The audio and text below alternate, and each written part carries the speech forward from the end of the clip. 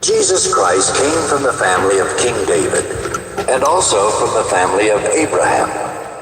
And this is a list of his ancestors. From Abraham to King David, his ancestors were Abraham, Isaac, Jacob, Judah, and his brothers. Judah's sons were Perez and Zerah, and their mother was Tamar. Hezron, Ram, Amminadab, Nahshon, Salmon, Boaz, his mother was Rahab, Obed, his mother was Ruth, Jesse, and King David. From David to the time of the exile in Babylonia, the ancestors of Jesus were David, Solomon. His mother had been Uriah's wife, Rehoboam, Abijah, Asa, Jehoshaphat, Jehoram, Uzziah, Jotham, Ahaz, Hezekiah, Manasseh, Ammon, Josiah, and Jehoiakim, and his brothers. From the exile to the birth of Jesus, his ancestors were Jehoiakim, Shealtiel, Zerubbabel, Abiad, Eliakim, Azor, Zadok, Achim, Eliad, Eleazar, Mathan, Jacob, and Joseph, the husband of Mary, the mother of Jesus, who is called the Messiah. There were 14 generations from Abraham to David. There were also 14 from David to the exile in Babylonia, and 14 more to the birth of the Messiah. This is how Jesus Christ was born. A young woman named Mary was engaged to Joseph from King David's family. But before they were married, she learned that she was going to have a baby by God's Holy Spirit. Joseph was a good man and did not want to embarrass Mary in front of everyone. So he decided to quit. While Joseph was thinking about this, an angel from the Lord came to him in a dream. The angel said, "Joseph, the baby that Mary will have is from the Holy Spirit. Go ahead and marry her. Then, after her baby is born, name him Jesus, because he will save his people from their sins." So God's promise came true, just as the prophet had said. A virgin will have a baby boy, and he will be called Emmanuel, which means God is with us. After Joseph woke up, he and Mary were soon married, just as the Lord's angel had told him to do. But they did not live together before her baby was born. Then Joseph named him Jesus.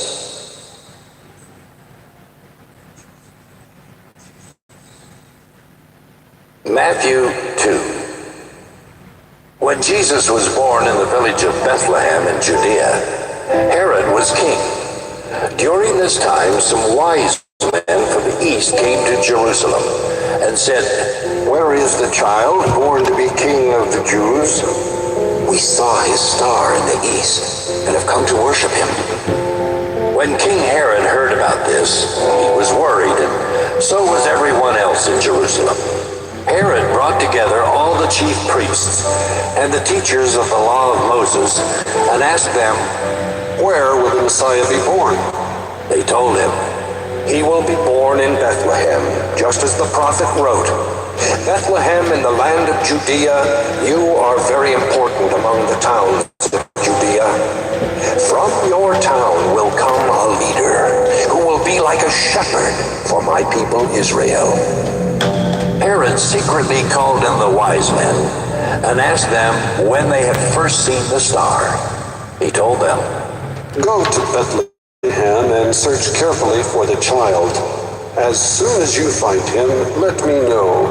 I want to go and worship him too. The wise men listened to what the king said and then left. And the star they had seen in the east went on ahead of them until it stopped over the place where the child was. They were thrilled and excited to see the star. When the men went into the house and saw the child with Mary, his mother, they kneeled down and worshipped him. They took out their gifts of gold, frankincense, to return to Herod, and they went back home by another road.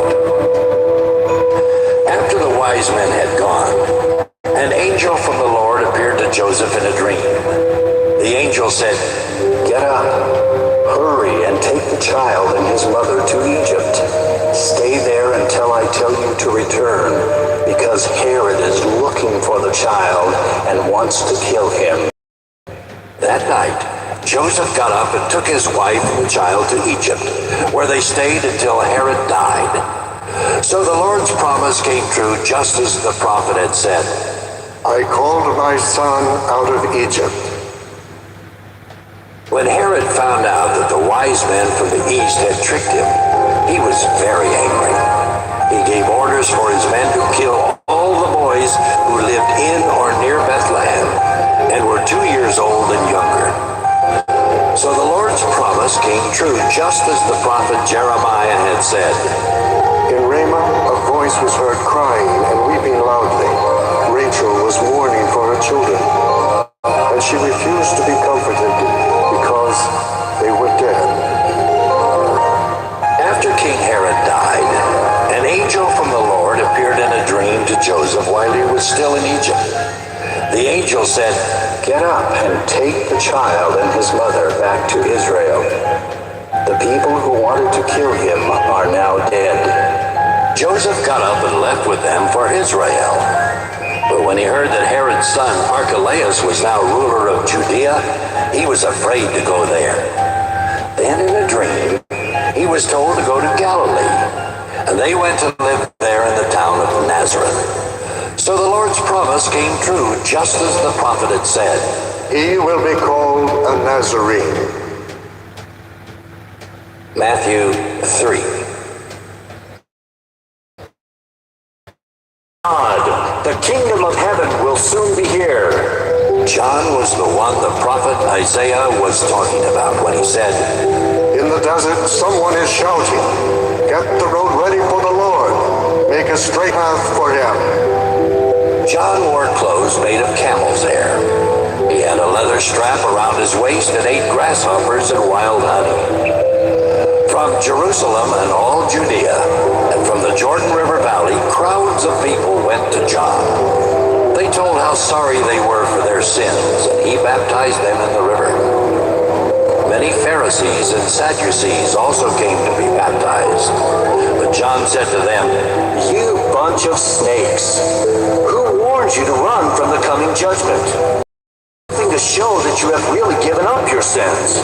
And don't start telling yourselves that you belong to Abraham's family. I tell you that God could turn these stones into children for Abraham.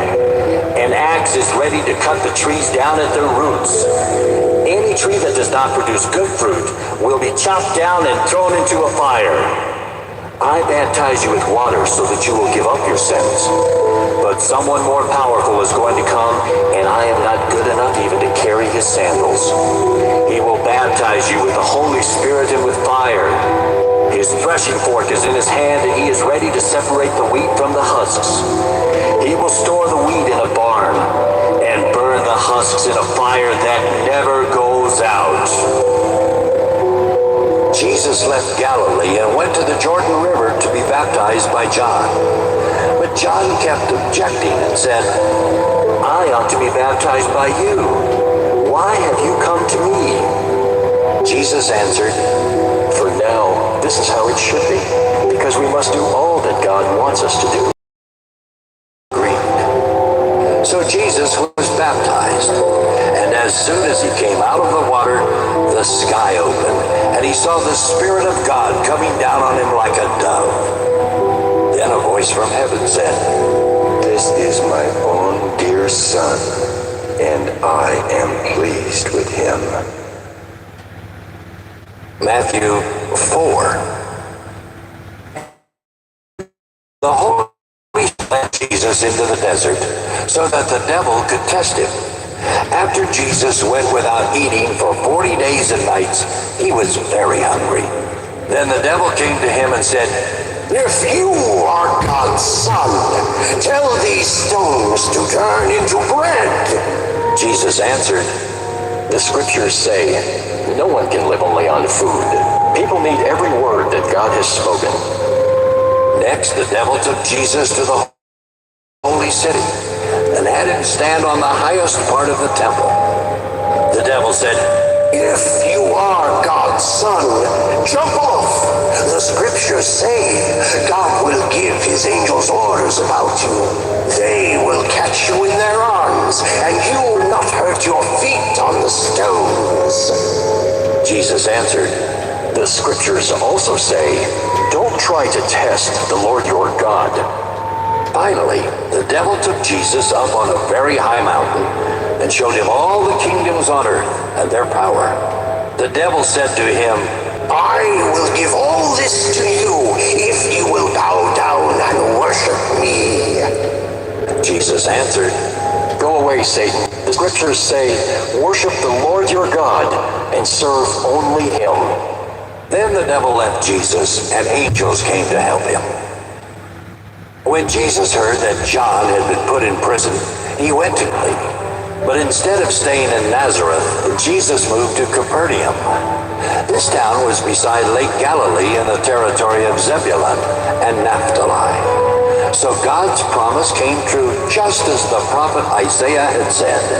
Listen, lands of Zebulun and Naphtali, lands along the road to the sea and west of the Jordan. Listen, Galilee, land of the Gentiles. Although your people live in darkness, they will see a bright light.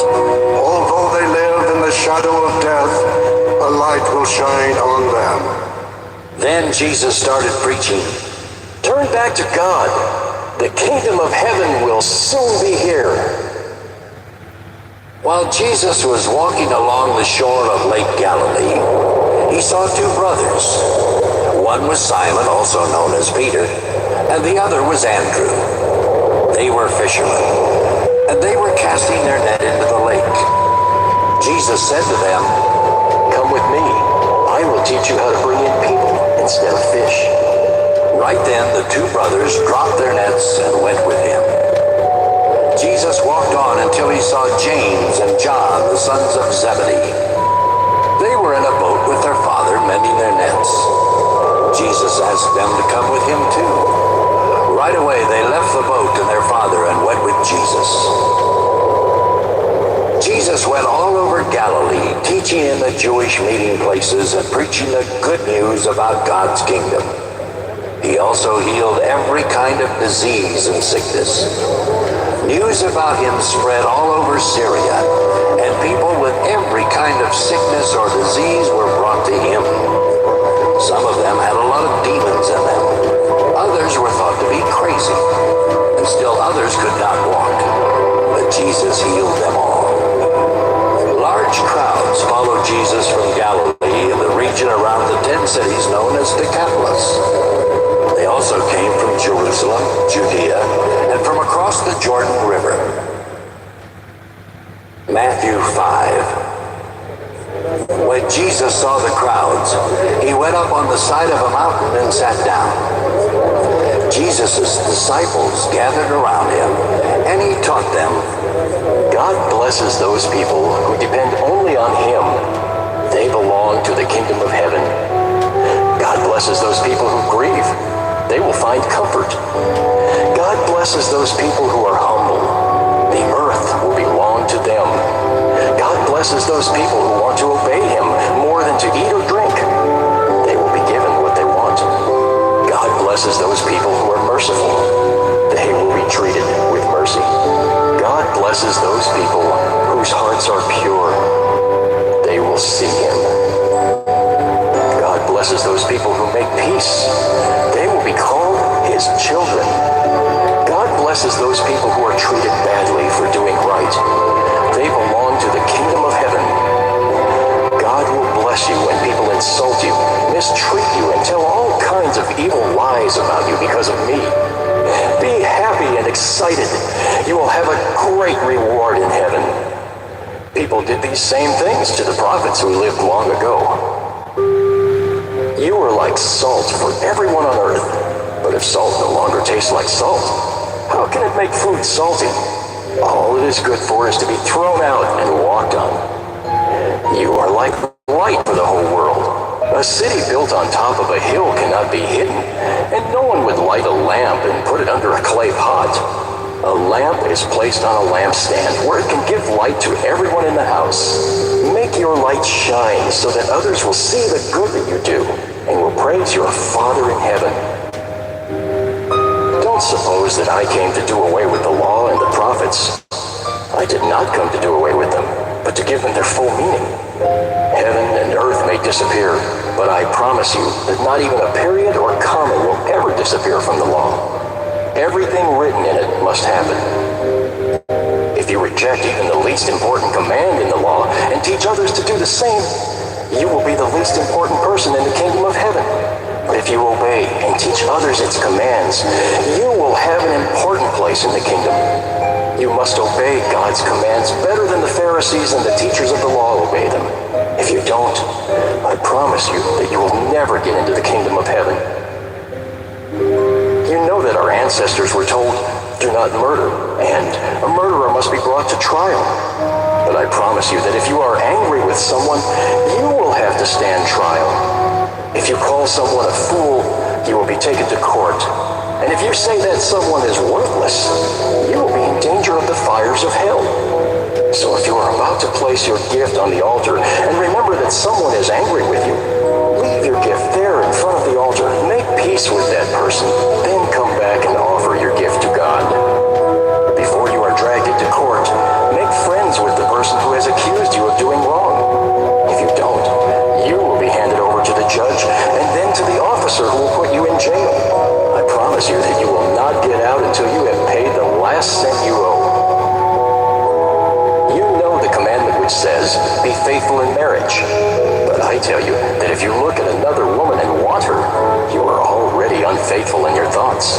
If your right eye causes you to sin, poke it out and throw it away.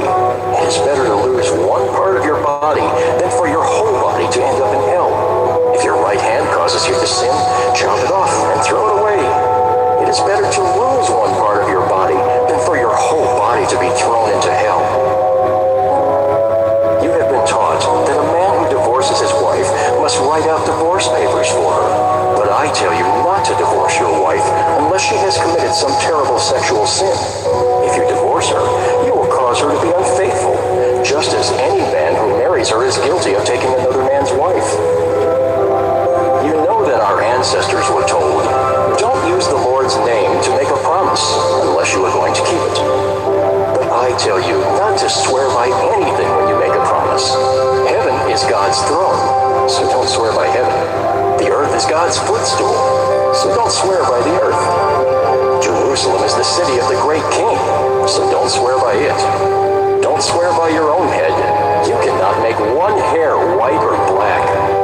When you make a promise, say only yes or no. Anything else comes from the devil. You know that you have been taught an eye for an eye and a tooth for a tooth. But I tell you not to try to get even with a person who has done something to you. When someone slaps your right cheek, turn and let that person slap your other cheek. If someone sues you for your shirt, give up your coat as well. If a soldier forces you to carry his pack 1 mile, carry it 2 miles. When people ask you for something, give it to them. When they want to borrow money, loan it to them. You have heard people say, "Love your neighbors and hate your enemies." But I tell you to love your enemies and pray for anyone who mistreats you. Then you will be acting like your Father in heaven. He makes the sun rise on both good and bad people, and he sends rain for the ones who do right and for the ones who do wrong. If you love only those people who love you, will God reward you for that? Even tax collectors love their friends. If you greet only your friends, what's so great about that? Don't even unbelievers do that? But you must always act like your Father in heaven. Matthew 6. When you do good deeds, don't try to show off. If you do, you won't get a reward from your Father in heaven. When you give to the poor, don't blow a loud horn. That's what show-offs do in the meeting places and on the street corners, because they are always looking for praise. I promise you that they already have their reward. give to the poor, don't let anyone know about it. Then your gift will be given in secret. Your Father knows what is done in secret, and He will reward you. When you pray, don't be like those show-offs who love to stand up and pray in the meeting places and on the street corners. They do this just to look good. I promise you that they already have their reward. When you pray, go into a room alone and close the door. Pray to your Father in private. He knows what is done in private, and He will reward you. When you pray, don't talk on and on as people do who don't know God. They think God likes to hear long prayers. Don't be like them. Your Father knows what you need before you ask. You should pray like this. Our Father in heaven, help us to honor your name. Come and set up your kingdom so that everyone on earth will obey you as you are obeyed in heaven. Give us our food for today. Forgive our sins as we forgive others. Keep us from being tempted and protect us from evil. If you forgive others for the wrongs they do to you, your Father in heaven will forgive you. But if you don't forgive others, your Father will not forgive your sins. When you go without eating, don't try to look gloomy as those show-offs do when they go without eating. I promise you that they already have their reward. Instead, comb your hair and wash your face. Then others won't know that you are going without eating. But your Father sees what is done in private, and He will reward you. Don't store up treasures on earth. Moths and rust can destroy them, and thieves can break in and steal them. Instead, store up your treasures in heaven, where moths and rust cannot destroy them, and thieves cannot break in and steal them. Your heart will always be where your treasure is. Your eyes are like a window for your body. When they are good, you have all the light you need. But when your eyes are bad, everything is dark. If the light inside you is dark, you surely are in the dark. You cannot be the slave of two masters. You will like one more than the other, or be more loyal to one than the other. You cannot serve both God and money. I tell you not to worry about your life. Don't worry about having something to eat, drink, or wear. Isn't life more than food or clothing? Look at the birds in the sky. They don't plant or harvest. They don't even store grain in barns. Yet your Father in heaven takes care of them.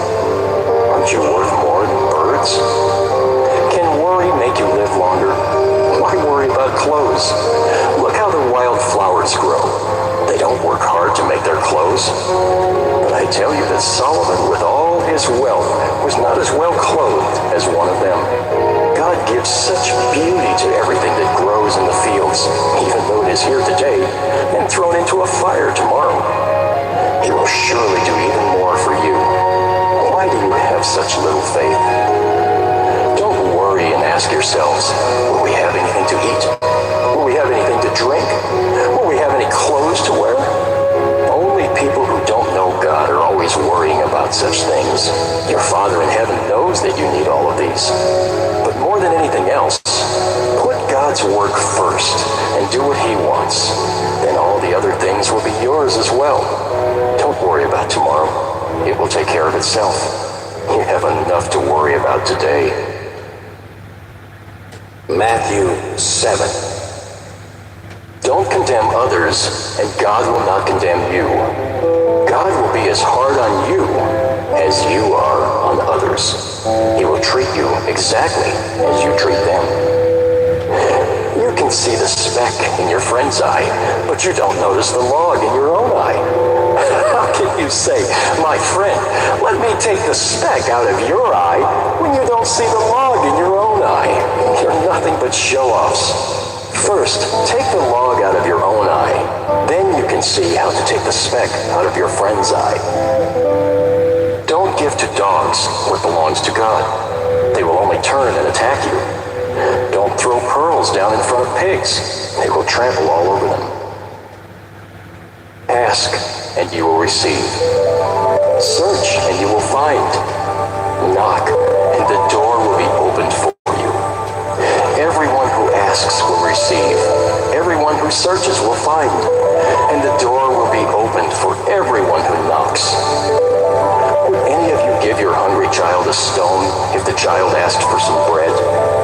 Would you give your child a snake if the child asked for a fish? As bad as you are, you still know how to give good gifts to your children. But your Heavenly Father is even more ready to give good things to people who ask. Treat others as you want them to treat you. This is what the law and the prophets are all about. Go in through the narrow gate. The gate to destruction is wide, and the road that leads there is easy to follow. A lot of people go through that gate, but the gate to life is very narrow. The road that leads there is so hard to follow that only a few people find it. Watch out for false prophets. They dress up like sheep, but inside they are wolves who have come to attack you. You can tell what they are by what they do. No one picks grapes or figs from thorn bushes. A good tree produces good fruit, and a bad tree produces bad fruit. A good tree cannot produce bad fruit, and a bad tree cannot produce good fruit. Every tree that produces bad fruit will be chopped down and burned. You can tell who the false prophets are by their deeds. Not everyone who calls me their Lord will get into the kingdom of heaven. Only the ones who obey my Father in heaven will get in. On the day of judgment, many will call me their Lord. They will say, "We preached in your name, and in your name we forced out demons and worked many miracles." But I will tell them, "I will have nothing to do with you. Get out of my sight, you evil people."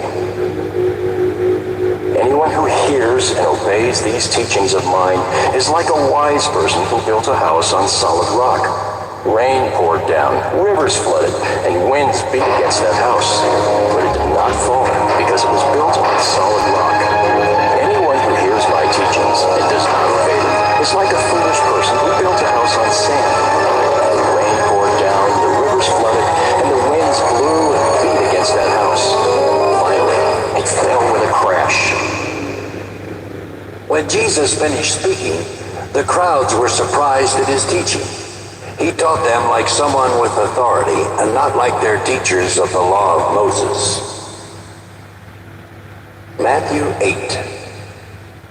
As Jesus came down from the mountain, he was followed by large crowds. Suddenly a man with leprosy came and kneeled in front of Jesus. He said, "Lord, you have the power to make me well if only you wanted to." Jesus put his hand on the man and said, "I do want to. Now you are well." At once the man's leprosy disappeared. Jesus told him, "Don't tell anyone about this, but go and show the priest that you are well.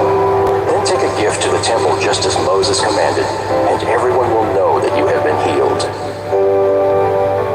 When Jesus was going into the town of Capernaum, an army officer came up to him and said, Lord, my servant is at home in such terrible pain that he can't even move. "I will go and heal him," Jesus replied. But the officer said, Lord, I am not good enough for you to come into my house. Just give the order, and my servant will get well. I have officers who give orders to me, and I have soldiers who take orders from me. I can say to one of them, "Go," and he goes. I can say to another, "Come," and he comes. I can say to my servant, "Do this," and he will do it. When Jesus heard this, he was so surprised that he turned and said to the crowd following him, "I tell you that in all of Israel, I've never found anyone with this much faith. Many people will come from everywhere to enjoy the feast in the kingdom of heaven with Abraham, Isaac, and Jacob. But the ones who should have been in the kingdom will be thrown out into the dark. They will cry and grit their teeth in pain." Then Jesus said to the officer, "You may go home now. Your faith has made it happen." Right then his servant was healed. Jesus went to the home of Peter, where he found that Peter's mother-in-law was sick in bed with fever. He took her by the hand, and the fever left her. Then she got up and served Jesus a meal. That evening, many people with demons in them were brought to Jesus, and with only a word, he forced out the evil spirits and healed everyone who was sick. So God's promise came true, just as the prophet Isaiah had said. He healed our diseases and made us well. When Jesus saw the crowd, he went across Lake Galilee. A teacher of the law of Moses came up to him and said, "Teacher, I'll go anywhere with you." Jesus replied, Foxes have dens, and birds have nests, but the Son of Man does not have a place to call his own. Another disciple said to Jesus, "Lord, let me wait till I bury my father." Jesus answered, Come with me, and let the dead bury their dead. After Jesus left in a boat with his disciples, a terrible storm suddenly struck the lake, and waves started splashing into their boat. Jesus was sound asleep, so the disciples went over to him and woke him up. They said, "Lord, save us! We're going to drown!" But Jesus replied, Why are you so afraid? You surely don't have much faith. Then he got up and ordered the wind and the waves to calm down, and everything was calm. The men in the boat were amazed and said, "Who is this? Even the wind and the waves obey him." After Jesus had crossed the lake, he came to shore near the town of Gadara and started down the road. Two men with demons in them came to him from the tombs. They were so fierce that no one could travel that way. Suddenly they shouted, Jesus, Son of God, what do you want with us? Have you come to punish us before our time? Not far from there, a large herd of pigs was feeding. So the demons begged Jesus, If you force us out, please send us into those pigs. Jesus told them to go, and they went out of the man and into the pigs. All at once, the pigs rushed down the steep bank into the lake and drowned. The people taking care of the pigs ran to the town and told everything, especially what had happened to the two men. Everyone in town came out to meet Jesus. When they saw him, they begged him to leave their part of the country. Matthew 9. Jesus got into a boat and crossed back over to the town where he lived. Some people soon brought to him a crippled man lying on a mat. When Jesus saw how much faith they had, he said to the crippled man, My friend, don't worry. Your sins are forgiven. Some teachers of the law of Moses said to themselves, "Jesus must think he is God." But Jesus knew what was in their minds, and he said, Why are you thinking such evil things? Is it easier for me to tell this crippled man that his sins are forgiven, or to tell him to get up and walk? But I will show you that the Son of Man has the right to forgive sins here on earth. So Jesus said to the man, Get up, pick up your mat, and go on home. The man got up and went home. When the crowd saw this, they were afraid and praised God for giving such authority to people. As Jesus was leaving, he saw a tax collector named Matthew sitting at the place for paying taxes. Jesus said to him, Come with me. Matthew got up and went with him. Later, Jesus and his disciples were having dinner at Matthew's house.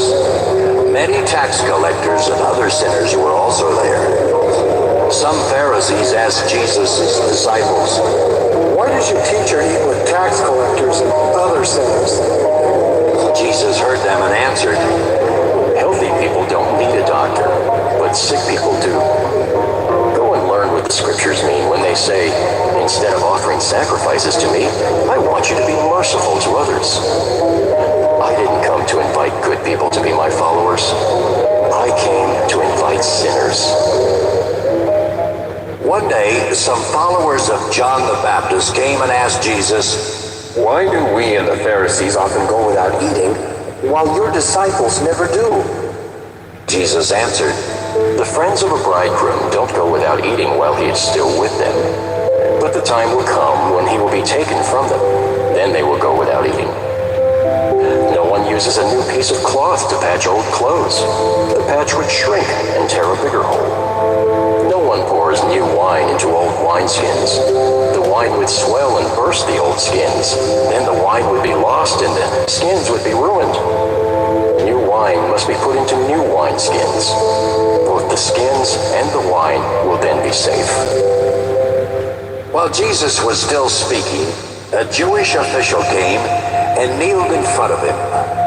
The man said, My daughter has just now died. Please come and place your hand on her. Then she will live again. Jesus and his disciples got up and went with the man. A woman who had been bleeding for 12 years came up behind Jesus and barely touched his clothes.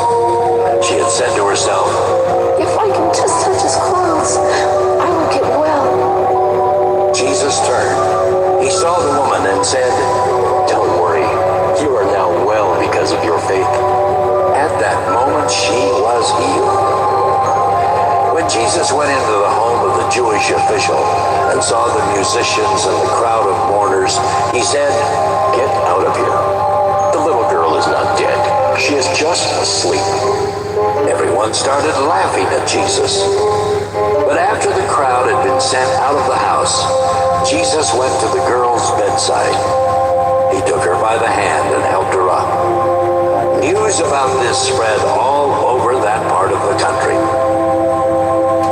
As Jesus was walking along, two blind men began following him and shouting, Son of David, have pity on us! After Jesus had gone indoors, the two blind men came up to him. He asked them, Do you believe I can make you well? Yes, Lord! Jesus touched their eyes and said, Because of your faith, you will be healed. They were able to see, and Jesus strictly warned them not to tell anyone about him. But they left and talked about him to everyone in that part of the country. As Jesus and his disciples were on their way, some people brought to him a man who could not talk because a demon was in him. After Jesus had forced the demon out, the man started talking. The crowds were so amazed that they began saying, Nothing like this has ever happened in Israel. but the Pharisees said, The leader of the demons gives him the power to force out demons. Jesus went to every town and village. He taught in their meeting places and preached the good news about God's kingdom.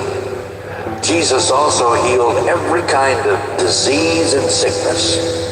When he saw the crowds, he felt sorry for them. They were confused and helpless, like sheep without a shepherd.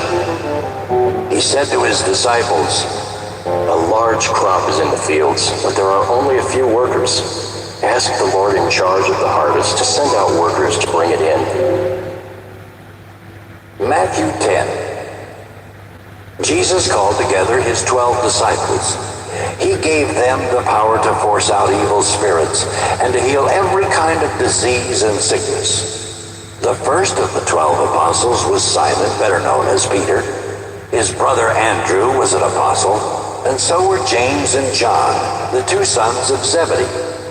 Philip, Bartholomew, Thomas, Matthew the tax collector, James the son of Alphaeus, and Thaddeus were also apostles.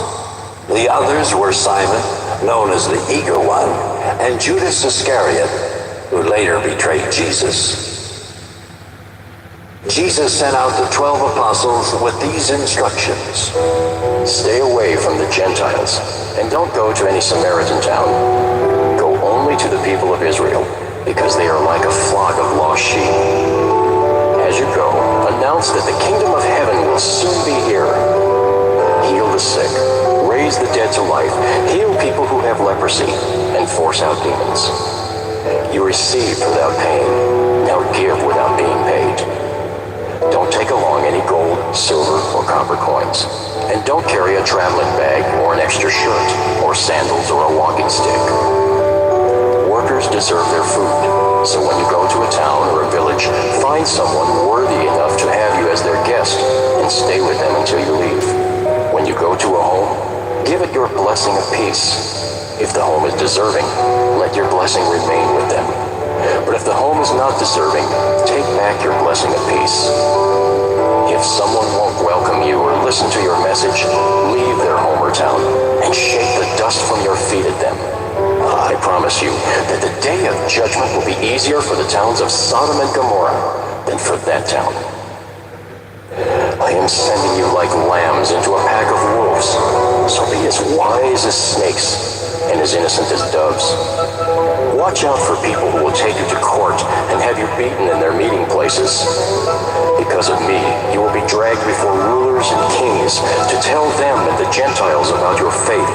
But when someone arrests you, don't worry about what you will say or how you will say it.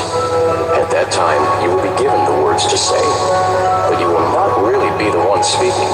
The Spirit from your Father will tell you what to say. Brothers and sisters will betray one another and have each other put to death. Parents will betray their own children, and children will turn against their parents and have them killed.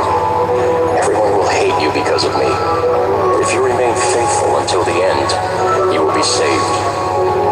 When people mistreat you in one town, hurry to another one. I promise you that before you have gone to all the towns of Israel, the Son of Man will come. Disciples are not better than their teacher, and slaves are not better than their master. It is enough for disciples to be like their teacher, and for slaves to be like their master. If people call the head of the family Satan, what will they say about the rest of the family? Don't be afraid of anyone. Everything that is hidden will be found out, and every secret will be known. Whatever I say to you in the dark, you must tell in the light, and you must announce from the housetops whatever I have whispered to you. Don't be afraid of people. They can kill you, but they cannot harm your soul. Instead, you should fear God, who can destroy both your body and your soul in hell.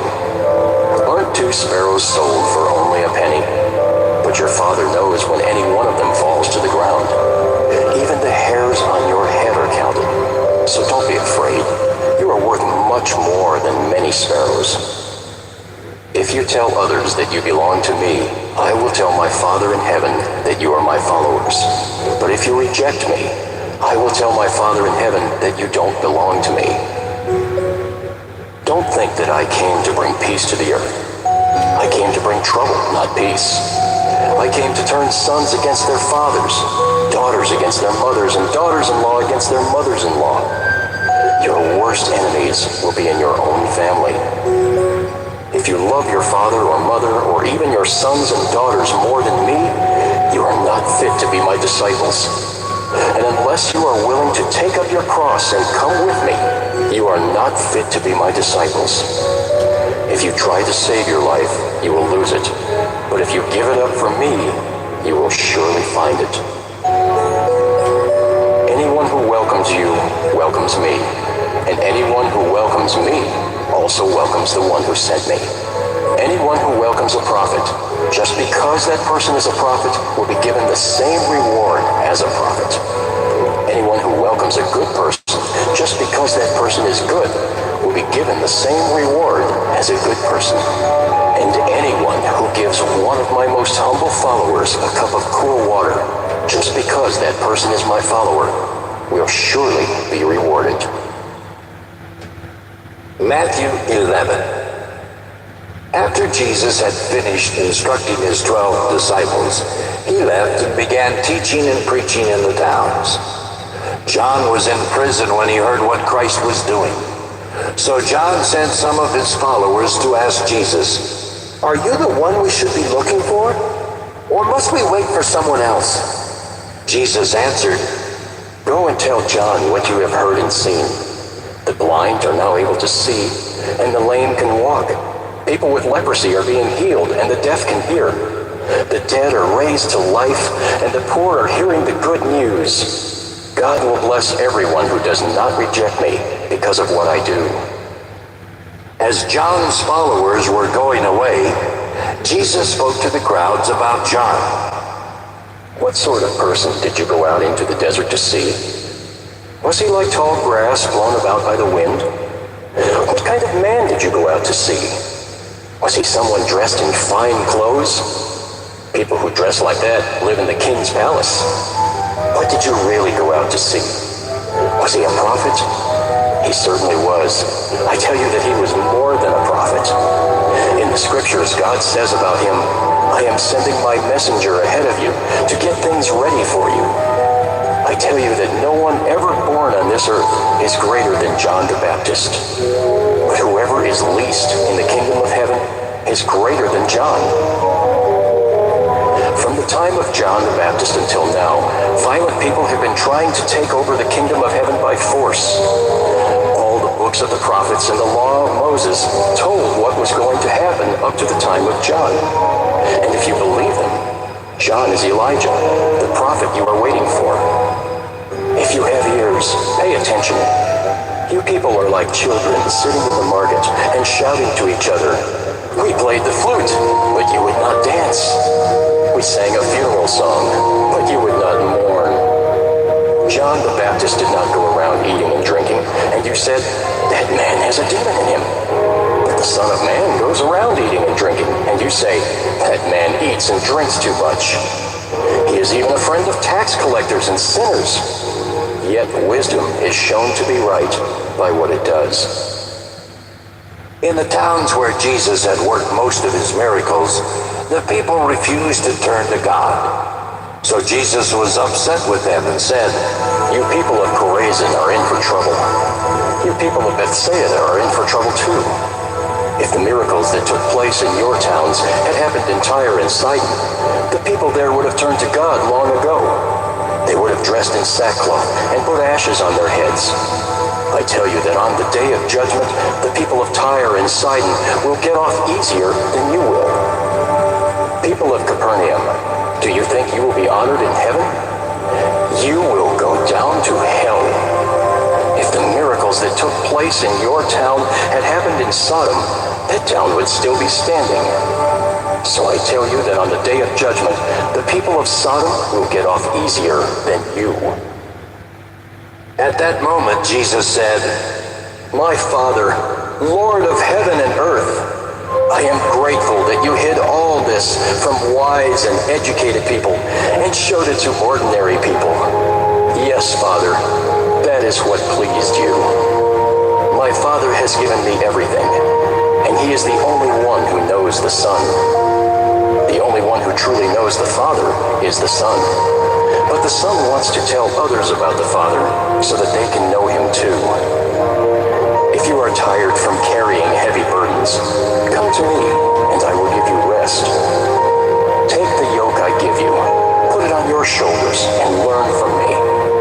I am gentle and humble, and you will find rest. This yoke is easy to bear, and this burden is light. Matthew 12. One Sabbath, Jesus and his disciples were walking through some wheat fields.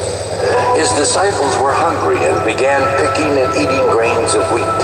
Some Pharisees said to Jesus, Why are your disciples picking grain on the Sabbath? They are not supposed to do that. Jesus answered, You surely must have read what David did when he and his followers were hungry. He went into the house of God, and then they ate the sacred loaves of bread that only priests are supposed to eat. Haven't you read in the law of Moses that the priests are allowed to work in the temple on the Sabbath? But no one says that they are guilty of breaking the law of the Sabbath. I tell you that there is something here greater than the temple. Don't you know what the scriptures mean when they say, Instead of offering sacrifices to me, I want you to be merciful to others? If you knew what this means, you would not condemn these innocent disciples of mine. So, the Son of Man is Lord over the Sabbath.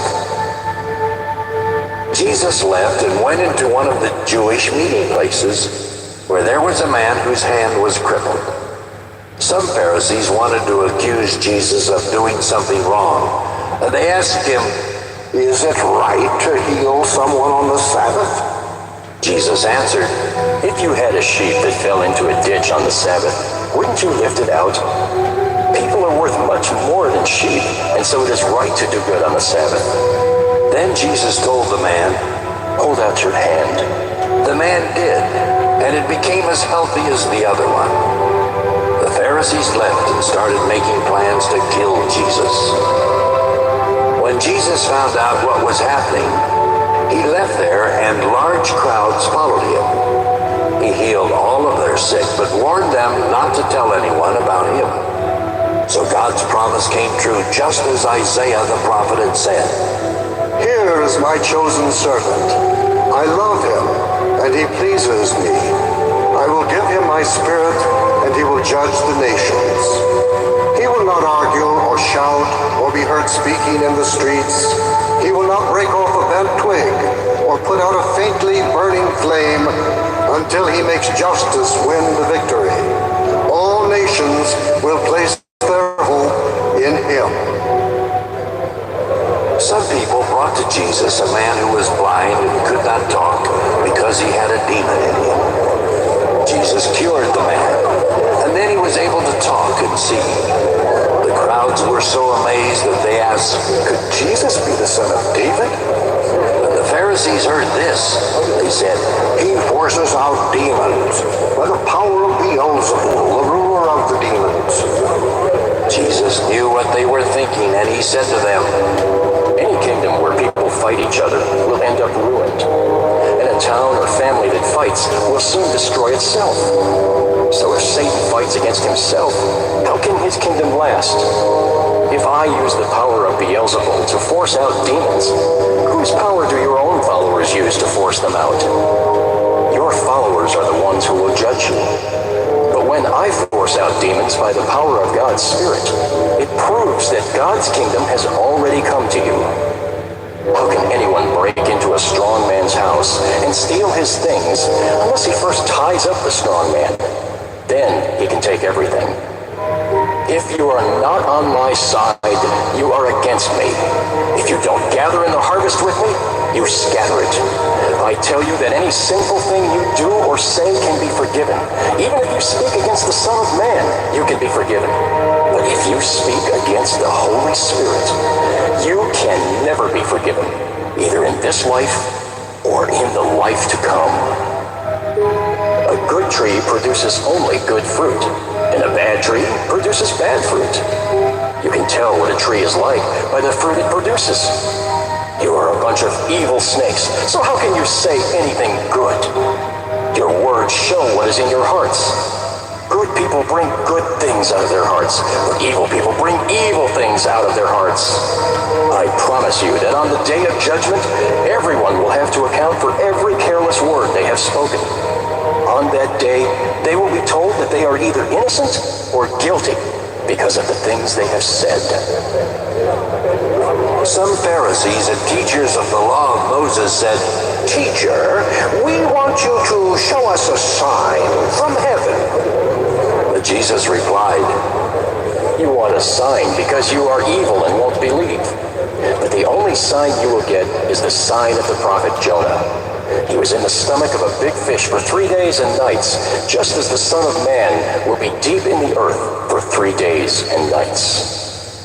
On the day of judgment, the people of Nineveh will stand there with you and condemn you. They turned to God when Jonah preached, and yet here is something far greater than Jonah. The Queen of the South will also stand there with you and condemn you. She traveled a long way to hear Solomon's wisdom, and yet here is something much greater than Solomon. When an evil spirit leaves a person, it travels through the desert looking for a place to rest. But when the demon doesn't find a place, it says, I will go back to the home I left. When it gets there and finds the place empty, clean, and fixed up, it goes off and finds 7 other evil spirits, even worse than itself. They all come and make their home there, and the person ends up in worse shape than before. That's how it will be with you evil people of today. While Jesus was still speaking to the crowds, his mother and brothers came and stood outside because they wanted to talk with him. Someone told Jesus, "Your mother and brothers are standing outside and want to talk with you." Jesus answered, Who is my mother? And who are my brothers? Then he pointed to his disciples and said, These are my mother and my brothers. anyone who obeys my Father in heaven is my brother or sister or mother. Matthew 13. That same day, Jesus left the house and went out beside Lake Galilee, where he sat down to teach. Such large crowds gathered around him that he had to sit in a boat, while the people stood on the shore. Then he taught them many things by using stories. He said, A farmer went out to scatter seed in a field. While the farmer was scattering the seed, some of it fell along the road and was eaten by birds. Other seeds fell on thin, rocky ground and quickly started growing because the soil was not very deep. But when the sun came up, the plants were scorched and dried up because they did not have enough roots. Some other seeds fell where thorn bushes grew up and choked the plants. But a few seeds did fall on good ground, where the plants produced 100 or 60 or 30 times as much as was scattered. If you have ears, pay attention. Jesus' disciples came to him and asked, Why do you use nothing but stories when you speak to the people? Jesus answered, I have explained the secrets about the kingdom of heaven to you, but not to others. Everyone who has something will be given more, but people who don't have anything will lose even what little they have. I use stories when I speak to them, because when they look, they cannot see, and when they listen, they cannot hear or understand. So God's promise came true, just as the prophet Isaiah had said. These people will listen and listen, but never understand. They will look and look, but never see. All of them have stubborn minds. Their ears are stopped up and their eyes are covered. They cannot see or hear or understand. If they could, they would turn to me, and I would heal them. But God has blessed you, because your eyes can see, and your ears can hear. Many prophets and good people were eager to see what you see, and to hear what you hear. But I tell you that they did not see or hear. Now, listen to the meaning of the story about the farmer. The seeds that fell along the road are the people who hear the message about the kingdom, but don't understand it. Then the evil one comes and snatches the message from their hearts. The seeds that fell on rocky ground are the people who gladly hear the message and accept it right away, but they don't have deep roots, and they don't last very long. As soon as life gets hard or the message gets them in trouble, they give up. The seeds that fell among the thorn bushes are also people who hear the message, but they start worrying about the needs of this life and are fooled by the desire to get rich. So the message gets choked out and they never produce anything. The seeds that fell on good ground are the people who hear and understand the message. They produce as much as 100 or 60 or 30 times what was planted. Jesus then told them this story. The kingdom of heaven is like what happened when a farmer scattered good seed in a field. But while everyone was sleeping, an enemy came and scattered weed seeds in the field and then left. When the plants came up and began to ripen, the farmer's servants could see the weeds. The servants came and asked, Sir, didn't you scatter good seed in your field? Where did these weeds come from? An enemy did this, he replied. His servants then asked, Do you want us to go out and pull up the weeds? No, he answered. You might also pull up the wheat. Leave the weeds alone until harvest time. Then I'll tell my workers to gather the weeds and tie them up and burn them. But I'll have them store the wheat in my barn. Jesus told them another story. The kingdom of heaven is like what happens when a farmer plants a mustard seed in a field. Although it is the smallest of all seeds, it grows larger than any garden plant and becomes a tree. Birds even come and nest on its branches. Jesus also said, The kingdom of heaven is like what happens when a woman mixes a little yeast into 3 big batches of flour. Finally, all the dough rises. Jesus used stories when he spoke to the people. In fact, he did not tell them anything without using stories. So God's promise came true, just as the prophet had said. I will use stories to speak my message and to explain things that have been hidden since the creation of the world. After Jesus left the crowd and went inside, his disciples came to him and said, Explain to us the story about the weeds in the wheat field. Jesus answered, The one who scattered the good seed is the Son of Man. The field is the world, and the good seeds are the people who belong to the kingdom.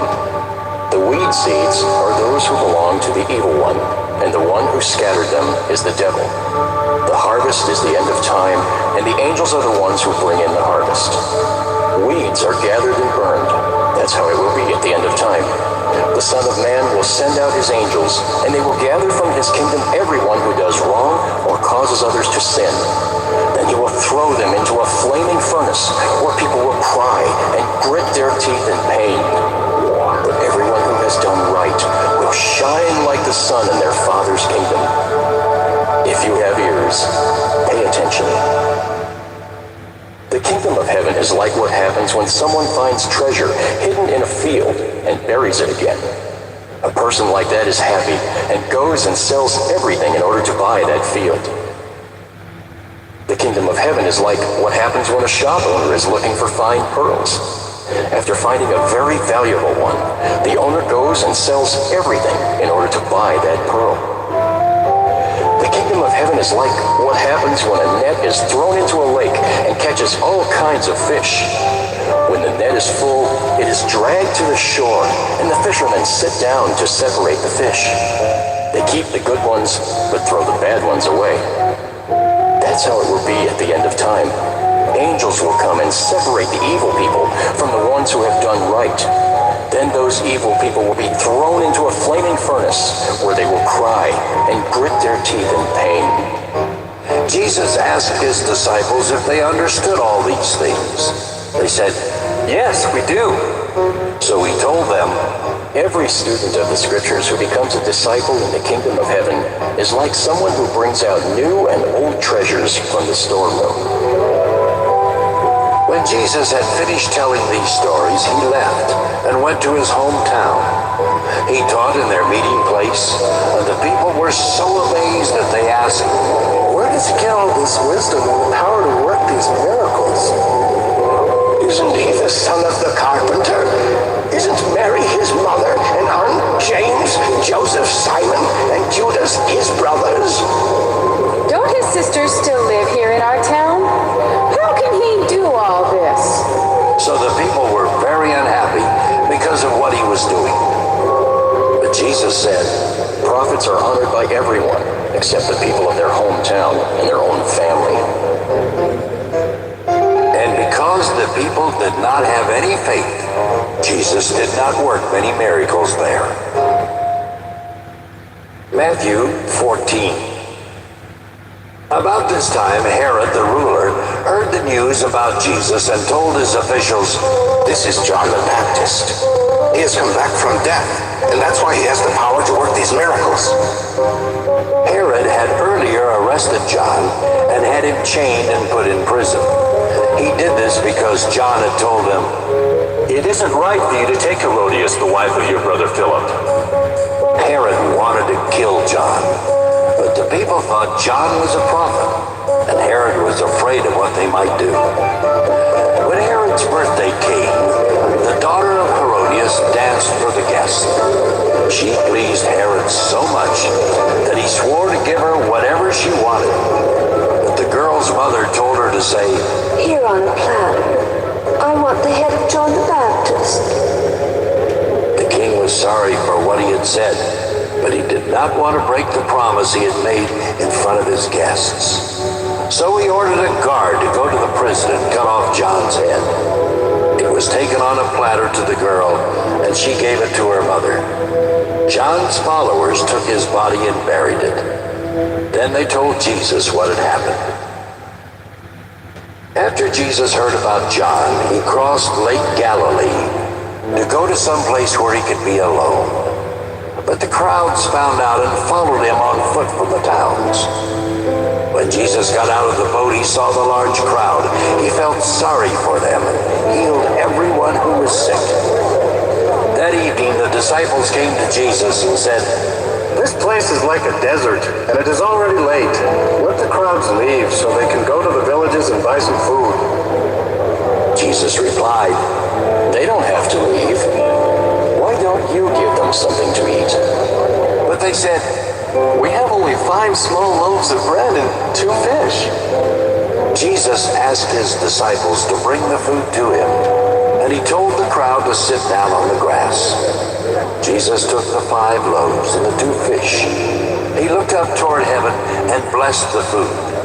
Then he broke the bread and handed it to his disciples, and they gave it to the people. After everyone had eaten all they wanted, Jesus' disciples picked up 12 large baskets of leftovers. There were about 5,000 men who ate, not counting the women and children. Right away, Jesus made his disciples get into a boat and start back across the lake. But he stayed until he had sent the crowds away. Then he went up on a mountain where he could be alone and pray. Later that evening, he was still there. By this time, the boat was a long way from the shore. It was going against the wind and was being tossed around by the waves. A little while before morning, Jesus came walking on the water toward his disciples. When they saw him, they thought he was a ghost. They were terrified and started screaming. At once Jesus said to them, "Don't worry. I am Jesus. Don't be afraid." Peter replied, Lord, if it is really you, tell me to come to you on the water. "Come on." Jesus said. Peter then got out of the boat and started walking on the water toward him. When Peter saw how strong the wind was, he was afraid and started sinking. Lord, save me! He shouted. Right away, Jesus reached out his hand.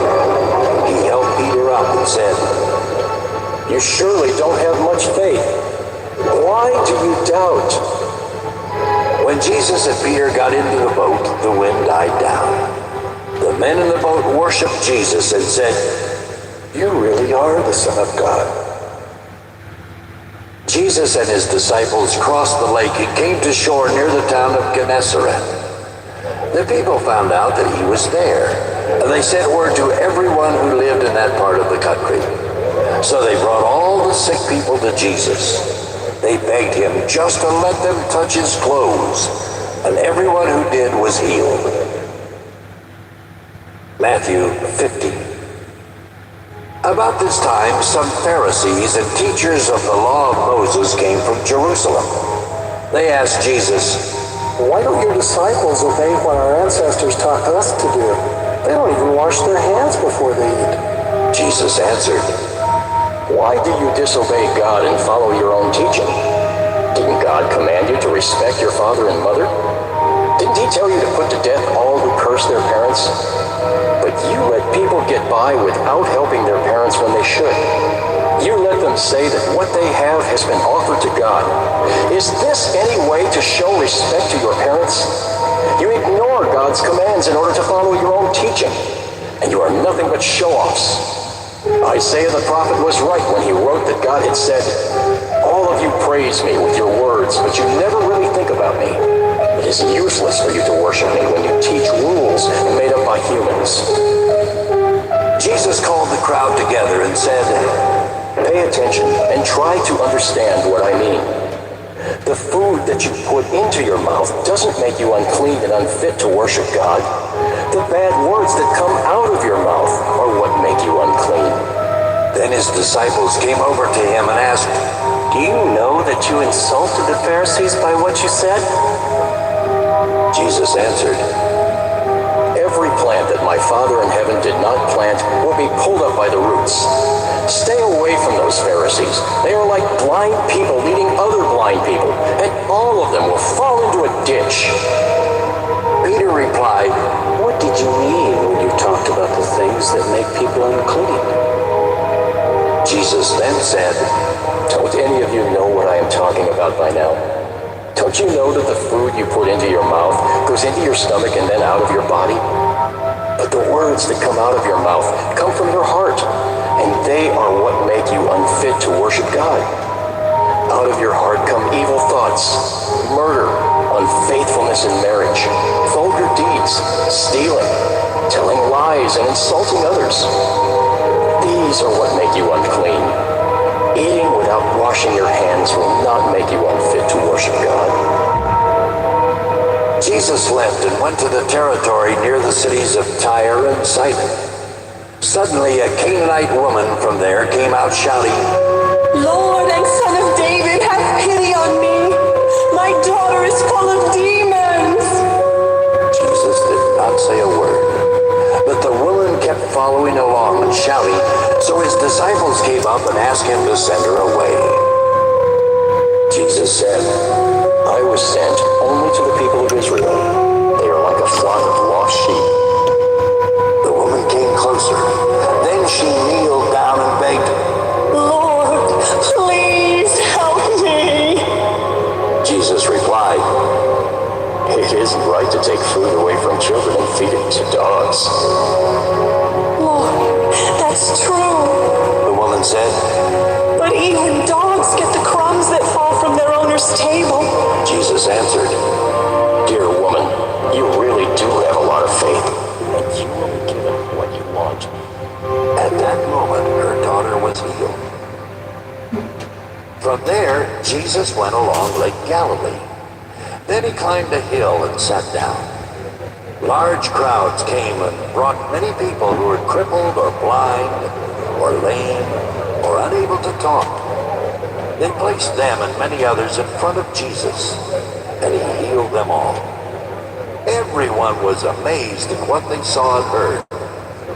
People who had never spoken could now speak. The lame were healed. The crippled could walk, and the blind were able to see. Everyone was praising the God of Israel. Jesus called his disciples together and told them, I feel sorry for these people. They have been with me for 3 days, and they don't have anything to eat. I don't want to send them away hungry. They might faint on the way home. His disciples said, This place is like a desert. Where can we find enough food to feed such a crowd? Jesus asked them how much food they had. They replied, 7 small loaves of bread and a few little fish. After Jesus had told the people to sit down, he took the 7 loaves of bread and the fish and gave thanks. He then broke them and handed them to his disciples, who passed them around to the crowds. Everyone ate all they wanted, and the leftovers filled 7 large baskets. There were 4,000 men who ate, not counting the women and children.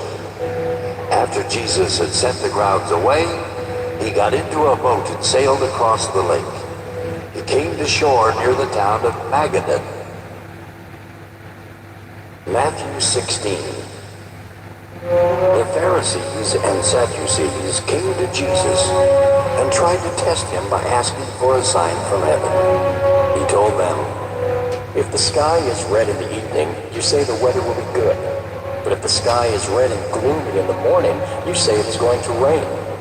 You can tell what the weather will be like by looking at the sky, but you don't understand what is happening now. You want a sign because you are evil and won't believe. But the only sign you will be given is what happened to Jonah. Then Jesus left. The disciples had forgotten to bring any bread when they crossed the lake. Jesus then warned them, Watch out. Guard against the yeast of the Pharisees and Sadducees.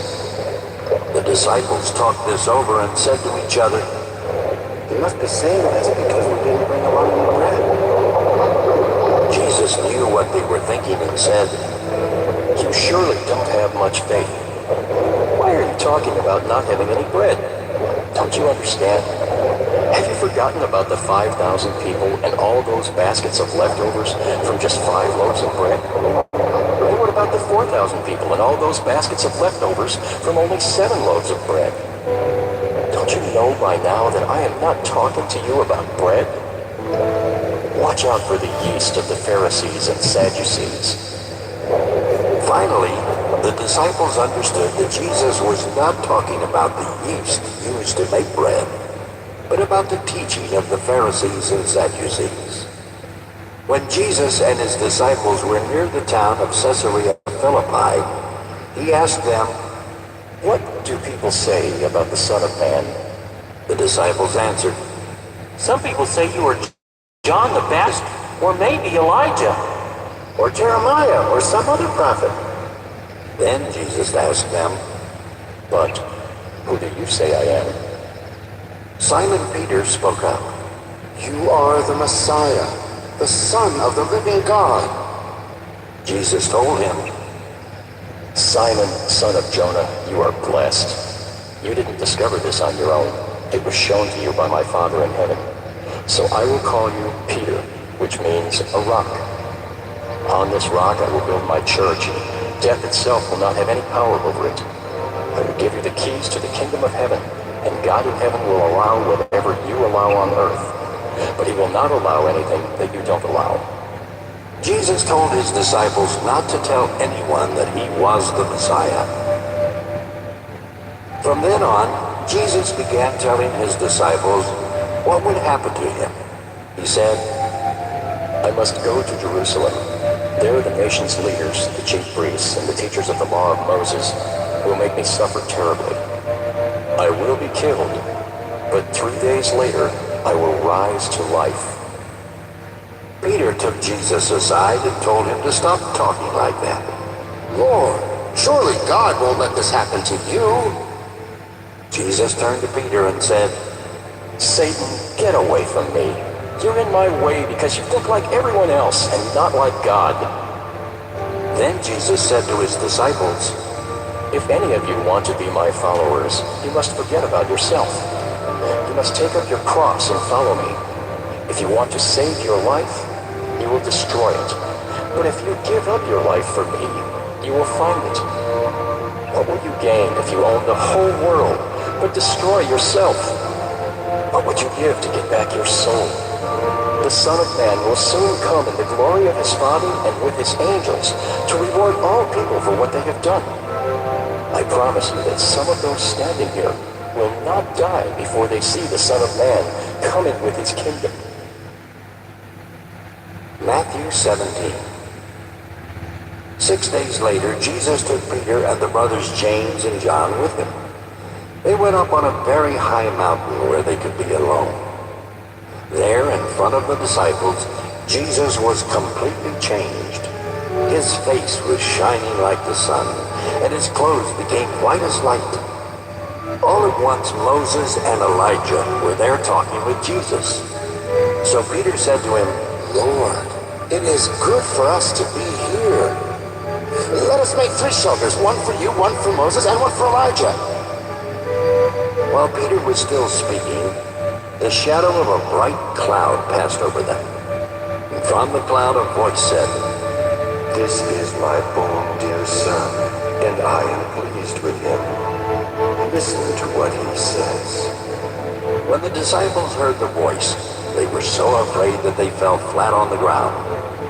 But Jesus came over and touched them. He said, Get up, and don't be afraid. When they opened their eyes, they saw only Jesus. On their way down from the mountain, Jesus warned his disciples not to tell anyone what they had seen until after the Son of Man had been raised from death. The disciples asked Jesus, Don't the teachers of the law of Moses say that Elijah must come before the Messiah does? Jesus told them, Elijah certainly will come and get everything ready. In fact, he has already come. But the people did not recognize him and treated him just as they wanted to. They will soon make the Son of Man suffer in the same way. Then the disciples understood that Jesus was talking to them about John the Baptist. Jesus and his disciples returned to the crowd. A man kneeled in front of him and said, Lord, have pity on my son. He has a bad case of epilepsy and often falls into a fire or into water. I brought him to your disciples, but none of them could heal him. Jesus said, You people are too stubborn to have any faith. How much longer must I be with you? Why do I have to put up with you? Bring the boy here. Then Jesus spoke sternly to the demon. It went out of the boy, and right then he was healed.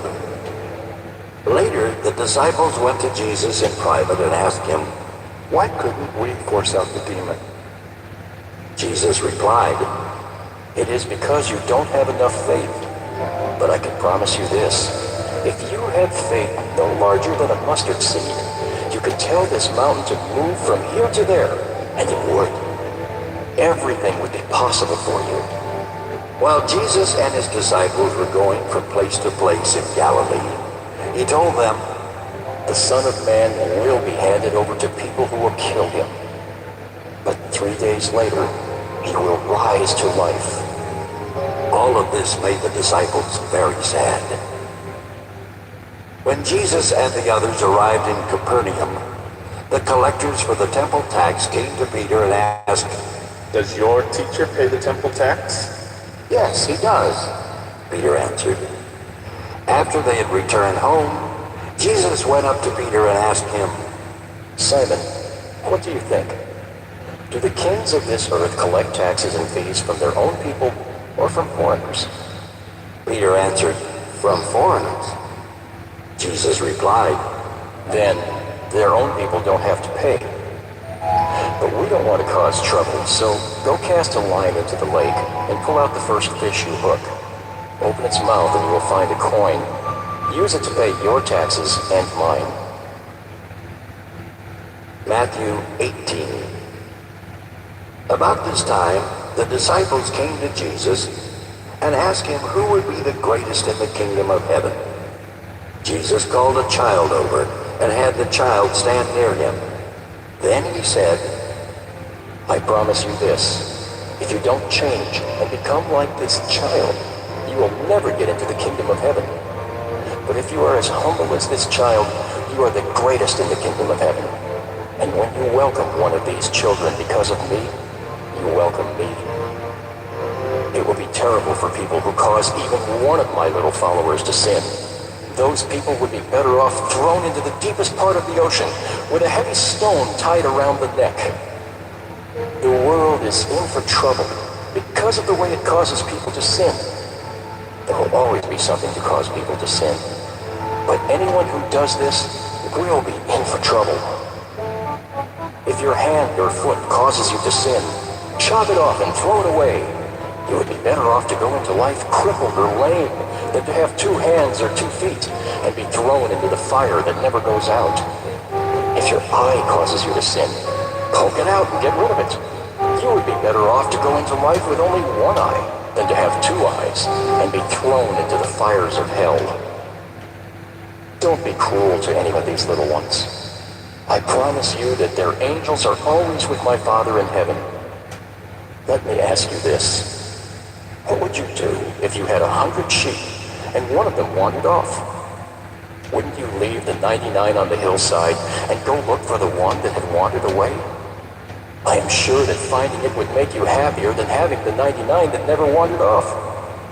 That's how it is with your Father in heaven. He doesn't want any of these little ones to be lost. If one of my followers sins against you, go and point out what was wrong. But do it in private, just between the 2 of you. If that person listens, you have won back a follower. But if that one refuses to listen, take along 1 or 2 others. The scriptures teach that every complaint must be proven true by 2 or more witnesses. If the follower refuses to listen to them, report the matter to the church. Anyone who refuses to listen to the church must be treated like an unbeliever or a tax collector. I promise you that God in heaven will allow whatever you allow on earth, but he will not allow anything you don't allow. I promise that when any 2 of you on earth agree about something you are praying for, my Father in heaven will do it for you. Whenever 2 or 3 of you come together in my name, I am there with you. Peter came up to the Lord and asked, "How many times should I forgive someone who does something wrong to me? Is 7 times enough?" Jesus answered, Not just 7 times, but 77 times. This story will show you what the kingdom of heaven is like. One day, a king decided to call in his officials and ask them to give an account of what they owed him. As he was doing this, one official was brought in who owed him 50 million silver coins. But he didn't have any money to pay what he owed. The king ordered him to be sold, along with his wife and children and all he owned, in order to pay the debt. The official got down on his knees and began begging, "Have pity on me, and I will pay you every cent I owe." The king felt sorry for him and let him go free. He even told the official that he did not have to pay back the money. As the official was leaving, he happened to meet another official who owed him 100 silver coins. So he grabbed the man by the throat. He started choking him and said, "Pay me what you owe." The man got down on his knees and began begging, "Have pity on me and I will pay you back." But the first official refused to have pity. Instead, he went and had the other official put in jail until he could pay what he owed. When some other officials found out what had happened, they felt sorry for the man who had been put in jail. Then they told the king what had happened. The king called the first official back in and said, "You're an evil man. When you begged for mercy, I said you did not have to pay back a cent. Don't you think you should show pity to someone else as I did to you?" The king was so angry that he ordered the official to be tortured until he could pay back everything he owed. That is how my Father in heaven will treat you if you don't forgive each of my followers with all your heart. Matthew 19. When Jesus finished teaching, he left Galilee and went to the part of Judea that is east of the Jordan River. Large crowds followed him, and he healed their sick people. Some Pharisees wanted to test Jesus. They came up to him and asked, Is it right for a man to divorce his wife for just any reason? Jesus answered, Don't you know that in the beginning the Creator made a man and a woman? That's why a man leaves his father and mother and gets married. He becomes like one person with his wife. Then they are no longer two people, but one. And no one should separate a couple that God has joined together. The Pharisees asked Jesus, Why did Moses say that a man could write out divorce papers and send his wife away? Jesus replied, You are so heartless. That's why Moses allowed you to divorce your wife. But from the beginning, God did not intend it to be that way. I say that if your wife has not committed some terrible sexual sin, you must not divorce her to marry someone else. If you do, you are unfaithful. The disciples said, If that's how it is between a man and a woman, it's better not to get married. Jesus told them, Only those people who have been given the gift of staying single can accept this teaching. Some people are unable to marry because of birth defects or because of what someone has done to their bodies. Others stay single for the sake of the kingdom of heaven. Anyone who can accept this teaching should do so. Some people brought their children to Jesus so that he could place his hands on them and pray for them. His disciples told the people to stop bothering him. But Jesus said, Let the children come to me and don't try to stop them. People who are like these children belong to God's kingdom. After Jesus had placed his hands on the children, he left. A man came to Jesus and asked, Teacher, what good thing must I do to have eternal life? Jesus said to him, Why do you ask me about what is good? Only God is good. If you want to have eternal life, you must obey his commandments. Which ones? The man asked. Jesus answered, Do not murder. Be faithful in marriage. Do not steal. Do not tell lies about others. Respect your father and mother. And love others as much as you love yourself. The young man said, I have obeyed all of these. What else must I do? Jesus replied, If you want to be perfect, go. Sell everything you own. Give the money to the poor, and you will have riches in heaven. Then, come and be my follower. When the young man heard this, he was sad because he was very rich. Jesus said to his disciples, It's terribly hard for rich people to get into the kingdom of heaven.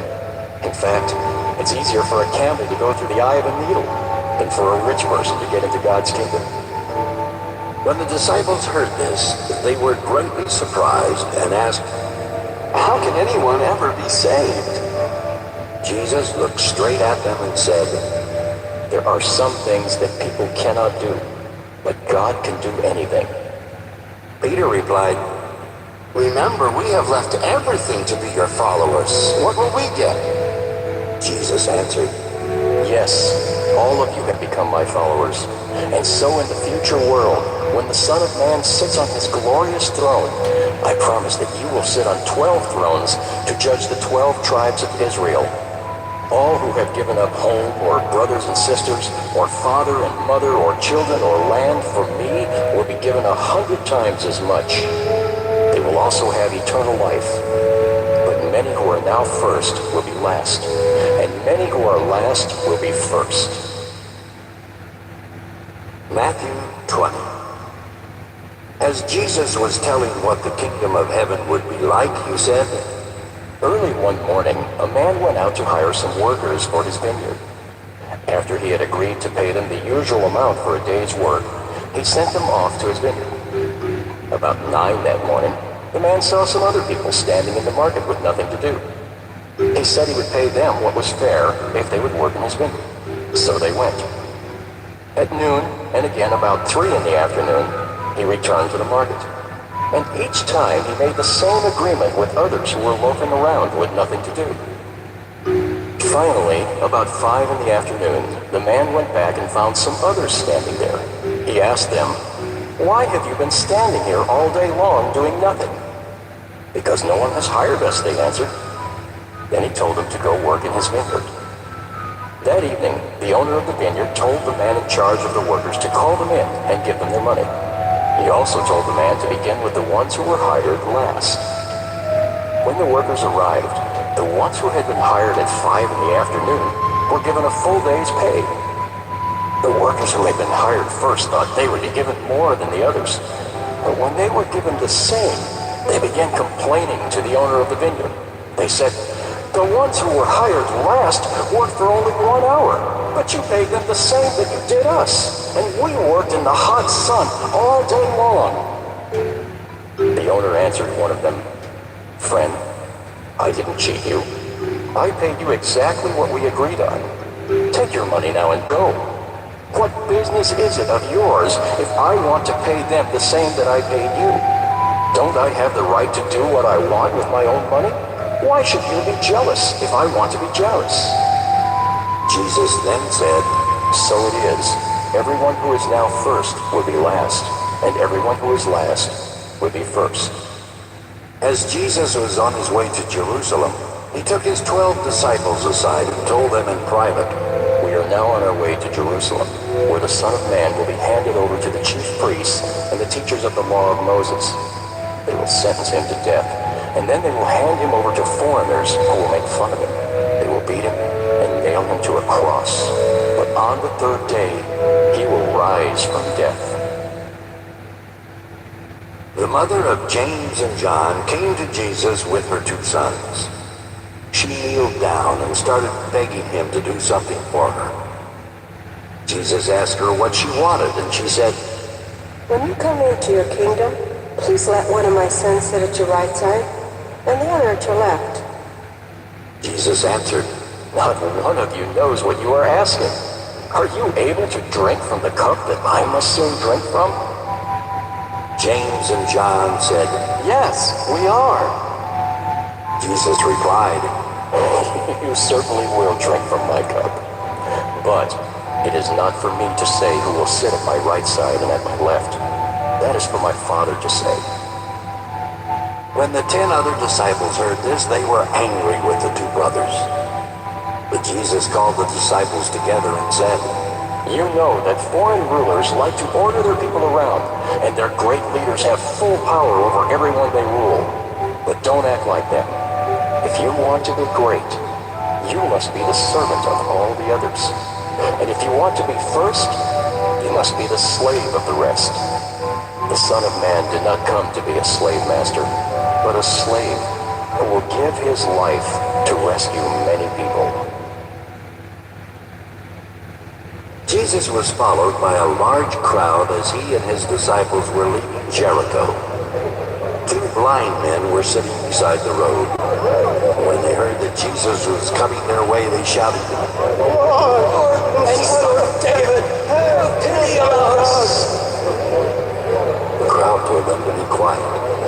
shouted even louder, Lord, Lord, Son of David, have pity on us!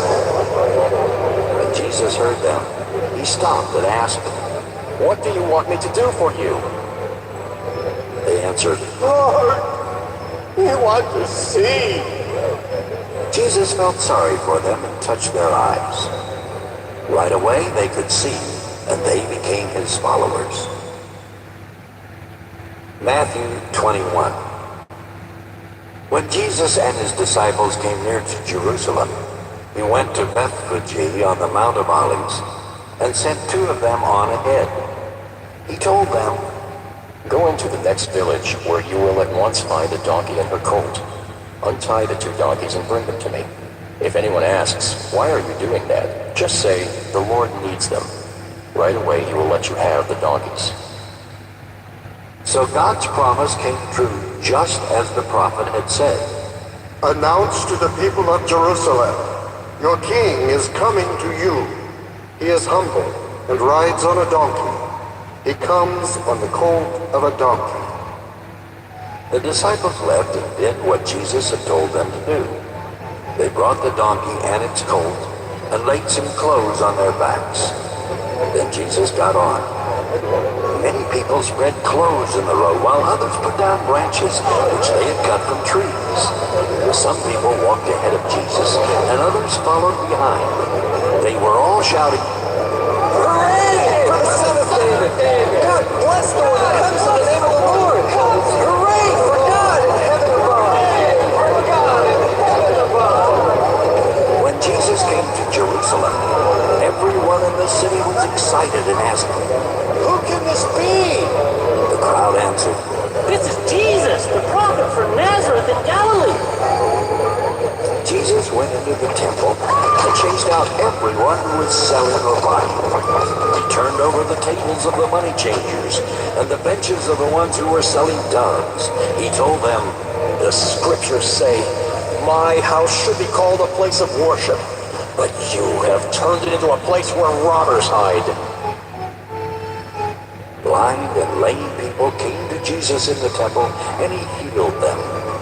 But the chief priests and the teachers of the law of Moses were angry when they saw his miracles and heard the children shouting praises to the Son of David. The men said to Jesus, Don't you hear what those children are saying? Yes, I do. Jesus answered, Don't you know that the scriptures say, Children and infants will sing praises? Then Jesus left the city and went out to the village of Bethany, where he spent the night. When Jesus got up the next morning, he was hungry. He started out for the city, and along the way he saw a fig tree. But when he came to it, he found only leaves and no figs. So he told the tree, You will never again grow any fruit. Right then the fig tree dried up. The disciples were shocked when they saw how quickly the tree had dried up. But Jesus said to them, If you have faith and don't doubt, I promise that you can do what I did to this tree. And you will be able to do even more. You can tell this mountain to get up and jump into the sea, and it will. If you have faith when you pray, you will be given whatever you ask for. Jesus had gone into the temple and was teaching when the chief priests and the leaders of the people came up to him. They asked, What right do you have to do these things? Who gave you this authority? Jesus answered, I have just one question to ask you. If you answer it, I will tell you where I got the right to do these things. Who gave John the right to baptize? Was it God in heaven, or merely some human being? They thought it over and said to each other, We can't say that God gave John this right. Jesus will ask us why we didn't believe John. On the other hand, these people think that John was a prophet. We are afraid of what they might do to us. That's why we can't say that it was merely some human who gave John the right to baptize. So they told Jesus, We don't know. Jesus said, Then I won't tell you who gave me the right to do what I do. Jesus said, I will tell you a story about a man who had 2 sons. Then you can tell me what you think. The father went to the older son and said, "Go work in the vineyard today." His son told him that he would not do it, but later he changed his mind and went. The man then told his younger son to go work in the vineyard. The boy said he would, but he didn't go. Which one of the sons obeyed his father? The older one, the chief priests and leaders answered. Then Jesus told them, "You can be sure that tax collectors and bad women will get into the kingdom of God before you ever will. When John the Baptist showed you how to do right, you would not believe him. But these evil people did believe. And even when you saw what they did, you still would not change your minds and believe." Jesus told the chief priests and leaders to listen to this story. A landowner once planted a vineyard. He built a wall around it and dug a pit to crush the grapes in. He also built a lookout tower. Then he rented out his vineyard and left the country. When it was harvest time, the owner sent some servants to get his share of the grapes. But the renters grabbed those servants. They beat up one, killed one, and stoned one of them to death. He then sent more servants than he did the first time. But the renters treated them in the same way.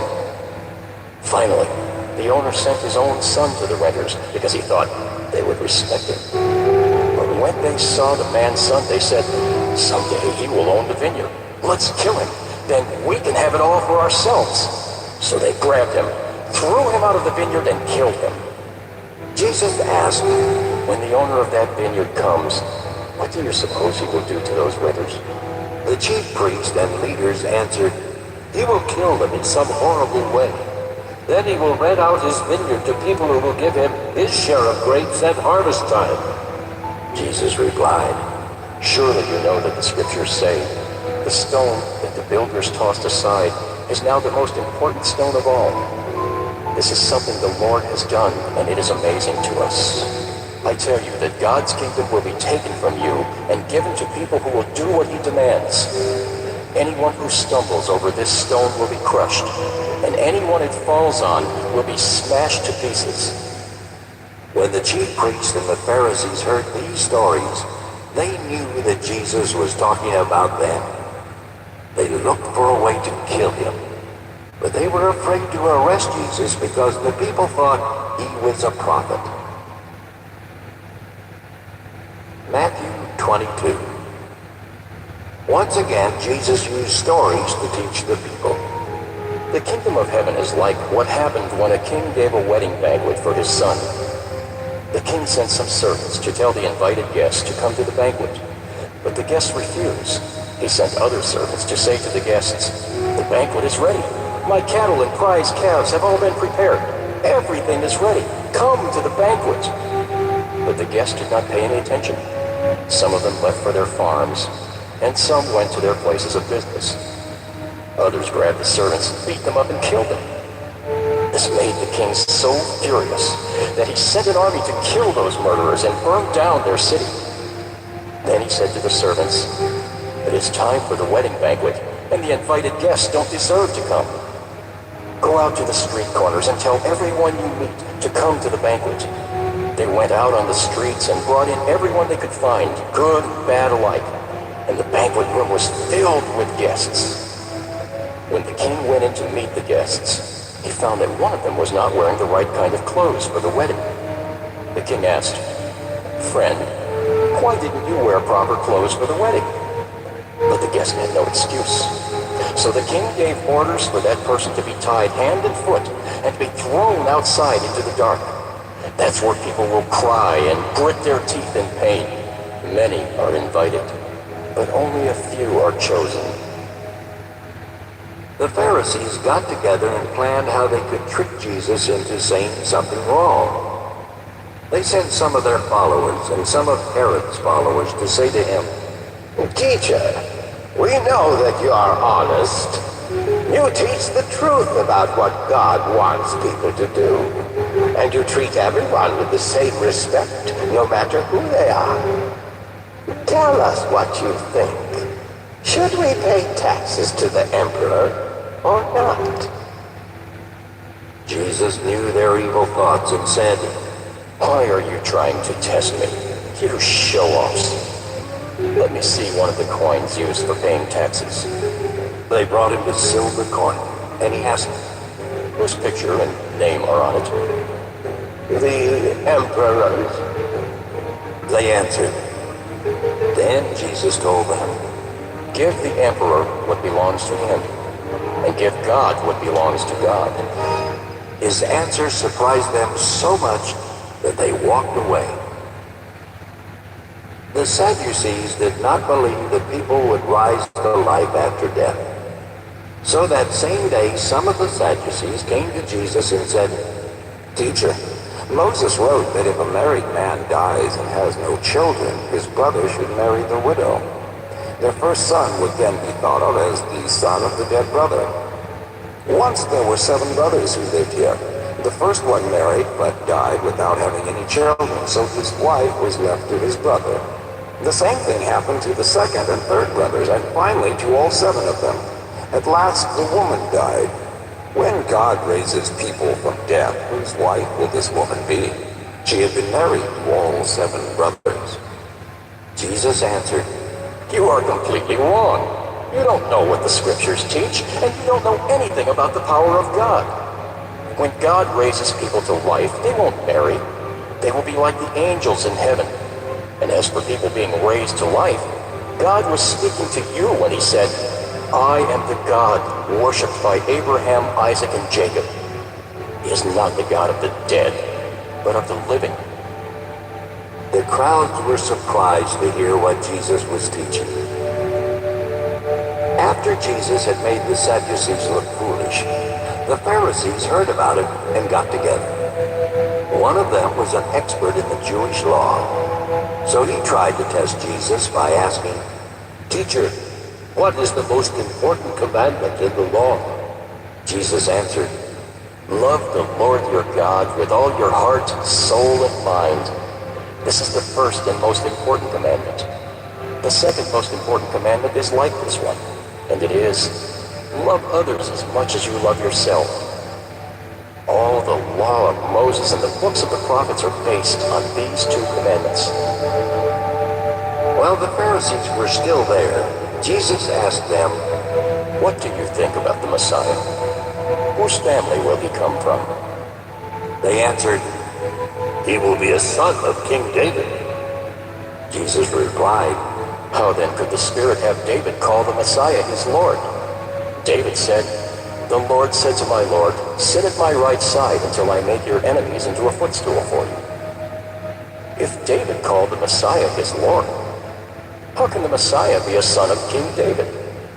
No one was able to give Jesus an answer, and from that day on, no one dared ask him any more questions. Matthew 23. Jesus said to the crowds and to his disciples, The Pharisees and the teachers of the law are experts in the law of Moses. So obey everything they teach you, but don't do as they do. After all, they say one thing and do something else. They pile heavy burdens on people's shoulders and won't lift a finger to help them. Everything they do is just to show off in front of others.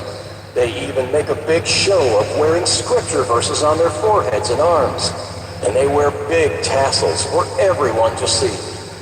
They love the best seats at banquets and the front seats in the meeting places.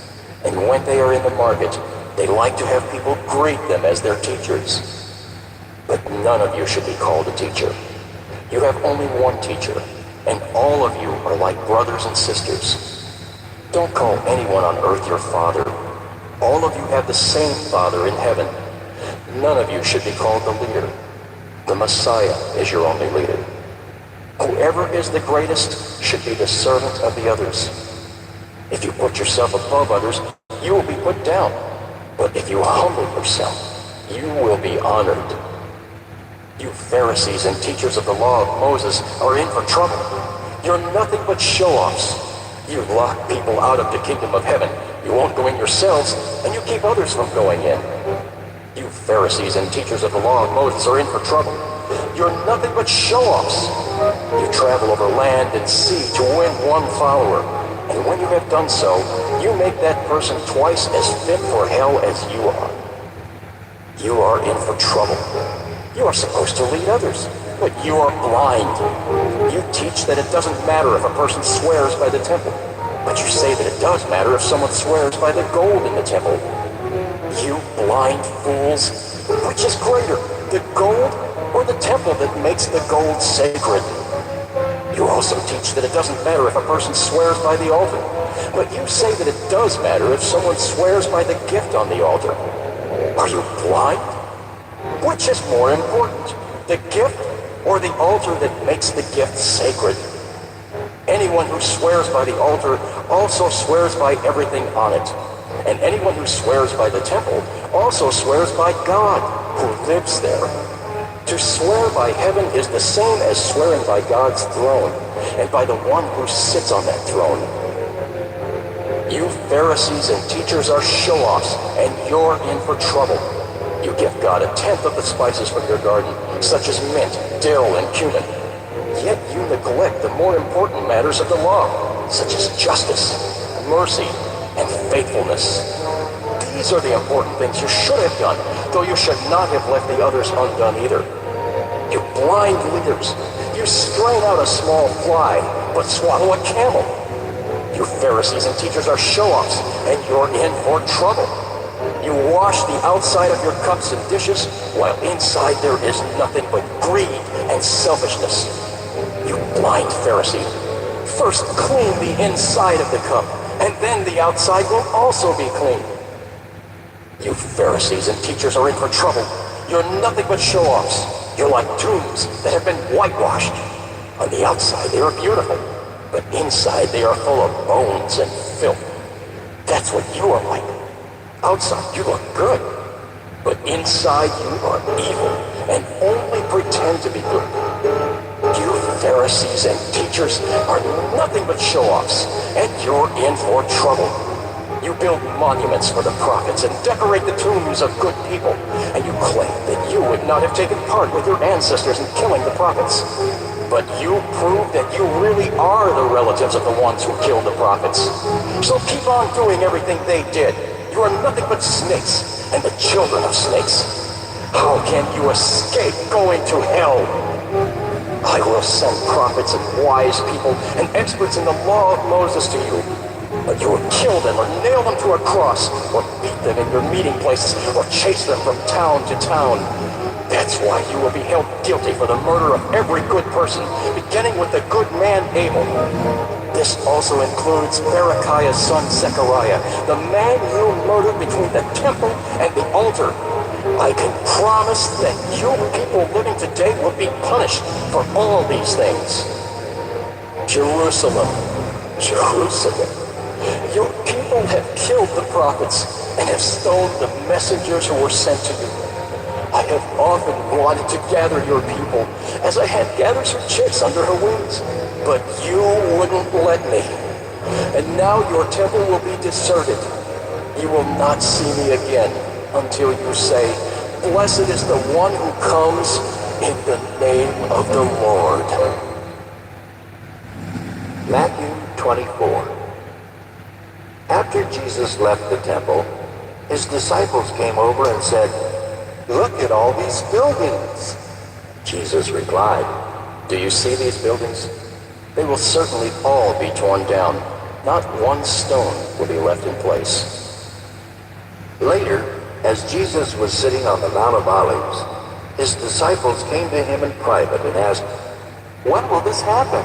What will be the sign of your coming and of the end of the world?" Jesus answered, Don't let anyone fool you. Many will come and claim to be me. They will say that they are the Messiah, and they will fool many people. You will soon hear about wars and threats of wars, but don't be afraid. These things will have to happen first, but that is not the end. Nations and kingdoms will go to war against each other. People will starve to death, and in some places there will be earthquakes. But this is just the beginning of troubles. You will be arrested, punished, and even killed. Because of me, you will be hated by people of all nations. Many will give up and will betray and hate each other. Many false prophets will come and fool a lot of people. Evil will spread and cause many people to stop loving others.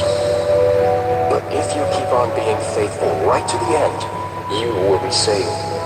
When the good news about the kingdom has been preached all over the world and told to all nations, the end will come. Someday you will see that horrible thing in the holy place, just as the prophet Daniel said. Everyone who reads this must try to understand. If you are living in Judea at the time, run to the mountains. If you are on the roof of your house, don't go inside to get anything. If you are out in the field, don't go back for your coat. It will be a terrible time for women who are expecting babies or nursing young children. And pray that you won't have to escape in winter or on a Sabbath. This will be the worst time of suffering since the beginning of the world, and nothing this terrible will ever happen again. If God doesn't make the time shorter, no one will be left alive. But because of God's chosen ones, He will make the time shorter. Someone may say, "Here is the Messiah," or "There He is." But don't believe it. False messiahs and false prophets will come and work great miracles and signs. They will even try to fool God's chosen ones. But I have warned you ahead of time. If you are told that the Messiah is out in the desert, don't go there. And if you are told that He is in some secret place, don't believe it. The coming of the Son of Man will be like lightning that can be seen from east to west. Where there is a corpse, there will always be buzzards. Right after those days of suffering, the sun will become dark and the moon will no longer shine. The stars will fall and the powers in the sky will be shaken. Then a sign will appear in the sky, and there will be the Son of Man. All nations on earth will weep when they see the Son of Man coming on the clouds of heaven with power and great glory. At the sound of a loud trumpet, He will send His angels to bring His chosen ones together from all over the earth. Learn a lesson from a fig tree. When its branches sprout and start putting out leaves, you know that summer is near. So when you see all these things happening, you will know that the time has almost come. I can promise you that some of the people living today will still be alive when all this happens. The sky and the earth won't last forever, but my words will. No one knows the day or hour. The angels in heaven don't know, and the Son Himself doesn't know. Only the Father knows. When the Son of Man appears, things will be just as they were when Noah lived. People were eating, drinking, and getting married right up to the day the flood came and Noah went into the big boat. They didn't know anything was happening until the flood came and swept them all away. That is how it will be when the Son of Man appears. Two men will be in the same field, but only one will be taken. The other will be left. Two women will be together grinding grain, but only one will be taken.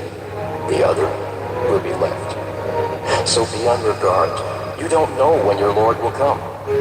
Homeowners never know when a thief is coming, and they are always on guard to keep one from breaking in. Always be ready. You don't know when the Son of Man will come. Who are faithful and wise servants? Who are the ones the master will put in charge of giving the other servants their food supplies at the proper time? Servants are fortunate if their master comes and finds them doing their job. You may be sure that a servant who is always faithful will be put in charge of everything the master owns. But suppose one of the servants thinks that the master will not return until late. Suppose that evil servant starts beating all the other servants and eats and drinks with people who are drunk. If that happens, the master will surely come on a day and at a time when the servant least expects him. That servant will then be punished and thrown out with the ones who only pretended to serve their master. There they will cry and grit their teeth in pain. Matthew 25. The kingdom of heaven is like what happened one night when 10 girls took their oil lamps and went to a wedding to meet the groom. 5 of the girls were foolish and 5 were wise. The foolish ones took their lamps, but no extra oil. The ones who were wise took along extra oil for their lamps. The groom was late arriving, and the girls became drowsy and fell asleep. Then in the middle of the night, someone shouted, "Here's the groom! Come to meet him!" When the girls got up and started getting their lamps ready, The foolish one said to the others, "Let us have some of your oil. Our lamps are going out." The girls who were wise answered, "There's not enough oil for all of us. Go and buy some for yourselves." While the foolish girls were on their way to get some oil, the groom arrived. The girls who were ready went into the wedding, and the doors were closed. Later, the other girls returned and shouted, "Sir, sir, open the door for us." But the groom replied, "I don't even know you." So my disciples, always be ready. You don't know the day or the time when all this will happen. The kingdom is also like what happened when a man went away and put his 3 servants in charge of all he owned. The man knew what each servant could do, so he handed 5,000 coins to the first servant, 2,000 to the second, and 1,000 to the third. Then he left the country. As soon as the man had gone, the servant with the 5,000 coins used them to earn 5,000 more. The servant who had 2,000 coins did the same with his money and earned 2,000 more. But the servant with 1,000 coins dug a hole and hid his master's money in the ground. Sometime later, the master of those servants returned. He called them in and asked what they had done with his money. The servant who had been given 5,000 coins brought them in with the 5,000 that he had earned. He said, "Sir, you gave me 5,000 coins, and I have earned 5,000 more." "Wonderful," his master replied. "You are a good and faithful servant. I left you in charge of only a little, but now I will put you in charge of much more. Come and share in my happiness." Next, the servant who had been given 2,000 coins came in and said, "Sir, you gave me 2,000 coins, and I have earned 2,000 more." "Wonderful," his master replied. "You are a good and faithful servant. I left you in charge of only a little, but now I will put you in charge of much more. Come and share in my happiness." The servant who had been given 1,000 coins then came in and said, "Sir, I know that you are hard to get along with. You harvest what you don't plant and gather crops where you have not scattered seed. I was frightened and went out and hid your money in the ground. Here is every single coin." The master of the servant told him, "You are lazy and good for nothing. You know that I harvest what I don't plant and gather crops where I have not scattered seed. You could have at least put my money in the bank so that I could have earned interest on it." Then the master said, "Now your money will be taken away and given to the servant with 10,000 coins. Everyone who has something will be given more, and they will have more than enough. But everything will be taken from those who don't have anything. You are a worthless servant, and you will be thrown out into the dark where people will cry and grit their teeth in pain. When the Son of Man comes in his glory with all his angels, he will sit on his royal throne. The people of all nations will be brought before him, and he will separate them as shepherds separate their sheep from their goats. He will place the sheep on his right and the goats on his left. Then the king will say to those on his right, 'My Father has blessed you. Come and receive the kingdom that was prepared for you before the world was created. When I was hungry, you gave me something to eat, and when I was thirsty, you gave me something to drink. When I was a stranger, you welcomed me, and when I was naked, you gave me clothes to wear. When I was sick, you took care of me, and when I was in jail, you visited me.' Then the ones who please the Lord will ask, 'When did we give you something to eat or drink? When did we welcome you as a stranger, or give you clothes to wear, or visit you while you were sick or in jail?'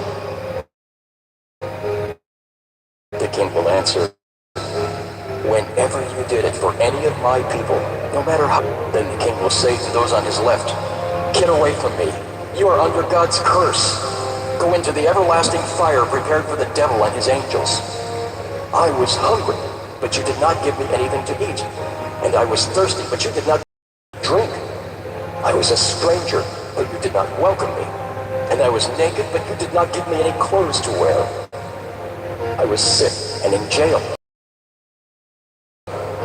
Then the people will ask, 'Lord, when did we fail to help you when you were hungry or thirsty, or a stranger, or naked, or sick, or in jail?' The king will say to them, 'Whenever you failed to help any of my people, no matter how unimportant they seemed, You failed to do it for me. Then Jesus said, Those people will be punished forever, but the ones who pleased God will have eternal life. Matthew 26. When Jesus had finished teaching, he told his disciples, You know that 2 days from now will be Passover.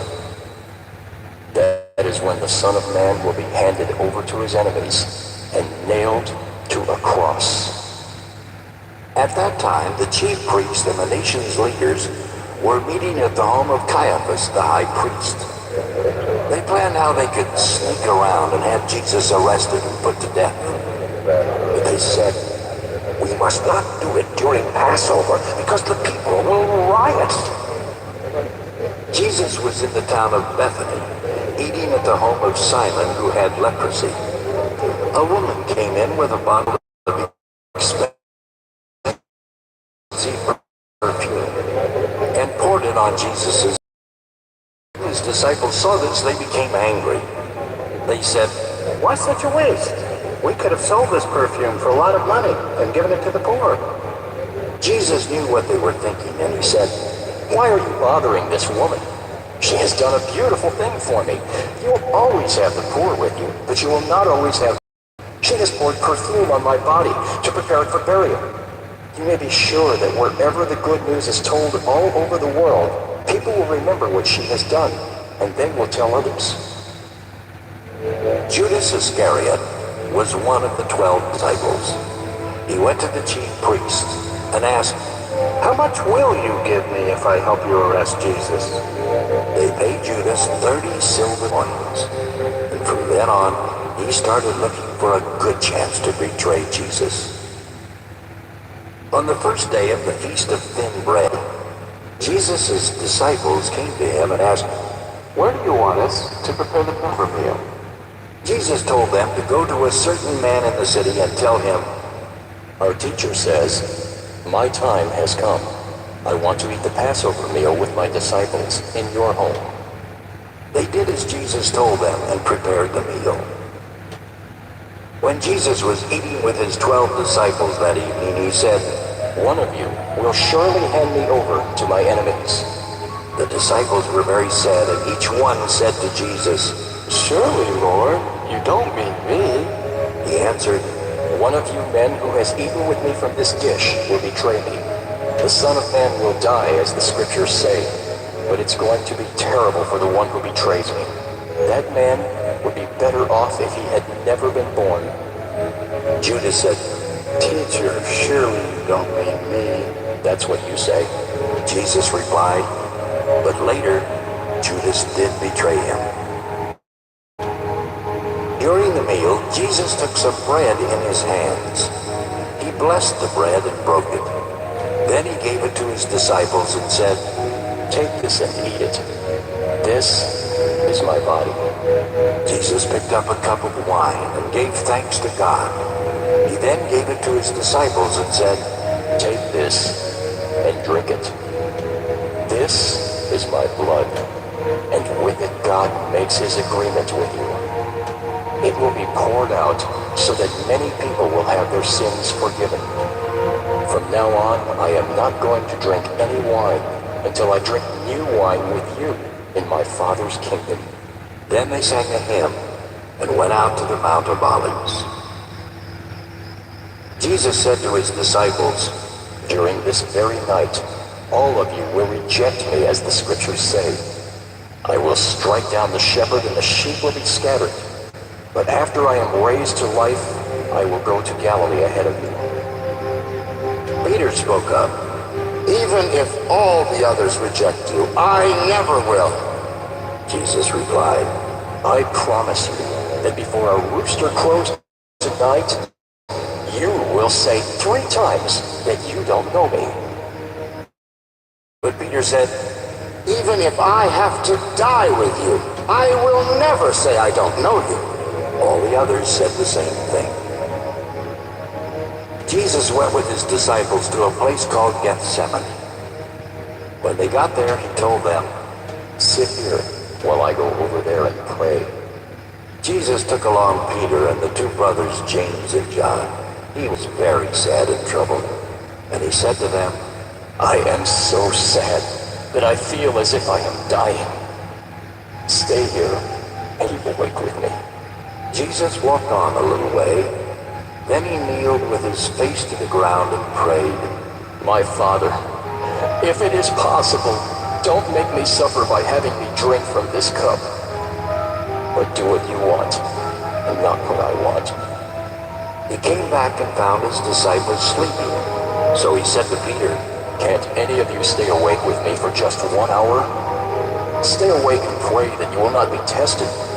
You want to do what is right, but you are weak. Again Jesus went to pray and said, My Father, if there is no other way and I must suffer, I will still do what you want. Jesus came back and found them sleeping again. They simply could not keep their eyes open. He left them and prayed the same prayer once more. Finally, Jesus returned to his disciples and said, Are you still sleeping and resting? The time has come for the Son of Man to be handed over to sinners. Get up, let's go. The one who will betray me is already here. Jesus was still speaking when Judas the betrayer came up. He was one of the 12 disciples, and a large mob, armed with swords and clubs, was with him. They had been sent by the chief priest and the nation's leaders. Judas had told them ahead of time, Arrest the man I greet with a kiss. Judas walked right up to Jesus and said, Hello, teacher. Then Judas kissed him. Jesus replied, My friend, why are you here? The men grabbed Jesus and arrested him. One of Jesus' followers pulled out a sword. He struck the servant of the high priest and cut off his ear. But Jesus told him, Put your sword away. Anyone who lives by fighting will die by fighting. Don't you know that I could ask my Father, and right away he would send me more than 12 armies of angels? But then, how could the words of the scriptures come true, which say that this must happen? Jesus said to the mob, Why do you come with swords and clubs to arrest me like a criminal? Day after day I sat and taught in the temple, and you didn't arrest me. But all this happened so that what the prophets wrote would come true. All of Jesus' disciples left him and ran away. After Jesus had been arrested, he was led off to the house of Caiaphas the high priest. The nation's leaders and the teachers of the law of Moses were meeting there, and came to the courtyard of the high priest's palace. He went in and sat down with the guards to see what was going to happen. The chief priest and the whole council wanted to put Jesus to death. So they tried to find some people who would tell lies about him in court. But they could not find any, even though many did come and tell lies. At last 2 men came forward and said, This man claimed that he would tear down God's temple and build it again in 3 days. The high priest stood up and asked Jesus, Why don't you say something in your own defense? Don't you hear the charges they're making against you? But Jesus did not answer. So the high priest said, With the living God looking on, you must tell the truth. Tell us, are you the Messiah, the Son of God? That is what you say. Jesus answered, But I tell all of you, soon you will see the Son of Man sitting at the right side of God All-Powerful and coming on the clouds of heaven. The high priest then tore his robe and said, This man claims to be God. We don't need any more witnesses. You heard what he said. What do you think? They answered, He is guilty and deserves to die. Then they spit in his face and hit him with their fists. Others slapped him and said, You think you're the Messiah? So tell us, who hit you? While Peter was sitting out in the courtyard, a servant girl came up to him and said, You were with Jesus from Galilee. But in front of everyone, Peter said, That's not so. I don't know what you're talking about. When Peter had gone out to the gate, another servant girl saw him and said to some people there, This man was with Jesus from Nazareth. Again Peter denied it. And this time he swore, I don't even know that man. A little while later, some people standing there walked over to Peter and said, We know that you are one of them. We can tell it because you talk like someone from Galilee. Peter began to curse and swear, I don't know that man. Right then, a rooster crowed. Peter remembered that Jesus had said, Before a rooster crows, you will say 3 times that you don't know me. Then Peter went out and cried hard. Matthew 27. Early the next morning, all the chief priests and the nation's leaders met and decided that Jesus should be put to death. They tied him up and led him away to Pilate the governor. When Judas learned that Jesus had been sentenced to death, he was sorry for what he had done. He returned the 30 silver coins to the chief priests and leaders, said, I have sinned by betraying a man who has never done anything wrong. So what? That's your problem. They replied. Judas threw the money into the temple and then went out and hanged himself. The chief priests picked up the money and said, This money was paid to have a man killed. We can't put it in the temple treasury. Then they had a meeting and decided to buy a field that belonged to someone who made clay pots. They wanted to use it as a graveyard for foreigners. That is why people still call that place Field of Blood. So the words of the prophet Jeremiah came true. They took the 30 silver coins, the price of a person among the people of Israel. They paid it for a potter's field, as the Lord had commanded me. Jesus was brought before Pilate the governor, who asked him, Are you the king of the Jews? Those are your words, Jesus answered. And when the chief priests and leaders brought their charges against him, he did not say a thing. Pilate asked him, Don't you hear what crimes they say you have done? But Jesus did not say anything, and the governor was greatly amazed. During Passover, the governor always freed a prisoner chosen by the people. At that time, a well-known terrorist named Jesus Barabbas was in jail. So when the crowd came together, Pilate asked them, Which prisoner do you want me to set free? Do you want Jesus Barabbas or Jesus who is called the Messiah? Pilate knew that the leaders had brought Jesus to him because they were jealous. While Pilate was judging the case, his wife sent him a message. It said, Don't have anything to do with that innocent man.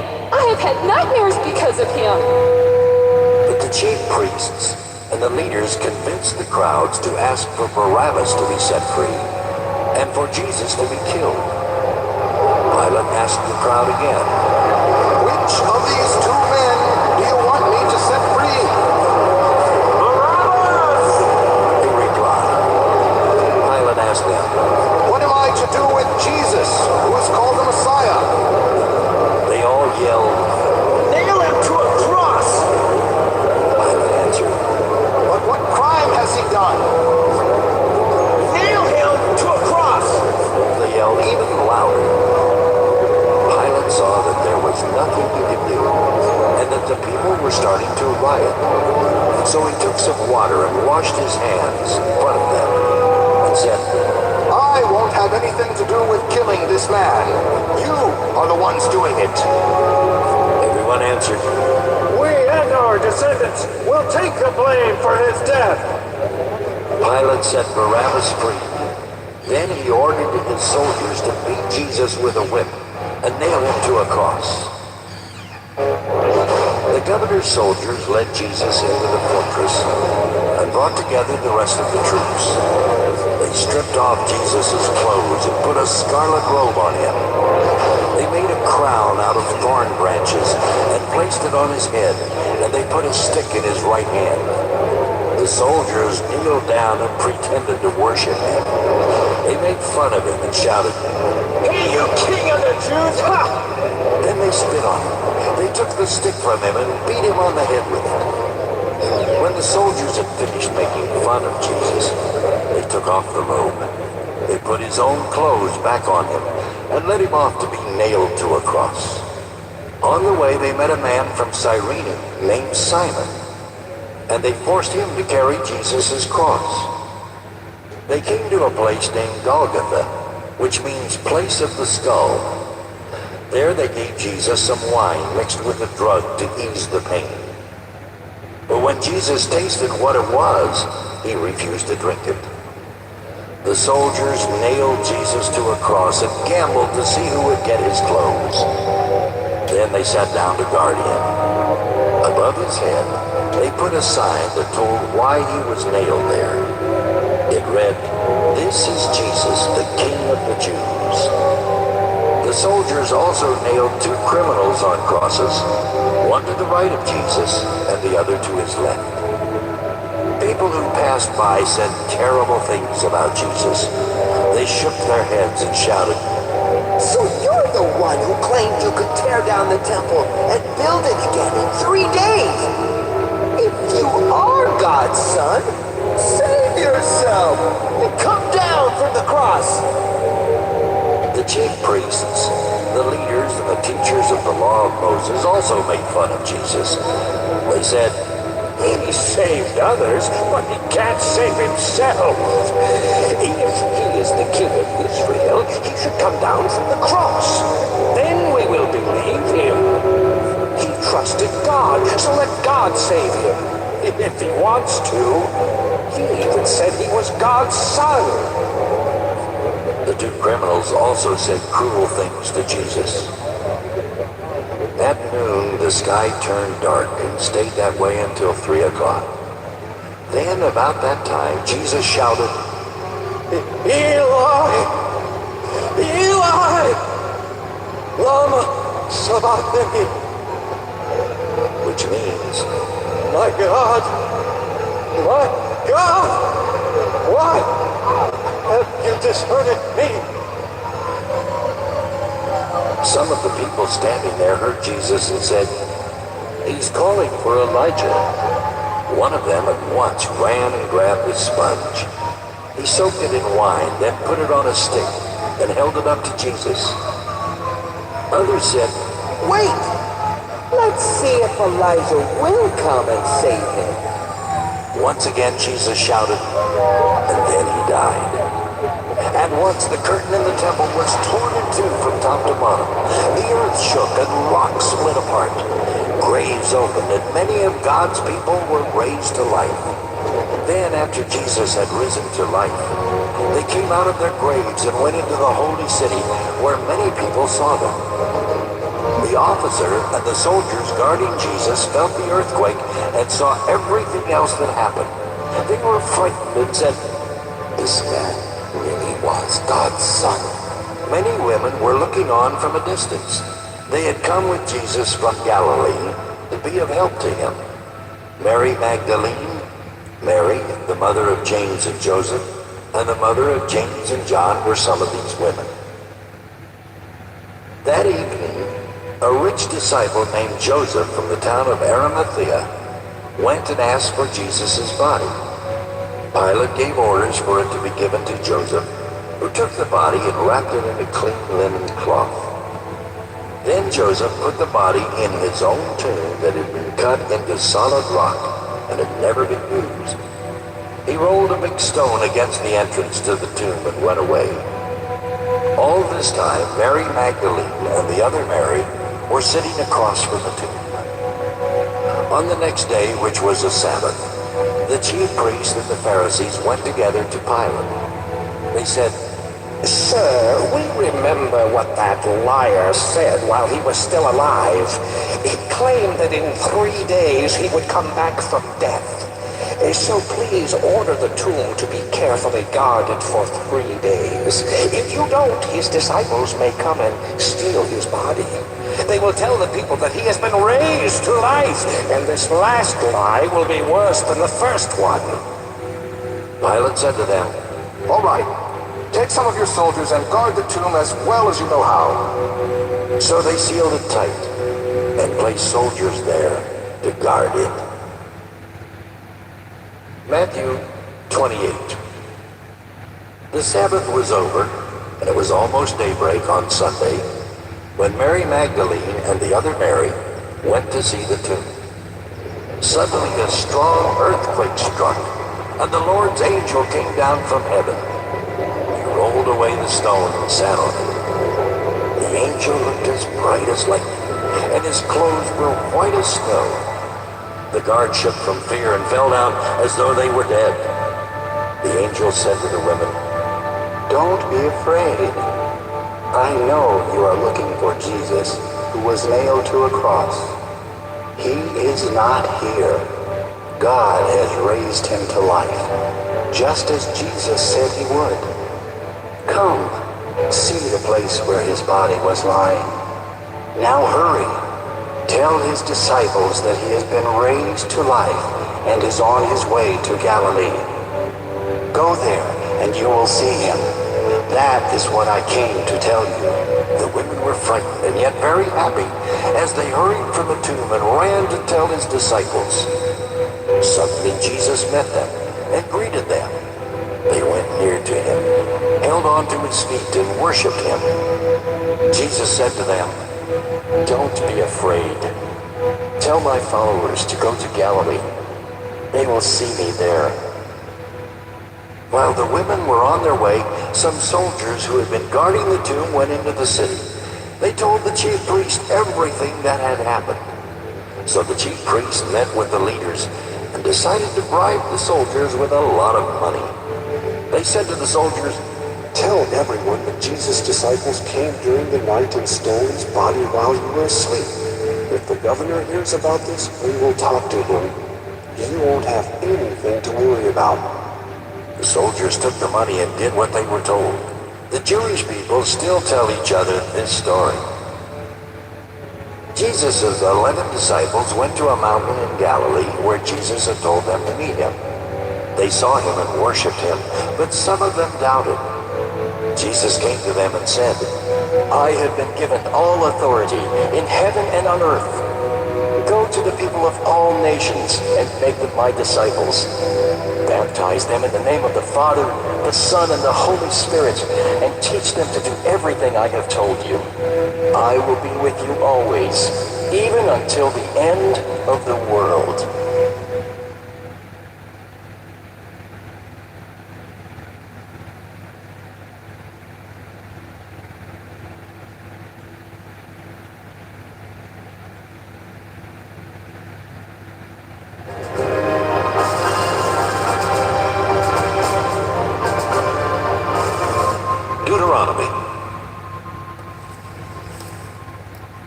Deuteronomy 1. This book contains the speeches that Moses made while Israel was in the land of Moab, camped near the town of Suf in the desert east of the Jordan River. The town of Paran was in one direction from their camp, and the towns of Tophel, Laban, Hazeroth, and Dizahab were in the opposite direction. Earlier, Moses had defeated the Amorite king Sihon of Heshbon. Moses had also defeated King Og of Bashan, who used to live in Ashtaroth for part of the year and in Edrei for the rest of the year. Although it takes only 11 days to walk from Mount Sinai to Kadesh Barnea by way of the Mount Seir road, these speeches were not made until 40 years after Israel left Egypt.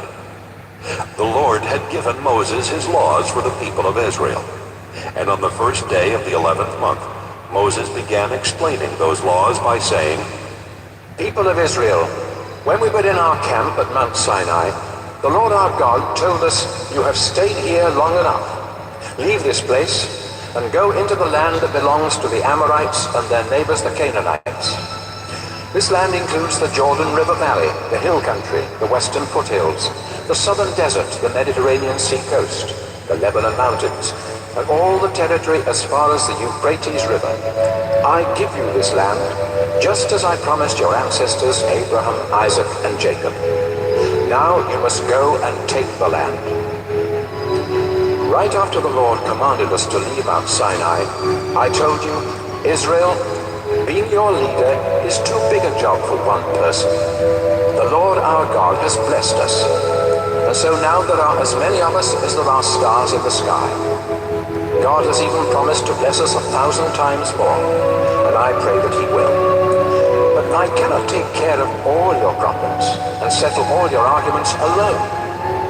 Each tribe must choose some experienced men who are known for their wisdom and understanding, and I will make those men the official leaders of their tribes.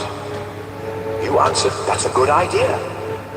Then I took these men, who were already wise and respected leaders, and I appointed them as your official leaders. Some of them became military officers in charge of groups of 1,000 or 100 or 50 or 10, and others became judges. I gave these judges the following instructions. When you settle legal cases, your decisions must be fair. It doesn't matter if the case is between two Israelites or between an Israelite and a foreigner living in your community. And it doesn't matter if one is helpless and the other is powerful. Don't be afraid of anyone. No matter who shows up in your court, God will help you make a fair decision. If any case is too hard for you, bring the people to me, and I will make the decision. After I gave these instructions to the judges, I taught you the Lord's commands. The Lord had commanded us to leave Mount Sinai and go to the hill country that belonged to the Amorites. So we started out into the huge desert. You remember how frightening it was? But soon we were at Kadesh Barnea, and I told you, we have reached the hill country. It belongs to the Amorites now, but the Lord our God is giving it to us. He is the same God our ancestors worshipped, and he has told us to go in and take this land, so don't hesitate and be afraid. Then all of you came to me and said, before we go into the land, let's send some men to explore it. When they come back, they can tell us about the towns we will find and what roads we should take to get there. It seemed like a good idea, so I chose 12 men, one from each tribe. They explored the hill country as far as Bunch Valley, and even brought back some of the fruit. They said, the Lord our God is giving us good land. You did not want to go into the land, and you refused to obey the Lord your God. You stayed in your tents and grumbled. The Lord must hate us. He brought us out of Egypt just so he could hand us over to the Amorites and get rid of us. We are afraid because the men who explored the land told us that the cities are large, with walls that reach to the sky. The people who live there are taller and stronger than we are, and some of them are anarchy. We have nowhere to go. Then I said, don't worry. The Lord our God will lead the way. He will fight on our side, just as he did when we saw him do all those things to the Egyptians. And you know that the Lord has taken care of us the whole time we've been in the desert, just as you might carry one of your children. But you still would not trust the Lord, even though he had always been with us in the desert. During the daytime, the Lord was in the cloud, leading us in the right direction and showing us where to camp. And at night, he was there in the fire. You had made the Lord angry, and he said, you people of this generation are evil, and I refuse to let you go into the good land that I promised your ancestors. Caleb, son of Jephunneh, is the only one of your generation that I will allow to go in. He obeyed me completely, so I will give him and his descendants the land he explored.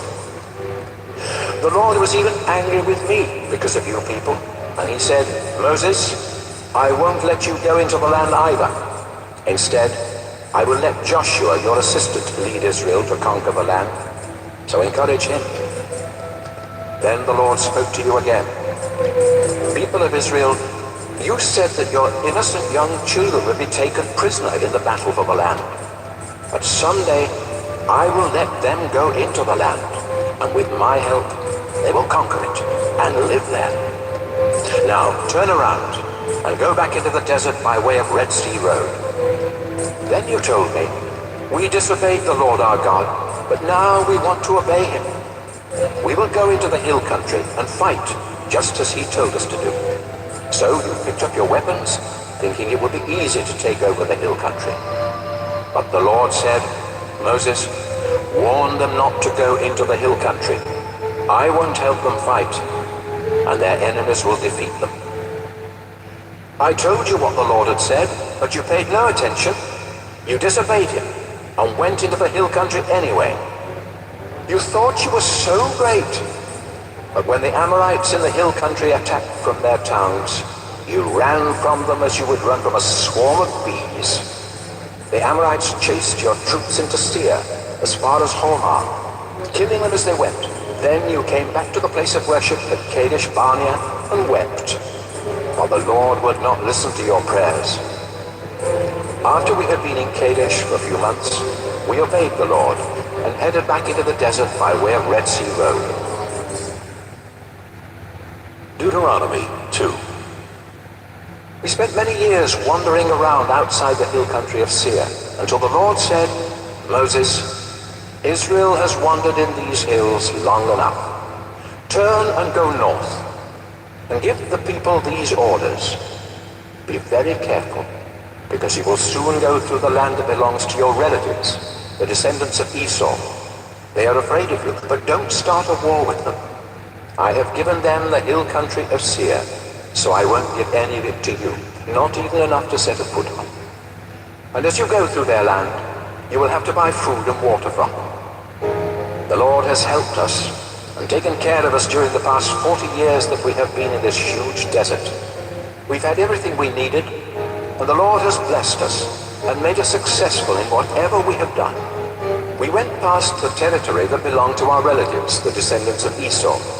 We followed Arabah Road that starts in the south at Elath and Ezion-Geber. Then we turned onto the desert road that leads to Moab. The Lord told me, don't try to start a war with Moab. Leave them alone, because I gave the land of Ar to them, and I will not let you have any of it. Before the Lord gave the Moabites their land, a large and powerful tribe lived there. They were the Emim, and they were as tall as the Anakim.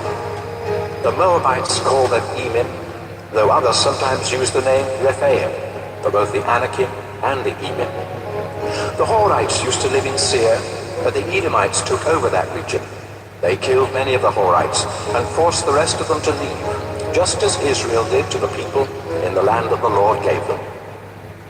When we came to the Zered Gorge along the southern border of Moab, the Lord told us to cross the gorge into Moab, and we did. This was 38 years after we left Kadesh Barnea. By that time, all the men who had been in the army at Kadesh Barnea had died, just as the Lord had said they would. The Lord kept getting rid of them until finally none of them were left. Then the Lord told me, Moses, now go past the town of Ar and cross Moab's northern border into Ammon. But don't start a war with the Ammonites. I gave them their land, and I won't give any of it to Israel. Before the Ammonites conquered the land that the Lord had given them, some of the Rephaim used to live there, although the Ammonites called them Zamzummim. The Zamzummim were a large and powerful tribe, and they were as tall as the Anakim. But the Lord helped the Ammonites, and they killed many of the Zamzummim and forced the rest to leave. Then the Ammonites settled there. The Lord helped them as he had helped the Edomites, who killed many of the Horites in Seir, and forced the rest to leave before settling there themselves. A group called the Avim used to live in villages as far south as Gaza, but the Philistines killed them and settled on their land.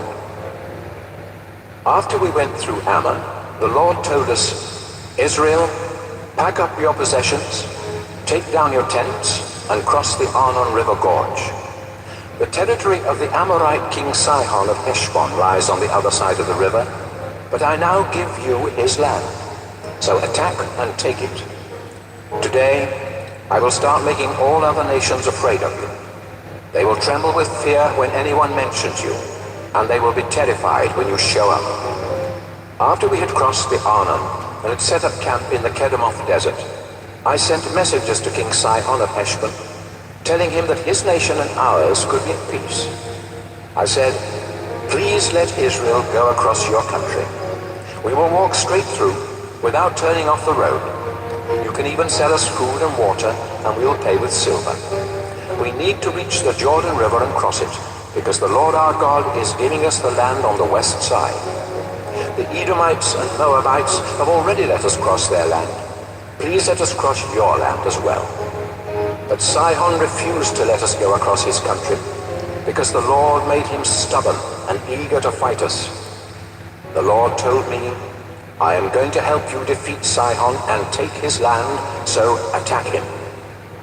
We met Sihon and his army in battle at Jahaz, and the Lord our God helped us to defeat them. We killed Sihon, his sons, and everyone else in his army. Then we captured and destroyed every town in Sihon's kingdom, killing everyone, but keeping the livestock and everything else of value. The Lord helped us capture every town from the Arnon River Gorge north to the boundary of Gilead, including the town of Aroah on the edge of the gorge, and the town in the middle of the gorge. However, we stayed away from all the Ammonite towns, both in the hill country and near the Jabbok River, just as the Lord had commanded. Deuteronomy 3. When we turned onto the road that leads to Bashan, King Og of Bashan led out his whole army to fight us at Edrei. But the Lord told me, Moses, don't be afraid of King Og. I am going to help you defeat him and his army and take over his land. Destroy him and his people, just as you did with the Amorite king Sihon of Heshbon.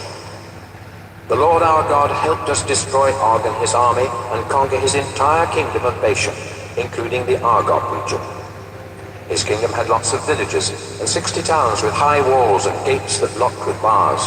We completely destroyed them all, killing everyone, but keeping the livestock and everything else of value. Sihon and Og had ruled Amorite kingdoms east of the Jordan River. Their land stretched from the Arnon River Gorge in the south to Mount Hermon in the north, and we captured it all. Mount Hermon is called Mount Sirion by the people of Sidon, and it is called Mount Sinir by the Amorites. We captured all the towns in the highlands, all of Gilead, and all of Bashan as far as Salakah and Edrei, 2 of the towns that Og had ruled. King Og was the last of the Rephaim, and his coffin is in the town of Rabbah in Ammon. It is made of hard black rock, and is 13.5 feet long and 6 feet wide. I gave some of the land and towns we captured to the tribes of Reuben and Gad. Their share started at the Arnon River Gorge in the south, took in the town of Aroah at the edge of the gorge, and went far enough north to include the southern half of the Gilead region. The northern part of their land went as far east as the upper Jabbok River Gorge, which formed their border with the Ammonites. I also gave them the eastern side of the Jordan River Valley, from Lake Galilee south to the Dead Sea, below the slopes of Mount Pisgah. I gave the northern half of Gilead and all the Bashan region to half the tribe of Manasseh. Bashan had belonged to King Og. The Argob region in Bashan used to be called the land of the Rephaim. Jair from Manasseh tribe conquered the Argob region as far west as the kingdoms of Gesher and Maacah. The Israelites even started calling Bashan by the name Villages of Jair, and that is still its name. I gave the northern half of Gilead to the Maacah clan. At that time, I told the men of Reuben, Gad, and East Manasseh, the Lord our God told me to give you this land with its towns, and that's what I've done. Now your wives and children can stay here with your large flocks of sheep and goats and your large herds of cattle. But all of you men that can serve in our army must cross the Jordan River and help the other tribes, because they are your relatives. The Lord will let them defeat the enemy nations on the west side of the Jordan and take their land. Afterwards, you can come back here to the land I gave you. Then I told Joshua, you saw how the Lord our God helped us destroy King Sihon and King Og, so don't be afraid. Wherever you go, the Lord will fight on your side and help you destroy your enemies. At that time, I prayed and begged, our Lord, it seems that you have just begun to show me your great power. No other God in the sky or on earth is able to do the mighty things that you do. The land west of the Jordan is such good land. Please let me cross the Jordan and see the hills and the Lebanon mountains. But the Lord was angry with me because of you people, and he refused to listen. That's enough, he said. I don't want to hear any more. Climb to the top of Mount Pisgah and look north, south, east, and west. Take a good look, but you are not going to cross the Jordan River. Joshua will lead Israel across the Jordan to take the land. So help him be strong and brave, and tell him what he must do. After this, we stayed in the valley at Beth Peor. Deuteronomy 4. Israel, listen to these laws and teachings. If you obey them, you will live, and you will go in and take the land that the Lord is giving you. He is the God your ancestors worshipped, and now he is your God. I am telling you everything he has commanded, so don't add anything or take anything away. You saw how he killed everyone who worshipped the god Baal Peor, but all of you that were faithful to the Lord your God are still alive today. No other nation has laws that are as fair as the ones the Lord my God told me to give you. If you faithfully obey them when you enter the land, you will show other nations how wise you are. In fact, everyone that hears about your laws will say, that great nation certainly is wise. And what makes us greater than other nations? We have a God who is close to us and answers our prayers. You must be very careful not to forget the things you have seen God do for you. Keep reminding yourselves, and tell your children and grandchildren as well. Do you remember the day you stood in the Lord's presence at Mount Sinai? The Lord said, Moses, bring the people of Israel here. I want to speak to them so they will obey me as long as they live, and so they will teach their children to obey me too. Mount Sinai was surrounded by deep, dark clouds, and fire went up to the sky. You came to the foot of the mountain, and the Lord spoke to you from the fire. You could hear him and understand what he was saying, but you couldn't see him. The Lord said he was making an agreement with you, and he told you that your part of the agreement is to obey the 10 commandments. Then the Lord wrote these commandments on 2 flat stones. That's when the Lord commanded me to give you the laws and teachings you must obey in the land that you will conquer, west of the Jordan River. When God spoke to you from the fire, he was invisible.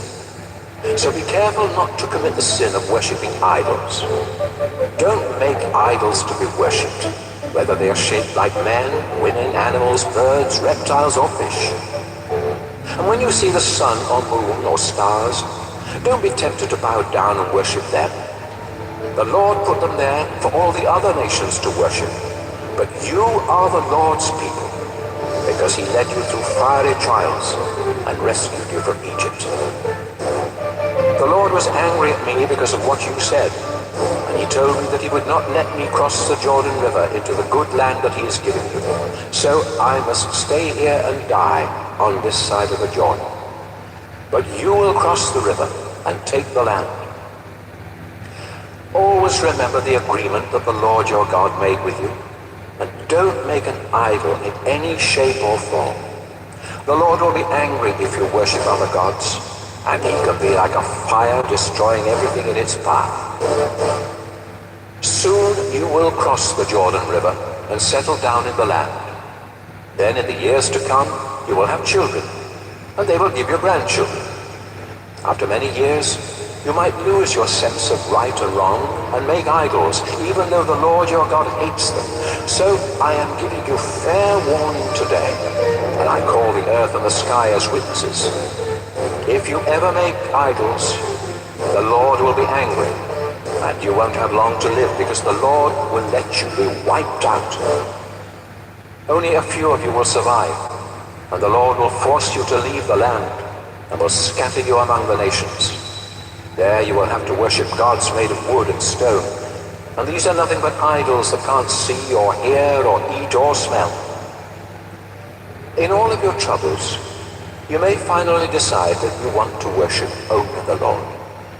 And if you turn back to him and obey him completely, he will again be your God. The Lord your God will have mercy. He won't destroy you or desert you.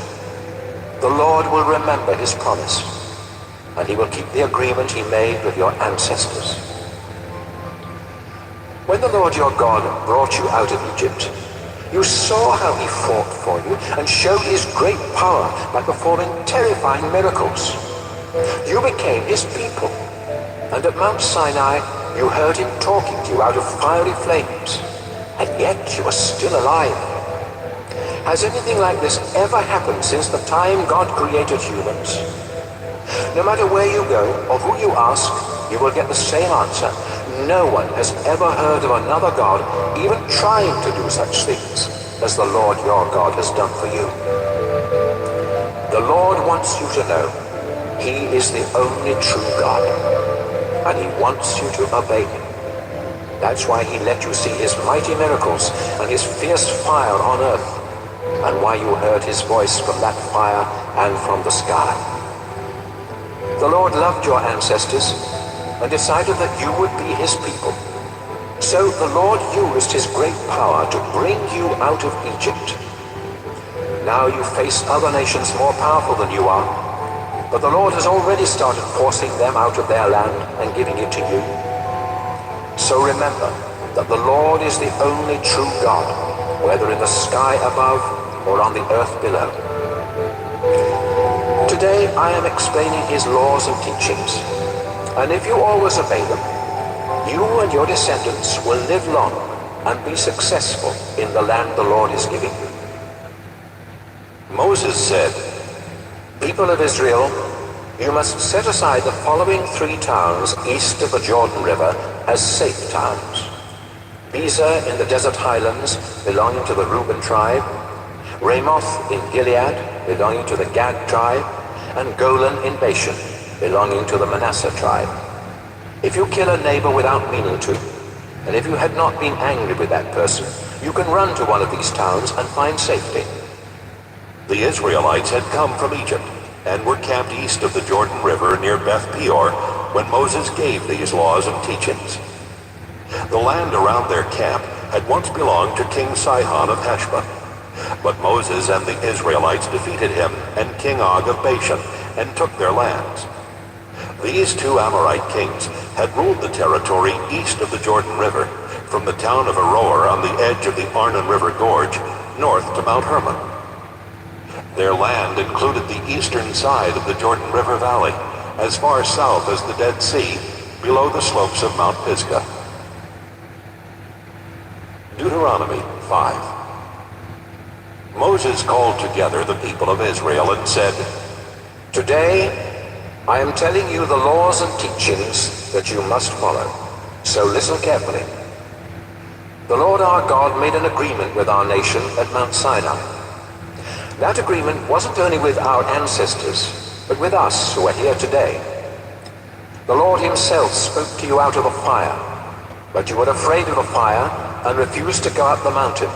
So I spoke with the Lord for you. Then I told you that he had said, 'I am the Lord your God, the one who brought you out of Egypt where you were slaves. Do not worship any god except me. Do not make idols that look like anything in the sky or on earth or in the ocean under the earth. Don't bow down and worship idols. I am the Lord your God, and I demand all your love. If you reject me and worship idols, I will punish your families for 3 or 4 generations.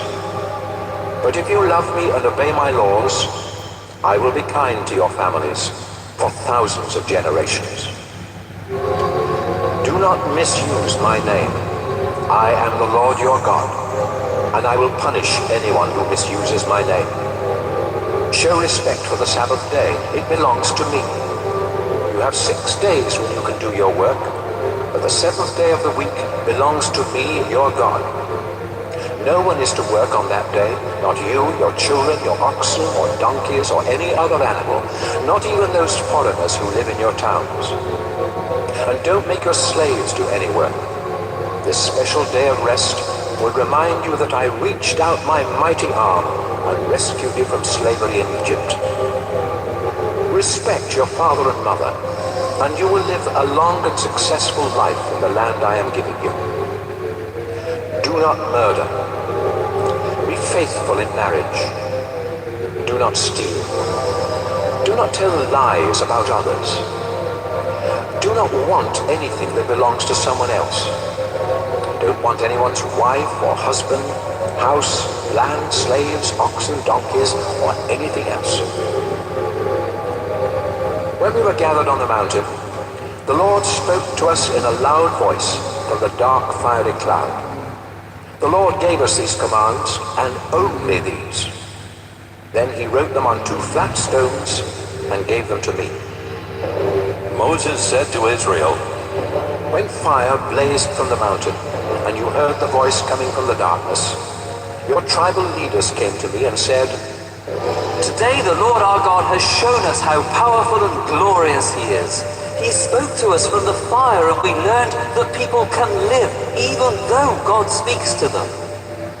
But we don't want to take a chance on being killed by that terrible fire, and if we keep on hearing the Lord's voice, we will die. Has anyone else ever heard the only true God speaking from fire as we have? And even if they have, would they live to tell about it? Moses, go up close and listen to the Lord.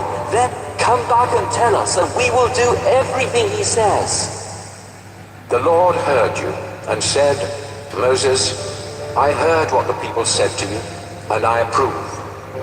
I wish they would always worship me with fear and trembling, and be this willing to obey me. Then they and their children would always enjoy a successful life.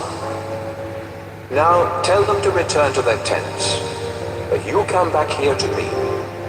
After I tell you my laws and teachings, you will repeat them to the people, so they can obey these laws in the land I am giving them. Israel, you must carefully obey the Lord's commands. Follow them because they make a path that will lead to a long, successful life in the land the Lord your God is giving you. Deuteronomy 6. The Lord told me to give you these laws and teachings, so you can obey them in the land he is giving you. Soon you will cross the Jordan River and take that land. And if you and your descendants want to live a long time, you must always worship the Lord and obey his laws. Pay attention, Israel. Our ancestors worshiped the Lord, and he promised to give us this land that is rich with milk and honey. Be careful to obey him, and you will become a successful and powerful nation. Listen, Israel. The Lord our God is the only true God. So love the Lord your God with all your heart, soul, and strength. Memorize his laws and tell them to your children over and over again. Talk about them all the time, whether you're at home or walking along the road or going to bed at night or getting up in the morning. Write down copies, tie them to your wrists and foreheads to help you obey them. Write these laws on the door frames of your homes and on your town gates. The Lord promised your ancestors, Abraham, Isaac, and Jacob, that he would give you this land.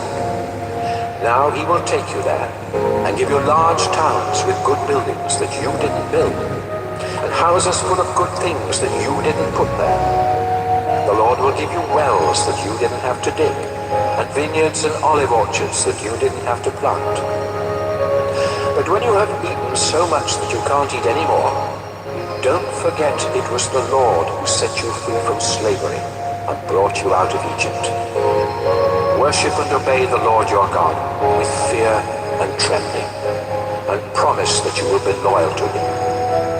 Don't have anything to do with gods that are worshipped by the nations around you. If you worship other gods, the Lord will be furious and wipe you off the face of the earth.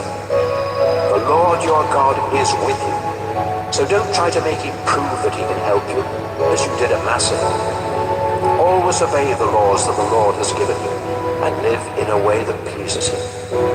Then you will be able to go in and take this good land from your enemies, just as he promised your ancestors. Someday your children will ask, why did the Lord give us these laws and teachings? Then you will will answer, "We were slaves of the king of Egypt, but the Lord used his great power and set us free. We saw him perform miracles and make horrible things happen to the king, his officials, and everyone else. The Lord rescued us from Egypt so he could bring us into this land, as he had promised our ancestors. That's why the Lord our God demands that we obey his laws and worship him with fear and trembling. And if we do, he will protect us and help us be successful." Deuteronomy 7.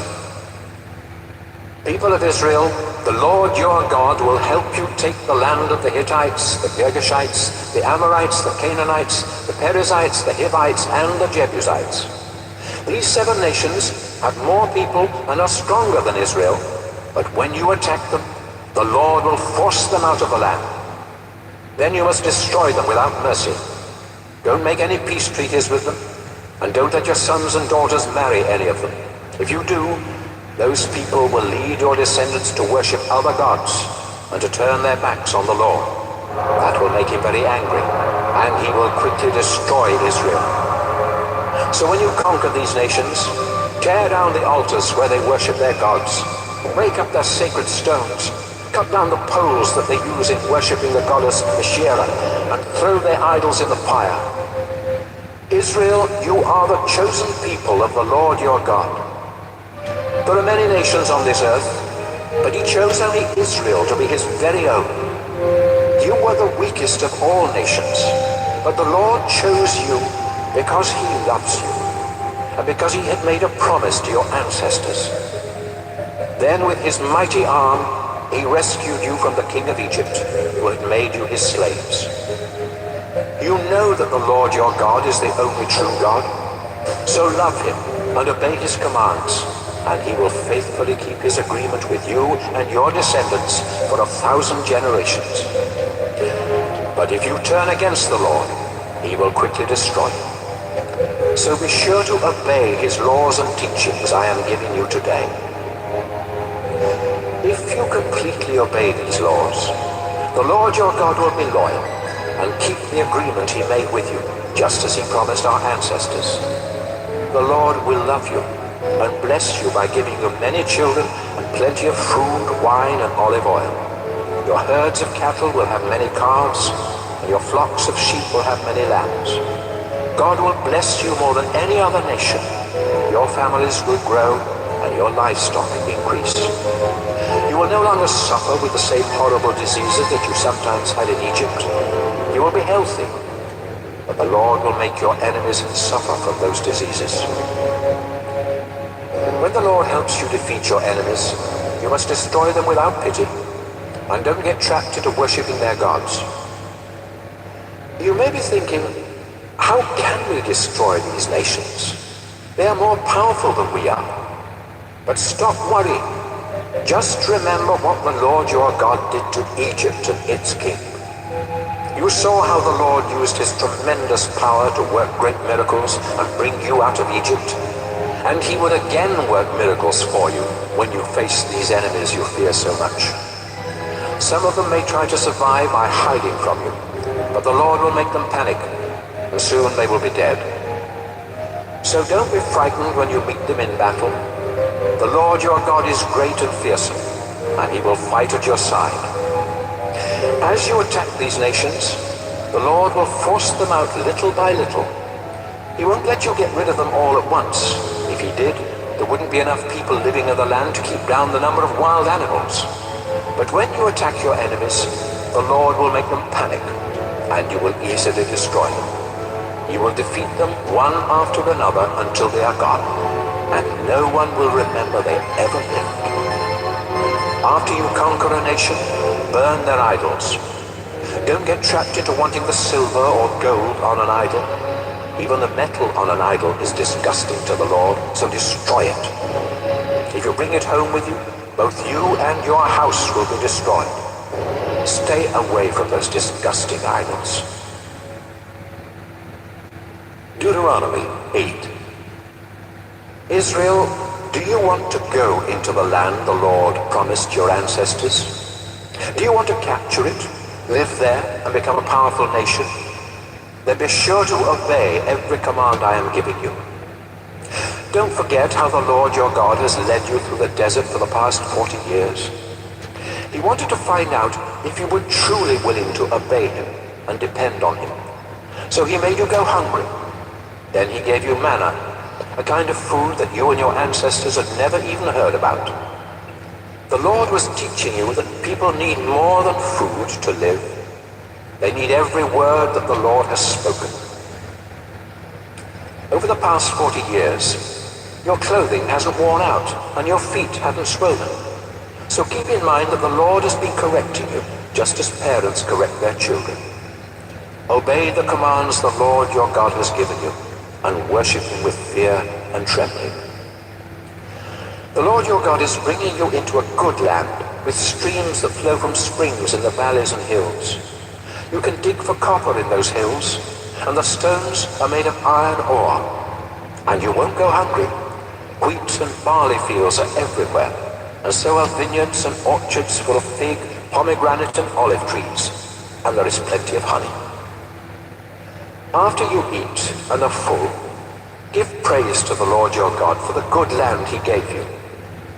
Make sure that you never forget the Lord or disobey his laws and teachings that I am giving you today. If you always obey them, you will have plenty to eat, and you will build good houses to live in. You will get more and more cattle, sheep, silver, gold, and other possessions. But when all this happens, don't be proud. Don't forget that you were once slaves in Egypt, and that it was the Lord who set you free. Remember how he led you in that huge and frightening desert where poisonous snakes and scorpions live. There was no water, but the Lord split open a rock, and water poured out so you could drink. He also gave you manna, a kind of food your ancestors had never even heard about. The Lord was testing you to make you trust him, so that later on he could be good to you.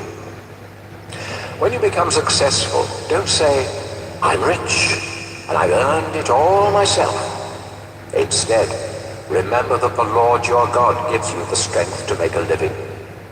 That's how he keeps the promise he made to your ancestors. But I'm warning you, if you forget the Lord your God and worship other gods, the Lord will destroy you, just as he destroyed the nations you fought. Deuteronomy 9. Israel, listen to me. You will soon cross the Jordan River and go into the land to force out the nations that live there. They are more powerful than you are, and the walls around their cities reach to the sky. Some of these nations are descendants of the Anakim. You know how tall and strong they are, and you've heard that no one can defeat them in battle. But the Lord your God has promised to go ahead of you, like a raging fire burning everything in its path. So when you attack your enemies, it will be easy for you to destroy them and take their land. After the Lord helps you wipe out these nations and conquer their land, don't think he did it because you are such good people. You aren't good. You are stubborn. No, the Lord is going to help you because the nations that live there are evil, and because he wants to keep the promise he made to your ancestors Abraham, Isaac, and Jacob. Don't ever forget how you kept rebelling and making the Lord angry the whole time you were in the desert. You rebelled from the day you left Egypt until the day you arrived here. At Mount Sinai, you made the Lord so angry that he was going to destroy you. It happened during those 40 days and nights that I was on the mountain, without anything to eat or drink. He had told me to come up there, so he could give me the agreement he made with us. And this agreement was actually the same 10 commandments he had announced to you when he spoke from the fire on the mountain. The Lord had written them on 2 flat stones with his own hand. But after giving me the 2 stones, he said, Moses, hurry down the mountain to those people you led out of Egypt. They have already disobeyed me and committed the terrible sin of making an idol. I've been watching the Israelites, and I've seen how stubborn and rebellious they are. So don't try to stop me. I am going to wipe them out, and no one on earth will remember they ever lived. Then I will let your descendants become an even bigger and more powerful nation than Israel. Fire was raging on the mountaintop as I went back down, carrying the 2 stones with the commandments on them. I saw how quickly you had sinned and disobeyed the Lord your God. There you were, worshipping the metal idol you had made in the shape of a calf. So I threw down the 2 stones and smashed them before your very eyes. I bowed down to the place of worship and prayed to the Lord without eating or drinking for 40 days and nights. You had committed a terrible sin by making that idol, and the Lord hated what you had done. He was angry enough to destroy all of you, and Aaron as well. So I prayed for you and Aaron as I had done before, and this time the Lord answered my prayers. It was a sin for you to make that idol, so I threw it into the fire to melt it down. Then I took the lump of gold, ground it into powder, and threw the powder into the stream flowing down the mountain. You also made the Lord angry when you were staying at Taberah, at Massa, and at Kibroth-Hattaavah. Then at Kadesh Barnea the Lord said, I am giving you the land, so go ahead and take it. But since you didn't trust the Lord, you rebelled and disobeyed his command. In fact, you've rebelled against the Lord for as long as he has known you. After you had made the idol in the shape of a calf, the Lord said he was going to destroy you. So I bowed down in front of the sacred tent for 40 days and nights, and I prayed, Our Lord, please don't wipe out your people. You used your great power to rescue them from Egypt and to make them your very own. Israel's ancestors, Abraham, Isaac, and Jacob, obeyed you faithfully. Think about them and not about Israel's stubbornness, evil, and sin. If you destroy your people, the Egyptians will say, the Lord promised to give Israel land, but he wasn't powerful enough to keep his promise. In fact, he hated them so much that he took them into the desert and killed them. But you, our Lord, chose the people of Israel to be your own, and with your mighty power you rescued them from Egypt. Deuteronomy 10. The Lord told me to chisel out 2 flat stones, just like the ones he had given me earlier. He also commanded me to make a wooden chest, then come up the mountain and meet with him. He told me that he would write the same words on the new stones that he had written on the old ones I broke, and that I could put these stones in the sacred chest. So I made a chest out of acacia wood, and I chiseled 2 flat stones like the ones I broke. Then I carried the stones up the mountain, where the Lord wrote the 10 commandments on them, just as he had done the first time. The commandments were exactly what he had announced from the fire when you were gathered at the mountain. After the Lord returned the stones to me, I took them down the mountainside and put them in the chest just as he had commanded, and they are still there. Later we set up camp at the wells belonging to the descendants of Jericho. Then we moved on and camped at Mosera, where Aaron died and was buried, and his son Eleazar became the priest. Next we camped at Gudgoda, and then at Jotbatha, where there are flowing streams. After I put the 2 stones in the sacred chest, the Lord chose the tribe of Levi, not only to carry the chest, but also to serve as his priests at the place of worship, and to bless the other tribes in his name. And they still do these things. The Lord promised that he would always provide for the tribe of Levi, and that's why he won't give them any land when he divides it among the other tribes. When I had taken the second set of stones up the mountain, I spent 40 days and nights there, just as I had done before. Once again, the Lord answered my prayer and did not destroy them. Instead, he told me, Moses, get ready to lead the people into the land that I promised their ancestors. People of Israel, what does the Lord your God want from you? The Lord wants you to respect and follow him, to love and serve him with all your heart and soul, and to obey his laws and teachings that I am giving you today. Do this, and all will go well for you. Everything belongs to the Lord your God, not only the earth and everything on it, but also the sky and the highest heavens. Yet the Lord loved your ancestors and wanted them to belong to him. So he chose them and their descendants rather than any other nation, and today you are still his people. Remember your agreement with the Lord and stop being so stubborn. The Lord your God is more powerful than all other gods and lords, and his tremendous power is to be feared. His decisions are always fair, and you cannot bribe him to change his mind. The Lord defends the rights of orphans and widows.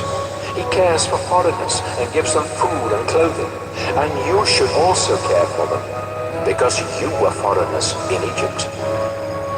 Respect the Lord your God, serve only him, and make promises in his name alone. Offer your praises to him, because you have seen him work such terrifying miracles for you. When your ancestors went to live in Egypt, there were only 70 of them. But the Lord has blessed you, and now there are more of you than there are stars in the sky. Deuteronomy 11. The Lord is your God, so you must always love him and obey his laws and teachings. Remember, he corrected you and not your children. You are the ones who saw the Lord use his great power when he worked miracles in Egypt, making terrible things happen to the king and all his people. And when the Egyptian army chased you in their chariots, you saw the Lord drown them and their horses in the Red Sea. Egypt still suffers from that defeat. You saw what the Lord did for you while you were in the desert, right up to the time you arrived here. And you saw how the Lord made the ground open up in the middle of our camp, underneath the tents of Dathan and Abiram, who were swallowed up along with their families, their animals, and their tents. With your own eyes you saw the Lord's mighty power do all these things. Soon you will cross the Jordan River, and if you obey the laws and teachings I'm giving you today, you will be strong enough to conquer the land that the Lord promised your ancestors and their descendants. It's rich with milk and honey, and you will live there and enjoy it for a long time. It's better land than you had in Egypt, where you had to struggle just to water your crops. But the hills and valleys in the promised land are watered by rain from heaven, because the Lord your God keeps his eye on this land and takes care of it all year long. The Lord your God commands you to love him and to serve him with all your heart and soul. If you obey him, he will send rain at the right seasons, so you will have more than enough food, wine, and olive oil, and there will be plenty of grass for your cattle. But watch out! You will be tempted to turn your backs on the Lord, and if you worship other gods, the Lord will become angry and keep the rain from falling. Nothing will grow in your fields, and you will die and disappear from the good land that the Lord has given you. Memorize these laws and think about them. Write down copies and tie them to your wrists and your foreheads to help you obey them. Teach them to your children. Talk about them all the time, whether you're at home or walking along the road or going to bed at night or getting up in the morning. Write them on the door frames of your homes and on your town gates. Then you and your descendants will live a long time in the land that the Lord promised your ancestors. Your families will live there as long as the sky is above the earth. Love the Lord your God and obey all the laws and teachings that I'm giving you today. If you live the way the Lord wants, he will help you take the land. And even though the nations there are more powerful than you, the Lord will force them to leave when you attack. You will capture the land everywhere you go, from the southern desert to the Lebanon mountains, and from the Euphrates River west to the Mediterranean Sea. No one will be able to stand up to you. The Lord will make everyone terrified of you, just as he promised. You have a choice. Do you want the Lord to bless you, or do you want him to put a curse on you? Today I am giving you his laws, and if you obey him, he will bless you. But if you disobey him and worship those gods that have never done anything for you, the Lord will put a curse on you. After the Lord your God helps you take the land, you must have a ceremony where you announce his blessings from Mount Gerizim and his curses from Mount Ebal. You You know that these two mountains are west of the Jordan River, in land now controlled by the Canaanites living in the Jordan River Valley. The mountains are west of the road near the sacred trees of Moreh, on the other side of Gilgal. Soon you will cross the Jordan River to conquer the land that the Lord your God is giving you. And when you have settled there, be careful to obey his laws and teachings that I am giving you today. Deuteronomy 12. Now I'll tell you the laws and teachings that you have to obey as long as you live. Your ancestors worshipped the Lord, and he is giving you this land. But the nations that live there worship other gods. So after you capture the land, you must completely destroy their places of worship on mountains and hills or in the shade of large trees. Wherever these nations worship their gods, you must tear down their altars, break their sacred stones, burn the sacred poles used in worshipping the goddess Asherah, and smash their idols to pieces. Destroy these places of worship so completely that no one will remember they were ever there. Don't worship the Lord your God in the way those nations worship their gods. Soon you will cross the Jordan, and the Lord will help you conquer your enemies and let you live in peace there in the land he has given you. But after you are settled, life will be different. You must not offer sacrifices just anywhere you want to. Instead, the Lord will choose a place somewhere in Israel where you must go to worship him. All of your sacrifices and offerings must be taken there, including sacrifices to please the Lord, and any gift you promise or voluntarily give him. That's where you must also take 1/10 of your grain, wine, and olive oil, as well as the firstborn of your cattle, sheep, and goats. You and your family and servants will eat your gifts and sacrifices and celebrate there at the place of worship, because the Lord your God has made you successful in everything you have done. And since Levites will not have any land of their own, you must ask some of them to come along and celebrate with you. Sometimes you may want to kill an animal for food and not as a sacrifice. If the Lord has blessed you and given you enough cows or sheep or goats, then you can butcher one of them where you live. You can eat it just like the meat from a deer or gazelle that you kill when you go hunting. And even those people who are unclean and unfit for worship can have some of the meat. But you must not eat the blood of any animal. Let the blood drain out on the ground. The Lord has promised that later on he will give Israel more land, and some of you may not be able to travel all the way from your homes to the place of worship each time you are hungry for meat. But the Lord will give you cattle, sheep, and goats, and you can butcher any of those animals at home and eat as much as you want. It is the same as eating the meat from a deer or a gazelle that you kill when you go hunting. And in this way, anyone who is unclean and unfit for worship can have some of the meat. But don't eat the blood. It is the life of the animal, so let it drain out on the ground before you eat the meat. Do you want the Lord to make you successful?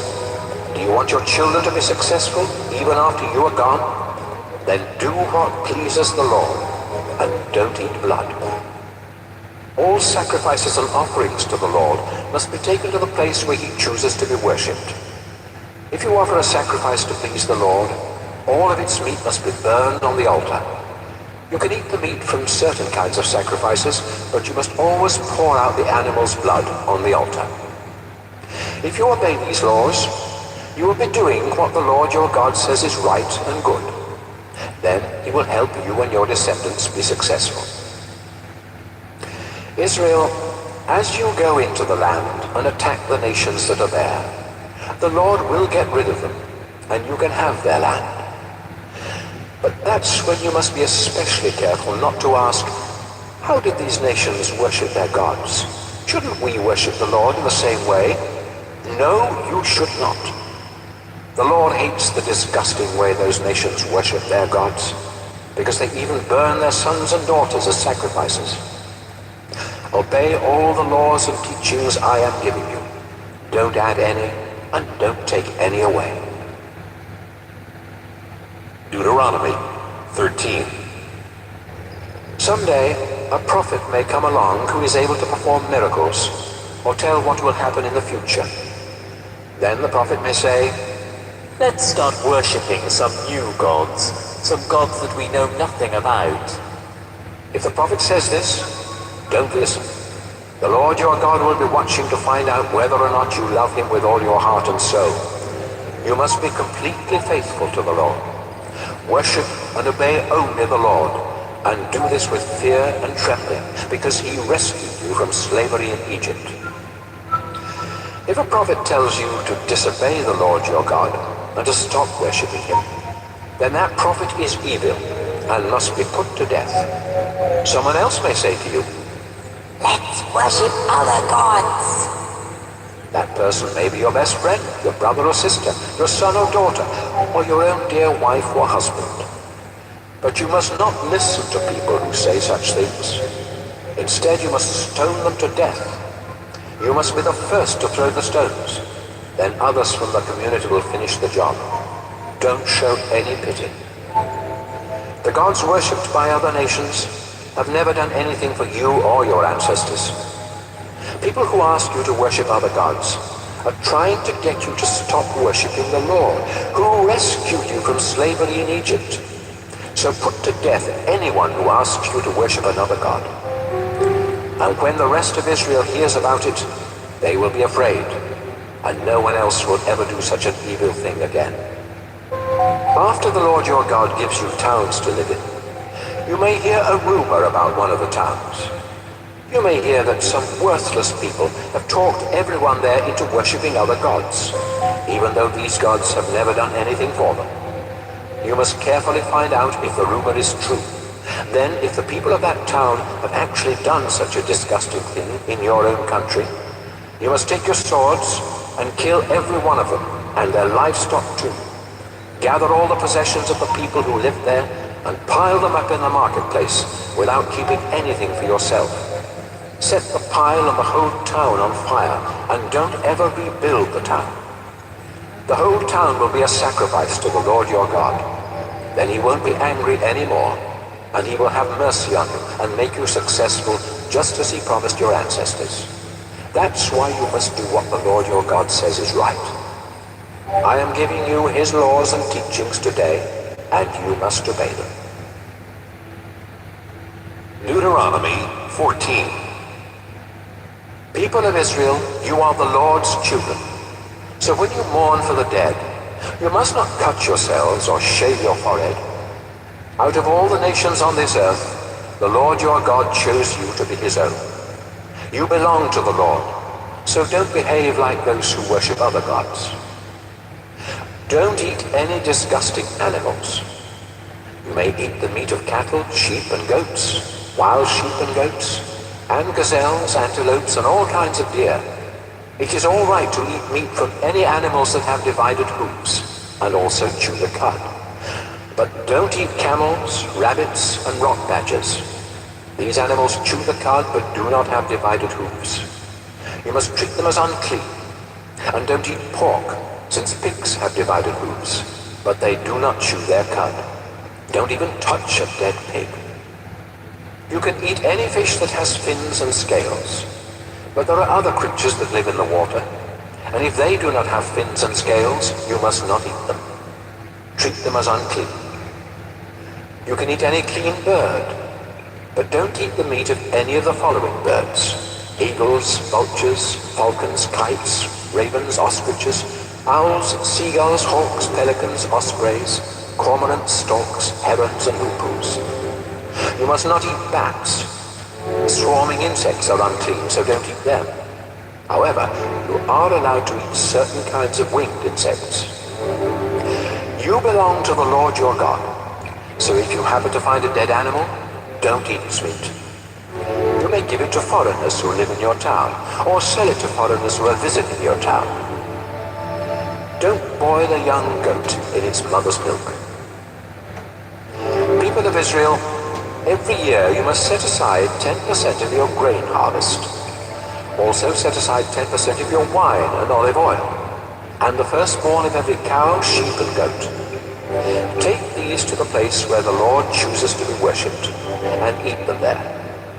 This will teach you to always respect the Lord your God. But suppose you can't carry that 10% of your harvest to the place where the Lord chooses to be worshipped.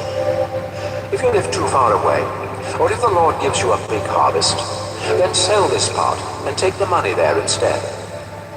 When you and your family arrive, spend the money on food for a big celebration. Buy cattle, sheep, goats, wine, beer, and if there are any other kinds of food that you want, buy those too. And since people of the Levi tribe won't own any land for growing crops, remember to ask the Levites to celebrate with you. Every third year, instead of using the 10% of your harvest for a big celebration, bring it into town and put it in a community storehouse. The Levites have no land of their own, so you must give them food from the storehouse. You must also give food to the poor who live in your town, including orphans, widows, and foreigners. If they have enough to eat, then the Lord your God will be pleased and make you successful in everything you do. Deuteronomy 15. Every 7 years, you must announce, "The Lord says loans do not need to be paid back." Then, if you have loaned money to another Israelite, you can no longer ask for payment. This law applies only to loans you have made to other Israelites. Foreigners will still have to pay back what you have loaned them. No one in Israel should ever be poor. The Lord your God is giving you this land, and He has promised to make you very successful if you obey His laws and teachings that I'm giving you today. You will lend money to many nations, but you won't have to borrow. You will rule many nations, but they won't rule you. After the Lord your God gives land to each of you, there may be poor Israelites in the town where you live. If there are, then don't be mean and selfish with your money. Instead, be kind and lend them what they need. Be careful. Don't say to yourself, "Soon it'll be the 7th year, and then I won't be able to get my money back." It would be horrible for you to think that way and to be so selfish that you refuse to help the poor. They are your relatives, and if you don't help them, they may ask the Lord to decide whether you have done wrong, and He will say that you are guilty. You should be happy to give the poor what they need, because then the Lord will make you successful in everything you do. There will always be some Israelites who are poor and needy. That's why I am commanding you to be generous with them. If any of you buy Israelites as slaves, you must set them free after 6 years. And don't just tell them they are free to leave. Give them sheep and goats and a good supply of grain and wine. The more the Lord has given you, the more you should give them. I am commanding you to obey the Lord as a reminder that you were slaves in Egypt before He set you free. But one of your slaves may say, "I love you and your family, and I would be better off staying with you, so please don't make me leave." Take the slave to the door of your house and push a sharp metal rod through one earlobe and into the door. Such slaves will belong to you for life, whether they are men or women. Don't complain when you have to set a slave free. After all, you got 6 years of service at half the cost of hiring someone to do the work. If the firstborn animal of a cow or sheep or goat is a male, it must be given to the Lord. Don't put firstborn cattle to work or cut wool from firstborn sheep. Instead, each year you must take the firstborn of these animals to the place where the Lord your God chooses to be worshipped. You and your family will sacrifice them to the Lord and then eat them as part of a sacred meal. But if the animal is lame or blind or has something else wrong with it, you must not sacrifice it to the Lord your God. You can butcher it where you live and eat it just like the meat of a deer or gazelle that you kill while hunting. Even those people who are unclean and unfit for worship can have some. But you must never eat the blood of an animal. Let it drain out on the ground. Deuteronomy 16. People of Israel, you must celebrate Passover in the month of Abib, because one night in that month years ago, The Lord your God rescued you from Egypt. The Passover sacrifice must be a cow, a sheep, or a goat, and you must offer it at the place where the Lord chooses to be worshipped. Eat all of the meat of the Passover sacrifice that same night, but don't serve bread made with yeast to the Passover meal. Serve the same kind of thin bread that you ate when you were slaves suffering in Egypt, and when you had to leave Egypt quickly. As long as you live, this thin bread will remind you of the day you left Egypt. For 7 days following Passover, don't make any bread with yeast. In fact, there should be no yeast anywhere in Israel. Don't offer the Passover sacrifice in just any town where you happen to live. It must be offered at the place where the Lord chooses to be worshipped. Kill the sacrifice at sunset, the time of day when you left Egypt. Then cook it and eat it there at the place of worship, returning to your tents the next morning. Eat thin bread for the next 6 days. Then on the 7th day, don't do any work. Instead, come together and worship the Lord. 7 weeks after you start your grain harvest, go to the place where the Lord chooses to be worshipped and celebrate the harvest festival in honor of the Lord your God. Bring him an offering as large as you can afford, depending on how big a harvest he has given you. Be sure to take along your sons and daughters and all your servants. Also invite the poor, including Levites, foreigners, orphans, and widows. Remember that you used to be slaves in Egypt, so obey these laws. After you have finished the grain harvest and the grape harvest, take your sons and daughters and all your servants to the place where the Lord chooses to be worshipped. Celebrate the festival of shelters for 7 days. Also invite the poor, including Levites, foreigners, orphans, and widows. The Lord will give you big harvests and make you successful in everything you do. You will be completely happy, so celebrate this festival in honor of the Lord your God. Each year there are 3 festivals when all Israelite men must go to the place where the Lord chooses to be worshipped. These are the festival of thin bread, the harvest festival, and the festival of shelters. And don't forget to take along a gift for the Lord. The bigger the harvest the Lord gives you, the bigger your gift should be. After you are settled in the towns that you will receive from the Lord your God, the people in each town must appoint judges and other officers. Those of you that become judges must be completely fair when you make legal decisions, even if someone important is involved. Don't take bribes to give unfair decisions. Bribes keep people who are wise from seeing the truth and turn honest people into liars. People of Israel, if you want to enjoy a long and successful life, make sure that everyone is treated with justice in the land that the Lord is giving you. When you build the altar for offering sacrifices to the Lord your God, don't set up a sacred pole for the worship of the goddess Asherah. And don't set up a sacred stone. The Lord hates these things. Deuteronomy 17. If an ox or a sheep has something wrong with it, don't offer it as a sacrifice to the Lord your God.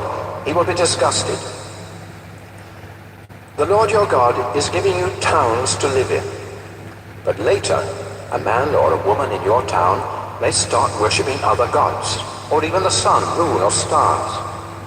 I have warned you not to worship other gods, because whoever worships them is disobeying the Lord and breaking the agreement he made with you. So when you hear that someone in your town is committing this disgusting sin, you must carefully find out if that person really is guilty. But you will need 2 or 3 witnesses. 1 witness isn't enough to prove a person guilty. Get rid of those who are guilty of such evil. Take them outside your town gates and have everyone stone them to death. But the witnesses must be the first to throw stones. It may be difficult to find out the truth in some legal cases in your town. You may not be able to decide if someone was killed accidentally or murdered. Or you may not be able to tell whether an injury or some property damage was done by accident or on purpose. If the case is too difficult, take it to the court at the place where the Lord your God chooses to be worshipped. This court will be made up of one judge and several priests who serve at the Lord's altar. They will explain the law to you and give you their decision about the case. Do exactly what they tell you, or you will be put to death. When other Israelites hear about it, they will be afraid and obey the decisions of the court. People of Israel, after you capture the land the Lord your God is giving you, and after you settle on it, you will say, "We want a king, just like the nations around us." Go ahead and appoint a king, but make sure that he is an Israelite, and that he is the one the Lord has chosen. The king should not have many horses, especially those from Egypt. The Lord has said never to go back there again. And the king must not have a lot of wives. They might tempt him to be unfaithful to the Lord. Finally, the king must not try to get huge amounts of silver and gold. The official copy of God's laws will be kept by the priests of the Levi tribe. So, as soon as anyone becomes king, he must go to the priests and write out a copy of these laws while they watch. Each day the king must read and obey these laws, so that he will learn to worship the Lord with fear and trembling, and not think that he's better than everyone else.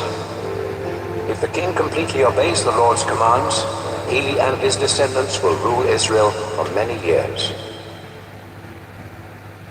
Deuteronomy 18. The people of the Levi tribe, including the priests, will not receive any land. Instead, they will receive part of the sacrifices that are offered to the Lord, because he has promised to provide for them in this way. When you sacrifice a bull or sheep, the priests will be given the shoulder, the jaws, and the stomach. In addition, they will receive the first part of your grain harvest and part of your first batches of wine and olive oil. You must also give them the first wool that is cut from your sheep each year. Give these gifts to the priests, because the Lord has chosen them and their descendants out of all the tribes of Israel to be his special servants at the place of worship. Any Levite can leave his hometown and go to the place where the Lord chooses to be worshipped, and then be a special servant of the Lord there, just like all the other Levites. Some Levites may have money from selling family possessions, and others may not. But all the Levites serving at the place of worship will receive the same amount of food from the sacrifices and gifts brought by the people. Soon you will go into the land that the Lord your God is giving you. The nations that live there do things that are disgusting to the Lord, and you must not follow their example. Don't sacrifice your son or daughter, and don't try to use any kind of magic or witchcraft to tell fortunes or to cast spells or to talk with spirits of the dead.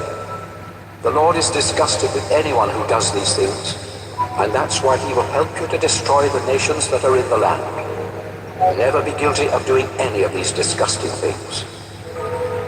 You will go in and take the land from nations that practice magic and witchcraft. But the Lord your God won't allow you to do these things. Instead, he will choose one of your own people to be a prophet just like me, and you must do what that prophet says. You were asking for a prophet the day you were gathered at Mount Sinai, and said to the Lord, "Please don't let us hear your voice or see this terrible fire again. If we do, we will die."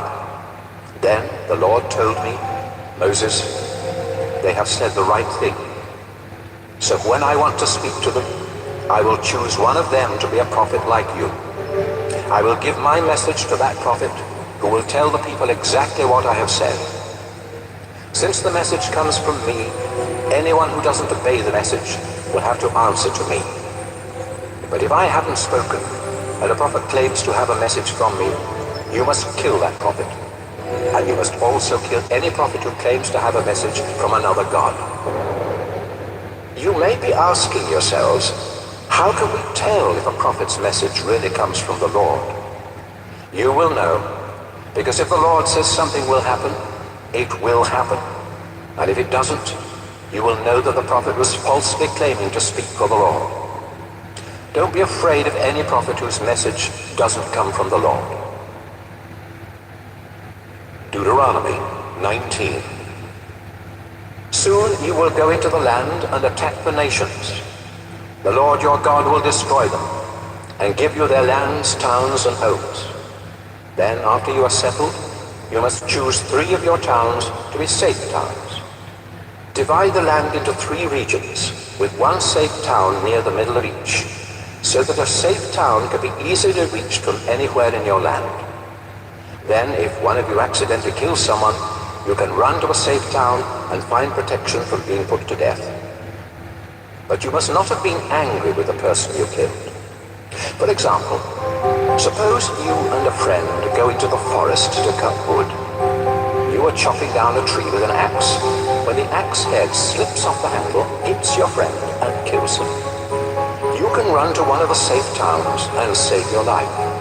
You don't deserve to die, since you did not mean to harm your friend, but he did get killed, and his relatives might be very angry. They might even choose one of the men from their family to track you down and kill you. If it is too far to one of the safe towns, the victim's relative might be able to catch you and kill you. That's why I said there must be 3 safe towns. Israel, the Lord your God has promised that if you obey his laws and teachings I'm giving you, and if you always love him, then he will give you the land he promised your ancestors. When that happens, you must name 3 more safe towns in the new territory. You will need them, so innocent people won't be killed on your land while they are trying to reach a safe town that is too far away. You will be guilty of murder if innocent people lose their lives because you didn't name enough safe towns in the land the Lord your God will give you. But what if you really do commit murder? Suppose one of you hates a neighbor. So you wait in a deserted place, kill the neighbor, and run to a safe town. If that happens, the leaders of your town must send messengers to bring you back from the safe town. They will hand you over to one of the victim's relatives, who will put you to death. Israel, for the good of the whole country, you must kill anyone who murders an innocent person. Never show mercy to a murderer. In the land the Lord is giving you, there are already stones set up to mark the property lines between fields. So don't move those stones. Before you are convicted of a crime, at least 2 witnesses must be able to testify that you did it. If you accuse someone of a crime, but seem to be lying, then both you and the accused must be taken to the court at the place where the Lord is worshipped. There, the priests and judges will find out if you are lying or telling the truth. If you are lying, and the accused is innocent, then you will be punished without mercy. You will receive the same punishment the accused would have received if found guilty, whether it means losing an eye, a tooth, a hand, a foot, or even your life. Israel, the crime of telling lies in court must be punished. And when people hear what happens to witnesses that lie, everyone else who testifies in court will tell the truth. Deuteronomy 20. If you have to go to war, you may find yourselves facing an enemy army that is bigger than yours, and that has horses and chariots. But don't be afraid. The Lord your God rescued you from Egypt, and he will help you fight. Before you march into battle, a priest will go to the front of the army and say, "Soldiers of Israel, listen to me. Today when you go into battle, don't be afraid of the enemy, and when you see them, don't panic. The Lord your God will fight alongside you and help you win the battle." Then the tribal officials will say to the troops, "If any of you have built a new house, but haven't yet moved in, you may go home. It isn't right for you to die in battle and for somebody else to live in your new house. If any of you have planted a vineyard, but haven't had your first grape harvest, you may go home. It isn't right for you to die in battle and for somebody else to enjoy your grapes. If any of you are engaged to be married, you may go back home and get married. It isn't right for you to die in battle and for somebody else to marry the woman you are engaged to. Finally, if any of you are afraid, you may go home. We don't want you to discourage the other soldiers." When the officials are finished giving these orders, they will appoint officers to be in command of the army. Before you attack a town that is far from your land, offer peace to the people who live there. If they surrender and open their town gates, they will become your slaves. But if they reject your offer of peace and try to fight, surround their town and attack. Then, after the Lord helps you capture it, kill all the men. Take the women and children as slaves, and keep the livestock and everything else of value. Whenever you capture towns in the land the Lord your God is giving you, be sure to kill all the people and animals. He has commanded you to completely wipe out the Hittites, the Amorites, the Canaanites, the Perizzites, the Hivites, and the Jebusites. If you allow them to live, they will persuade you to worship their disgusting gods, and you will be unfaithful to the Lord. When you are attacking a town, don't chop down its fruit trees, not even if you have had the town surrounded for a long time. Fruit trees aren't your enemies, and they produce food that you can eat, so don't cut them down. You may need wood to make ladders and towers to help you get over the walls and capture the town, but use only trees that you know are not fruit trees. Deuteronomy 21. Suppose the body of a murder victim is found in a field in the land the Lord your God is giving you, and no one knows who the murderer is. The judges and other leaders from the towns around there must find out what town is the closest to where the body was found. The leaders from that town will go to their cattle herds and choose a young cow that has never been put to work. They and some of the priests will take this cow to a nearby valley where there is a stream but no crops. Once they reach the valley, the leaders will break the cow's neck. The priests must be there because the Lord your God has chosen them to be his special servants at the place of worship. The Lord has chosen them to bless the people in his name and to be judges in all legal cases whether property or injury is involved. The town leaders will wash their hands over the body of the dead cow and say, "We had no part in this murder, and we don't know who did it. But since an innocent person was murdered, we beg you, our Lord, to accept this sacrifice and forgive Israel. We are your people, and you rescued us. Please don't hold this crime against us." If you obey the Lord and do these things, he will forgive Israel. From time to time, you men will serve as soldiers and go off to war. The Lord your God will help you defeat your enemies, and you will take many prisoners. One of these prisoners may be a beautiful woman, and you may want to marry her. But first, you must bring her into your home and have her shave her head, cut her nails, get rid of her foreign clothes, and start wearing Israelite clothes. She will mourn a month for her father and mother. Then you can marry her. Later on, if you are not happy with the woman, you can divorce her and she can go free. But you have slept with her as your wife, so you cannot sell her as a slave or make her into your own slave. Suppose a man has two wives and loves one more than the other. The first son of either wife is the man's firstborn son, even if the boy's mother is the wife the man doesn't love. Later, when the man is near death and is dividing up his property, he must give a double share to his firstborn son, simply because he was the first to be born. A father and a mother may have a stubborn and rebellious son who refuses to obey them even after he has been punished. If a son is like that, his parents must drag him to the town gate where the leaders of the town hold their meetings. The parents will tell the leaders, "This son of ours is stubborn and never obeys. He spends all his time drinking and partying." The men of the town will stone that son to death because they must get rid of the evil he brought into the community. Everyone in Israel will be afraid when they hear how he was punished. If a criminal is put to death and you hang the dead body on a tree, you must not let it hang there overnight. Bury it the same day, because the dead body of a criminal will bring God's curse on the land. The Lord your God is giving this land to you, so don't make it unclean by leaving the bodies of executed criminals on display.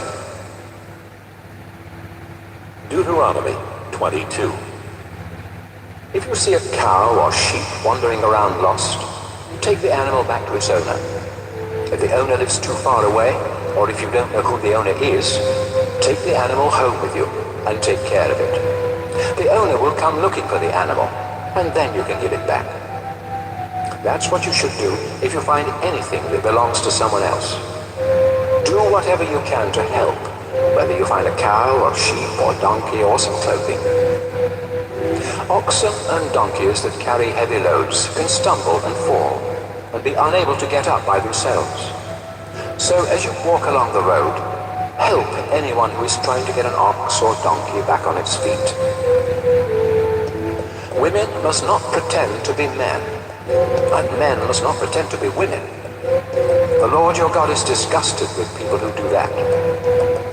As you walk along the road, you might see a bird's nest in a tree or on the ground.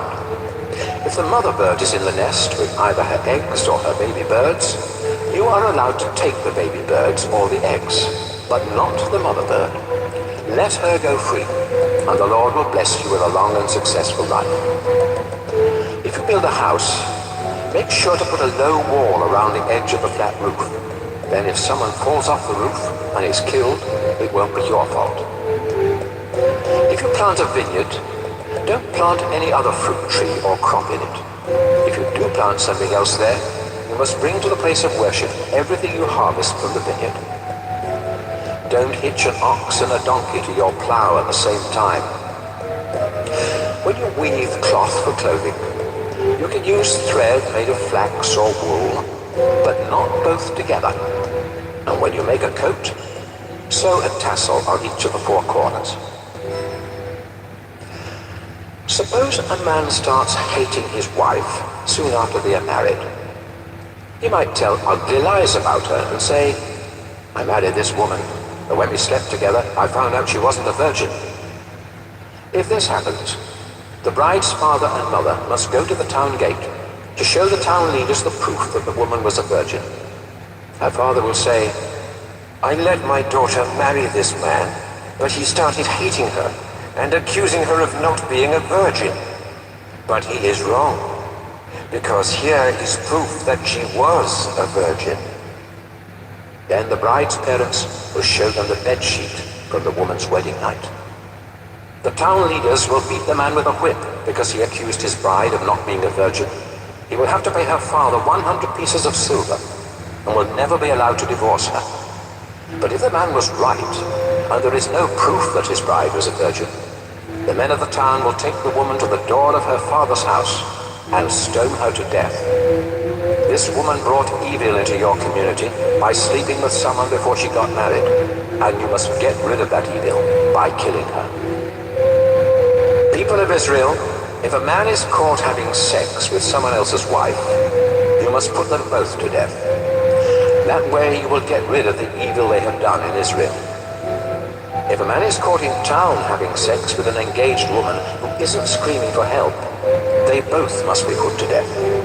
The man is guilty of having sex with a married woman, and the woman is guilty because she didn't call for help, even though she was inside a town and people were nearby. Take both of them to the town gate and stone them to death. You must get rid of the evil they brought into your community. If an engaged woman is raped out in the country, only the man will be put to death. Do not punish the woman at all. She has done nothing wrong, and certainly nothing deserving death.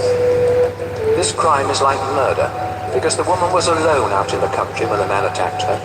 She screamed, but there was no one to help her. Suppose a woman isn't engaged to be married, and a man talks her into sleeping with him. If they are caught, they will be forced to get married. He must give her father 50 pieces of silver as a bride price, and can never divorce her. A man must not marry a woman who is married to his father. This would be a disgrace to his father. Deuteronomy 23. If a man's private parts have been crushed or cut off, he cannot fully belong to the Lord's people. No one born outside of a legal marriage, or any of their descendants for 10 generations, can fully belong to the Lord's people. No Ammonites or Moabites, or any of their descendants for 10 generations, can become part of Israel, the Lord's people. This is because when you came out of Egypt, they refused to provide you with food and water. And besides, they hired Balaam to put a curse on you. But the Lord your God loves you, so he refused to listen to Balaam and turned Balaam's curse into a blessing. Don't even think of signing a peace treaty with Moab or Ammon. But Edomites are your relatives, and you lived as foreigners in the country of Egypt. Now you must be kind to Edomites and Egyptians, and let their great-grandchildren become part of Israel, the Lord's people. When you men go off to fight your enemies, make sure your camp is acceptable to the Lord. For example, if something happens at night that makes a man unclean and unfit for worship, he must go outside the camp and stay there until late afternoon. Then he must take a bath, and at sunset he can go back into camp. Set up a place outside the camp to be used as a toilet area, and make sure that you have a small shovel in your equipment. When you go out to the toilet area, use the shovel to dig a hole. Then, after you relieve yourself, bury the waste in the hole. You must keep your camp clean of filthy and disgusting things. The Lord is always present in your camp, ready to rescue you and give you victory over your enemies. But if he sees something disgusting in your camp, he may turn around and leave.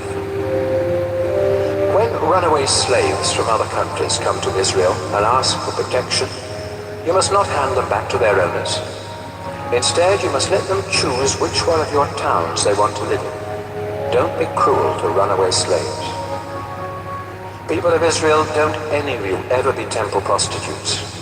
The Lord your God is disgusted with men and women who are prostitutes of any kind, and he will not accept a gift from them, even if it had been promised to you. When you lend money, food, or anything else to another Israelite, you are not allowed to charge interest. You can charge a foreigner interest, but if you charge other Israelites interest, the Lord your God will not let you be successful in the land you are about to take. People of Israel, if you make a sacred promise to give a gift to the Lord, then do it as soon as you can.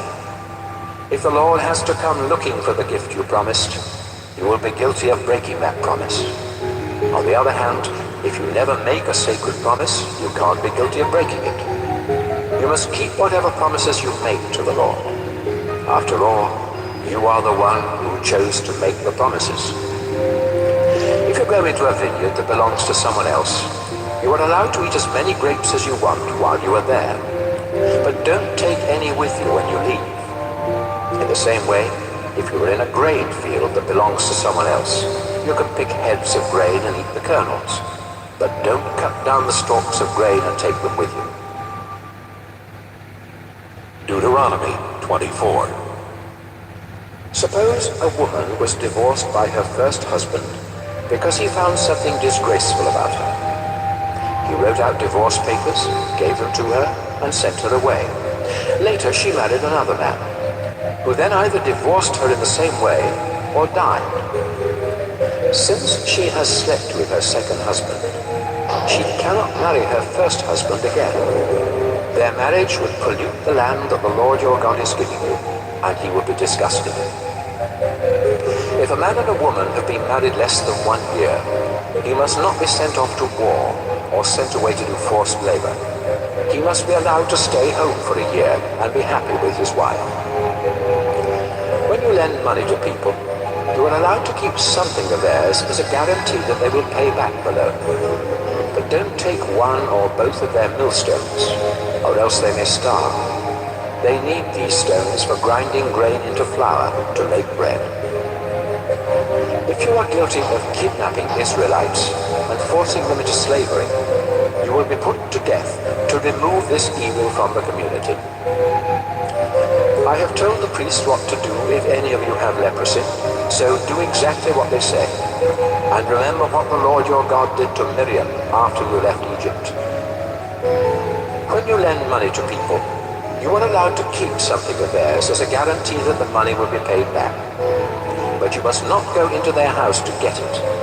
Wait outside, and they will bring out the item you have agreed on.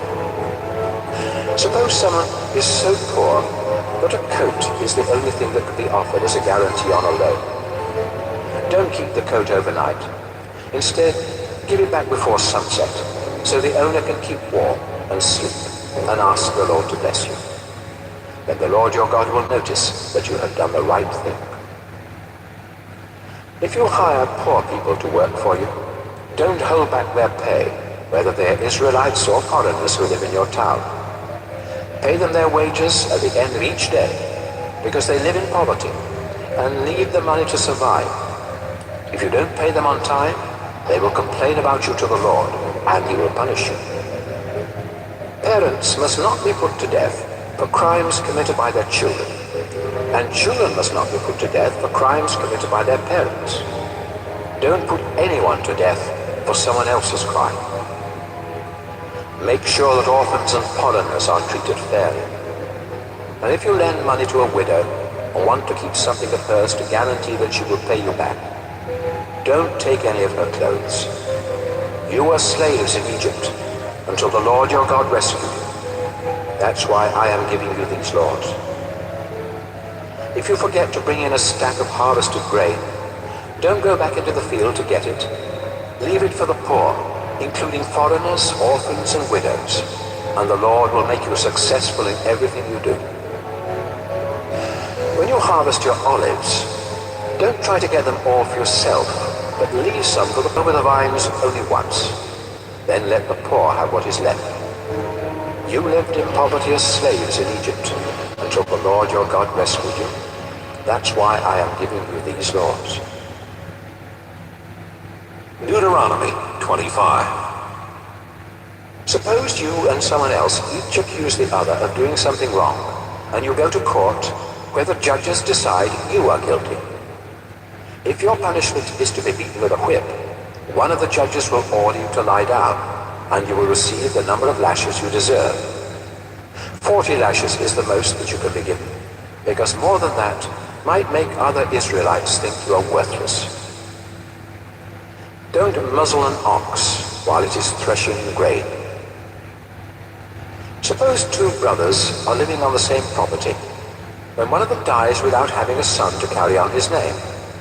If this happens, his widow must not marry anyone outside the family. Instead, she must marry her late husband's brother, and their first son will be the legal son of the dead man. But suppose the brother refuses to marry the widow. She must go to a meeting of the town leaders at the town gate and say, "My husband died without having a son to carry on his name, and my husband's brother refuses to marry me so I can have a son." The leaders will call the living brother to the town gate and try to persuade him to marry the widow. But if he doesn't change his mind and marry her, she must go over to him while the town leaders watch.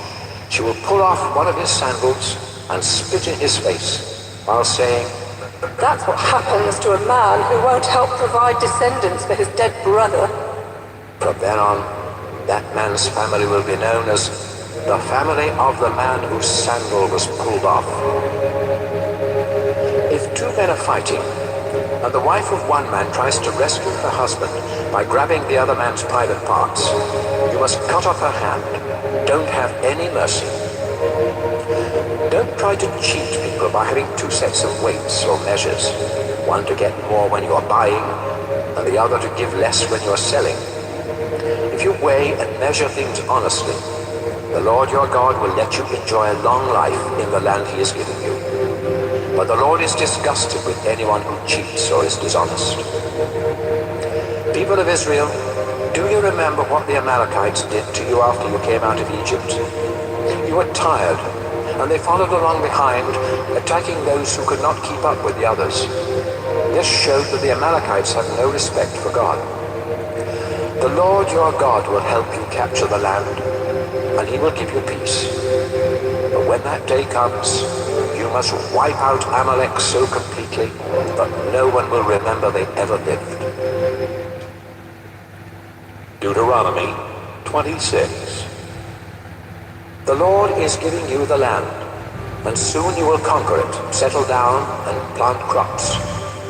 And when you begin harvesting each of your crops, the very first things you pick must be put in a basket. Take them to the place where the Lord your God chooses to be worshipped, and tell the priest, Long ago, the Lord our God promised our ancestors that he would give us this land. And today I thank him for keeping his promise and giving me a share of the land. The priest will take the basket and set it in front of the Lord's altar. Then, standing there in front of the place of worship, you must pray, "My ancestor was homeless, an Aramean who went to live in Egypt. There were only a few in his family then, but they became great and powerful, a nation of many people.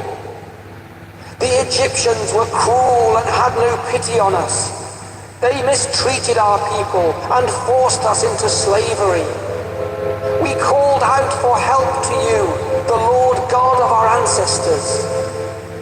You heard our cries. You knew we were in trouble and abused. Then you terrified the Egyptians with your mighty miracles and rescued us from Egypt. You brought us here and gave us this land rich with milk and honey. Now, Lord, I bring to you the best of the crops that you have given me." After you say these things, place the basket in front of the Lord's altar and bow down to worship. Then you and your family must celebrate by eating a meal at the place of worship to thank the Lord your God for giving you such a good harvest. And remember to invite the Levites and the foreigners who live in your town. Every year, you are to give 10% of your harvest to the Lord. But every third year, this 10% must be given to the poor who live in your town, including Levites, foreigners, orphans, and widows. That way, they will have enough to eat. Then you must pray, "Our Lord and our God, you have said that 10% of my harvest is sacred. I have obeyed your command and given this to the poor, including the Levites, foreigners, orphans, and widows. I have not eaten any of this sacred food while I was in mourning. In fact, I never touched it when I was unclean, and none of it has been offered as a sacrifice to the spirits of the dead. I have done everything exactly as you commanded. Our Lord, look down from your temple in heaven and bless your people Israel. You promised our ancestors that you would give us this land rich with milk and honey, and you have kept your promise. Today, the Lord your God has commanded you to obey these laws and teachings with all your heart and soul. In response, you have agreed that the Lord will be your God, that you will obey all his laws and teachings, and that you will listen when he speaks to you.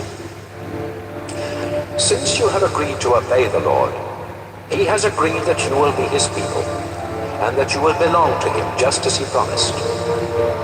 The Lord created all nations, but he will make you more famous than any of them, and you will receive more praise and honor. You will belong only to the Lord your God, just as he promised. Deuteronomy 27. Moses stood together with the leaders and told the people of Israel, "Obey all the laws and teachings that I am giving you today. Soon you will enter the land that the Lord your God is giving to you. He is the God your ancestors worshipped, and he has promised that this land is rich with milk and honey. After you cross the Jordan River, go to Mount Ebal, set up large slabs of stone, then cover them with white plaster and write on them a copy of these laws. At this same place, build an altar for offering sacrifices to the Lord your God. But don't use stones that have been cut with iron tools. Look for stones that can be used without being cut. Then offer sacrifices to please the Lord, burning them completely on the altar. Next, offer sacrifices to ask the Lord's blessing, and serve the meat at a sacred meal where you will celebrate in honor of the Lord. Don't forget to write out a copy of these laws on the stone slabs that you are going to set up. Make sure that the writing is easy to read." Moses stood together with the priests and said, "Israel, be quiet and listen to me. Today you have become the people of the Lord your God, so you must obey his laws and teachings that I am giving you." That same day, Moses gave them the following instructions. After you cross the Jordan River, You will go to Mount Gerizim and Mount Ebal. The tribes of Simeon, Levi, Judah, Issachar, Ephraim, Manasseh, and Benjamin will go up on Mount Gerizim, where they will bless the people of Israel. The tribes of Reuben, Gad, Asher, Zebulun, Dan, and Naphtali will go up on Mount Ebal, where they will agree to the curses. The people of the Levi tribe will speak each curse in a loud voice. Then the rest of the people will agree to that curse by saying, Amen. Here are the curses. We ask the Lord to put a curse on anyone who makes an idol or worships idols, even secretly. The Lord is disgusted with idols. We ask the Lord to put a curse on all who do not show respect for their father and mother. We ask the Lord to put a curse on anyone who moves the rocks that mark property lines. We ask the Lord to put a curse on anyone who tells blind people to go the wrong way. We ask the Lord to put a curse on anyone who keeps the poor from getting justice, whether these poor are foreigners, widows, or orphans. We ask the Lord to put a curse on any man who sleeps with his father's wife. That man has shown no respect for his father's marriage. We ask the Lord to put a curse on anyone who has sex with an animal. We ask the Lord to put a curse on any man who sleeps with his sister or his half-sister or his mother-in-law. We ask the Lord to put a curse on anyone who commits murder, even when there are no witnesses to the crime. We ask the Lord to put a curse on anyone who accepts money to murder an innocent victim. We ask the Lord to put a curse on anyone who refuses to obey his laws. And so to each of these curses, the people will answer, Amen. Deuteronomy 28. Today I am giving you the laws and teachings of the Lord your God. Always obey them, and the Lord will make Israel the most famous and important nation on earth, and he will bless you in many ways. The Lord will make your businesses and your farms successful. You will have many children. You will harvest large crops, and your herds of cattle and flocks of sheep and goats will produce many young. You will have plenty of bread to eat. The Lord will make you successful in your daily work. The Lord will help you defeat your enemies and make them scatter in all directions. The Lord your God is giving you the land, and he will make sure you are successful in everything you do. Your harvests will be so large that your storehouses will be full. If you follow and obey the Lord, he will make you his own special people, just as he promised. Then everyone on earth will know that you belong to the Lord, and they will be afraid of you. The Lord will give you a lot of children, and make sure that your animals give birth to many young. The Lord promised your ancestors that this land would be yours, and he will make it produce large crops for you. The Lord will open the storehouses of the skies, where he keeps the rain, and he will send rain on your land at just the right times. He will make you successful in everything you do. You will have plenty of money to lend to other nations, but you won't need to borrow any yourself. Obey the laws and teachings that I'm giving you today, and the Lord your God will make Israel a leader among the nations and not a follower. Israel will be wealthy and powerful, not poor and weak. But you must not reject any of his laws and teachings or worship other gods. Israel, today I am giving you the laws and teachings of the Lord your God. And if you don't obey them all, he will put many curses on you. Your businesses and farms will fail. You won't have enough bread to eat. You'll have only a few children. Your crops will be small, and your herds of cattle and flocks of sheep and goats won't produce many young. The Lord will make you fail in everything you do. No matter what you try to accomplish, the Lord will confuse you, and you will feel his anger. You won't last long, and you may even meet with disaster, all because you rejected the Lord. The Lord will send terrible diseases to attack you, and you will never be well again. You will suffer with burning fever and swelling and pain until you die somewhere in the land that you captured. The Lord will make the sky overhead seem like a bronze roof that keeps out the rain, and the ground under your feet will become as hard as iron. Your crops will be scorched by the hot east wind or ruined by mildew. He will send dust and sandstorms instead of rain, and you will be wiped out. The Lord will let you be defeated by your enemies, and you will scatter in all directions. You will be a horrible sight for the other nations to see, and no one will disturb the birds and wild animals while they eat your dead bodies. The Lord will make you suffer with diseases that will cause oozing sores or crusty, itchy patches on your skin, or boils like the ones that are common in Egypt, and there will be no cure for you. You will become insane and go blind.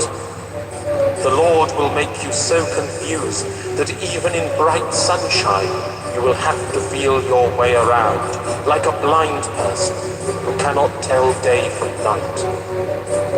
For the rest of your life, people will beat and rob you, and no one will be able to stop them. A man will be engaged to a woman, but before they can get married, she will be raped by enemy soldiers. Some of you will build houses, but never get to live in them. If you plant a vineyard, you won't be around long enough to enjoy the first harvest. Your cattle will be killed while you watch, but you won't get to eat any of the meat. Your donkeys and sheep will be stolen from you, and no one will be around to force your enemies to give them back. Your sons and daughters will be dragged off to a foreign country, while you stand there helpless. And even if you watch for them until you go blind, you will never see them again. You will work hard on your farms, but everything you harvest will be eaten by foreigners, who will mistreat you and abuse you for the rest of your life. What you see will be so horrible that you will go insane, and the Lord will punish you from head to toe with boils that never heal. The Lord will let you and your king be taken captive to a country that you and your ancestors have never heard of, and there you will have to worship idols made of wood and stone. People of nearby countries will shudder when they see your terrible troubles, but they will still make fun of you. You will plant a lot of seed, but gather a small harvest, because the locusts will eat your crops. You will plant vineyards and work hard at taking care of them, but you won't gather any grapes, much less get any wine, and the vines themselves will be eaten by worms. Even if your olive trees grow everywhere in your country, the olives will fall off before they are ready, and there won't be enough olive oil for combing your hair. Even your infant sons and daughters will be taken as prisoners of war. Locusts will eat your crops and strip your trees of leaves and fruit. Foreigners in your towns will become wealthy and powerful, while you become poor and powerless. You will be so short of money that you will have to borrow from those foreigners. They will be the leaders in the community, and you will be the followers. Israel, if you don't obey the laws and teachings that the Lord your God is giving you, He will send these curses to chase, attack, and destroy you. Then everyone will look at you and your descendants and realize that the Lord has placed you under a curse. If the Lord makes you wealthy, but you don't joyfully worship and honor Him, He will send enemies to attack you, and make you their slaves.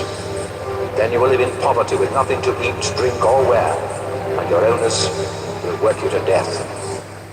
Foreigners who speak a strange language will be sent to attack you without warning, just like an eagle swooping down.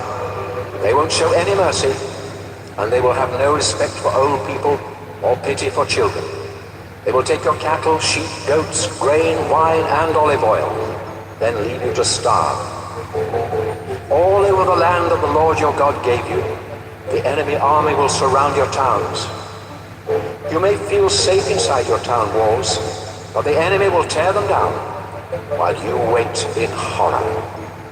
Finally, you will get so hungry that you will eat the sons and daughters that the Lord gave you.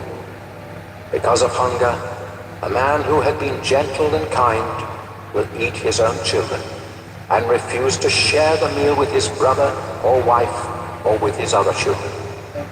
A woman may have grown up in such luxury that she never had to put a foot on the ground, but times will be so bad that she will secretly eat both her newborn baby and the afterbirth without sharing any with her husband or her other children. You must obey everything in the book of God's law, because if you don't respect the Lord, He will punish you and your descendants with incurable diseases, like those you were so afraid of in Egypt. Remember, if the Lord decides to destroy your nation, He can use any disease or disaster, not just the ones written in the book of God's law. There are as many of you now as the stars in the sky, but if you disobey the Lord your God, only a few of you will be left. The Lord is happy to make you successful and to make your nation grow while you conquer the land. But if you disobey Him, He will be just as happy to pull you up by your roots. Those of you that survive will be scattered to every nation on earth, and you will have to worship stone and wood idols that never helped you or your ancestors. You will be restless, always longing for home, but never able to return. You will live in constant fear of death. Each morning you will wake up to such terrible sights that you will say, "I wish it were night." But at night you will be terrified and say, "I wish it were day." I told you never to go back to Egypt, but now the Lord Himself will load you on ships and send you back. Then you will even try to sell yourselves as slaves, but no one will be interested. Deuteronomy 29. So Moses finished telling the Israelites what they had to do in order to keep the agreement the Lord was making with them in Moab, which was in addition to the one the Lord had made with them at Mount Sinai. Moses called the nation of Israel together and told them, "When you were in Egypt, you saw the Lord perform great miracles that caused trouble for the king, his officials, and everyone else in the country.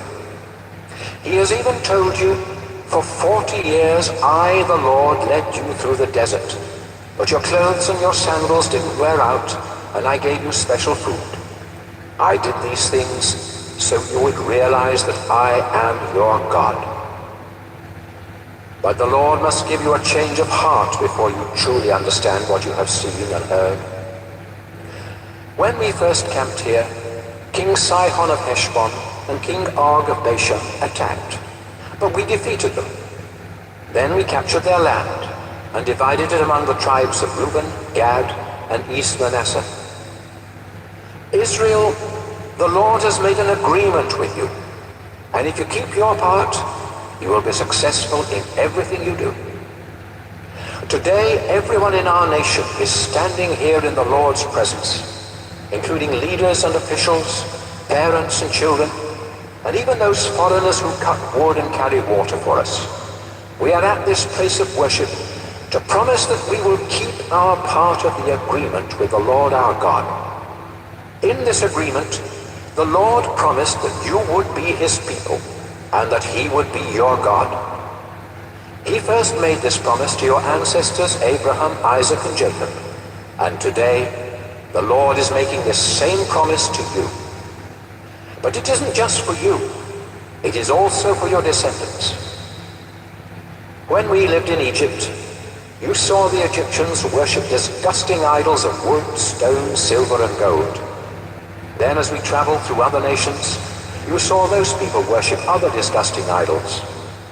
So make sure that everyone in your tribe remains faithful to the Lord and never starts worshiping gods of other nations.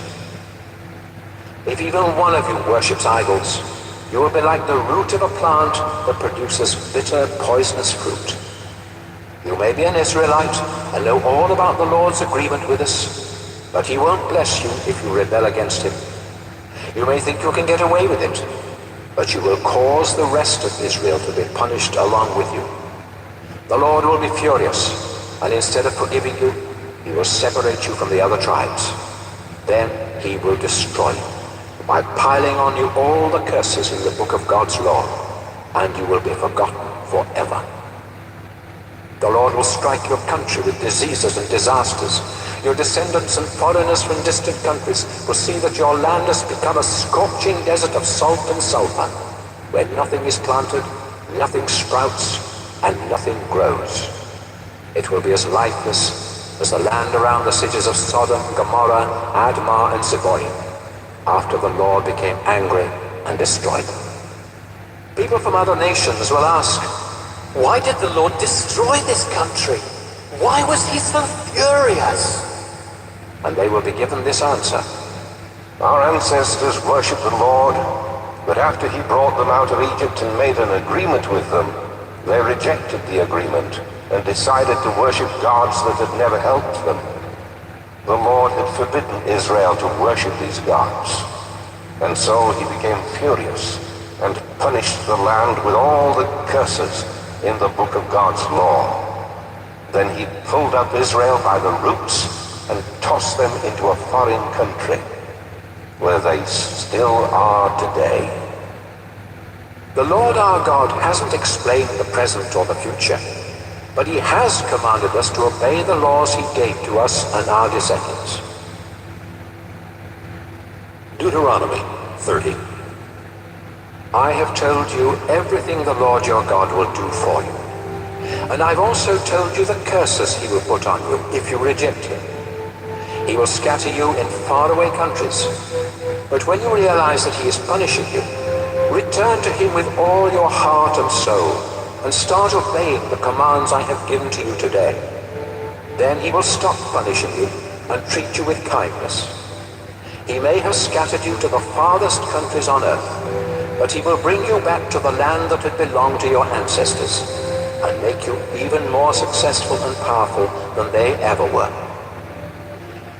You and your descendants are stubborn, but the Lord will make you willing to obey him and love him with all your heart and soul, and you will enjoy a long life. Then the Lord your God will remove the curses from you and put them on those enemies who hate and attack you. You will again obey the laws and teachings of the Lord, and he will bless you with many children, large herds and flocks, and abundant crops. The Lord will be happy to do good things for you, just as he did for your ancestors. But you must decide once and for all to worship him with all your heart and soul, and to obey everything in the book of God's law. You know God's laws, and it isn't impossible to obey them. His commands aren't in heaven, so you can't excuse yourselves by saying, how can we obey the Lord's commands? They're in heaven, and no one can go up to get them, then bring them down and explain them to us. And you can't say, how can we obey the Lord's commands? They're across the sea, and someone must go across, then bring them back and explain them to us. No, these commands are nearby, and you know them by heart. All you have to do is obey. Today, I am giving you a choice. You can choose life and success, or death and disaster. I am commanding you to be loyal to the Lord, to live the way he has told you, and obey his laws and teachings. You are about to cross the Jordan River and take the land that he is giving you. If you obey him, you will live and become successful and powerful. On the other hand, you might choose to disobey the Lord and reject him. So I'm warning you that if you bow down and worship other gods, you won't have long to live. Right now I call the sky and the earth to be witnesses that I am offering you this choice. Will you choose for the Lord to make you prosperous and give you a long life? Or will he put you under a curse and kill you? Choose life. Be completely faithful to the Lord your God. Love him and do whatever he tells you. The Lord is the only one who can give life, and he will let you live a long time in the land that he promised to your ancestors Abraham, Isaac, and Jacob. Deuteronomy 31. Moses again spoke to the whole nation of Israel. I am 120 years old, and I am no longer able to be your leader. And besides that, the Lord your God has told me that he won't let me cross the Jordan River. But he has promised that he and Joshua will lead you across the Jordan to attack the nations that live on the other side. The Lord will destroy those nations, just as he destroyed Sihon and Og, those two Amorite kings. Just remember, whenever you capture a place, kill everyone who lives there. Be brave and strong. Don't be afraid of the nations on the other side of the Jordan. The Lord your God will always be at your side, and he will never abandon you. Then Moses called Joshua up in front of the crowd and said, Joshua, be brave and strong as you lead these people into their land. The Lord made a promise long ago to Israel's ancestors that this land would someday belong to Israel. That time has now come, and you must divide up the land among the people. The Lord will lead you into the land. He will always be with you and help you, so don't ever be afraid of your enemies. Moses wrote down all of these laws and teachings and gave them to the priests and the leaders of Israel. The priests were from the Levi tribe, and they carried the sacred chest that belonged to the Lord. Moses told these priests and leaders, each year the Israelites must come together to celebrate the festival of shelters at the place where the Lord chooses to be worshipped. You must read these laws and teachings to the people at the festival every 7th year, the year when loans do not need to be repaid. Everyone must come, men, women, children, and even the foreigners who live in your towns.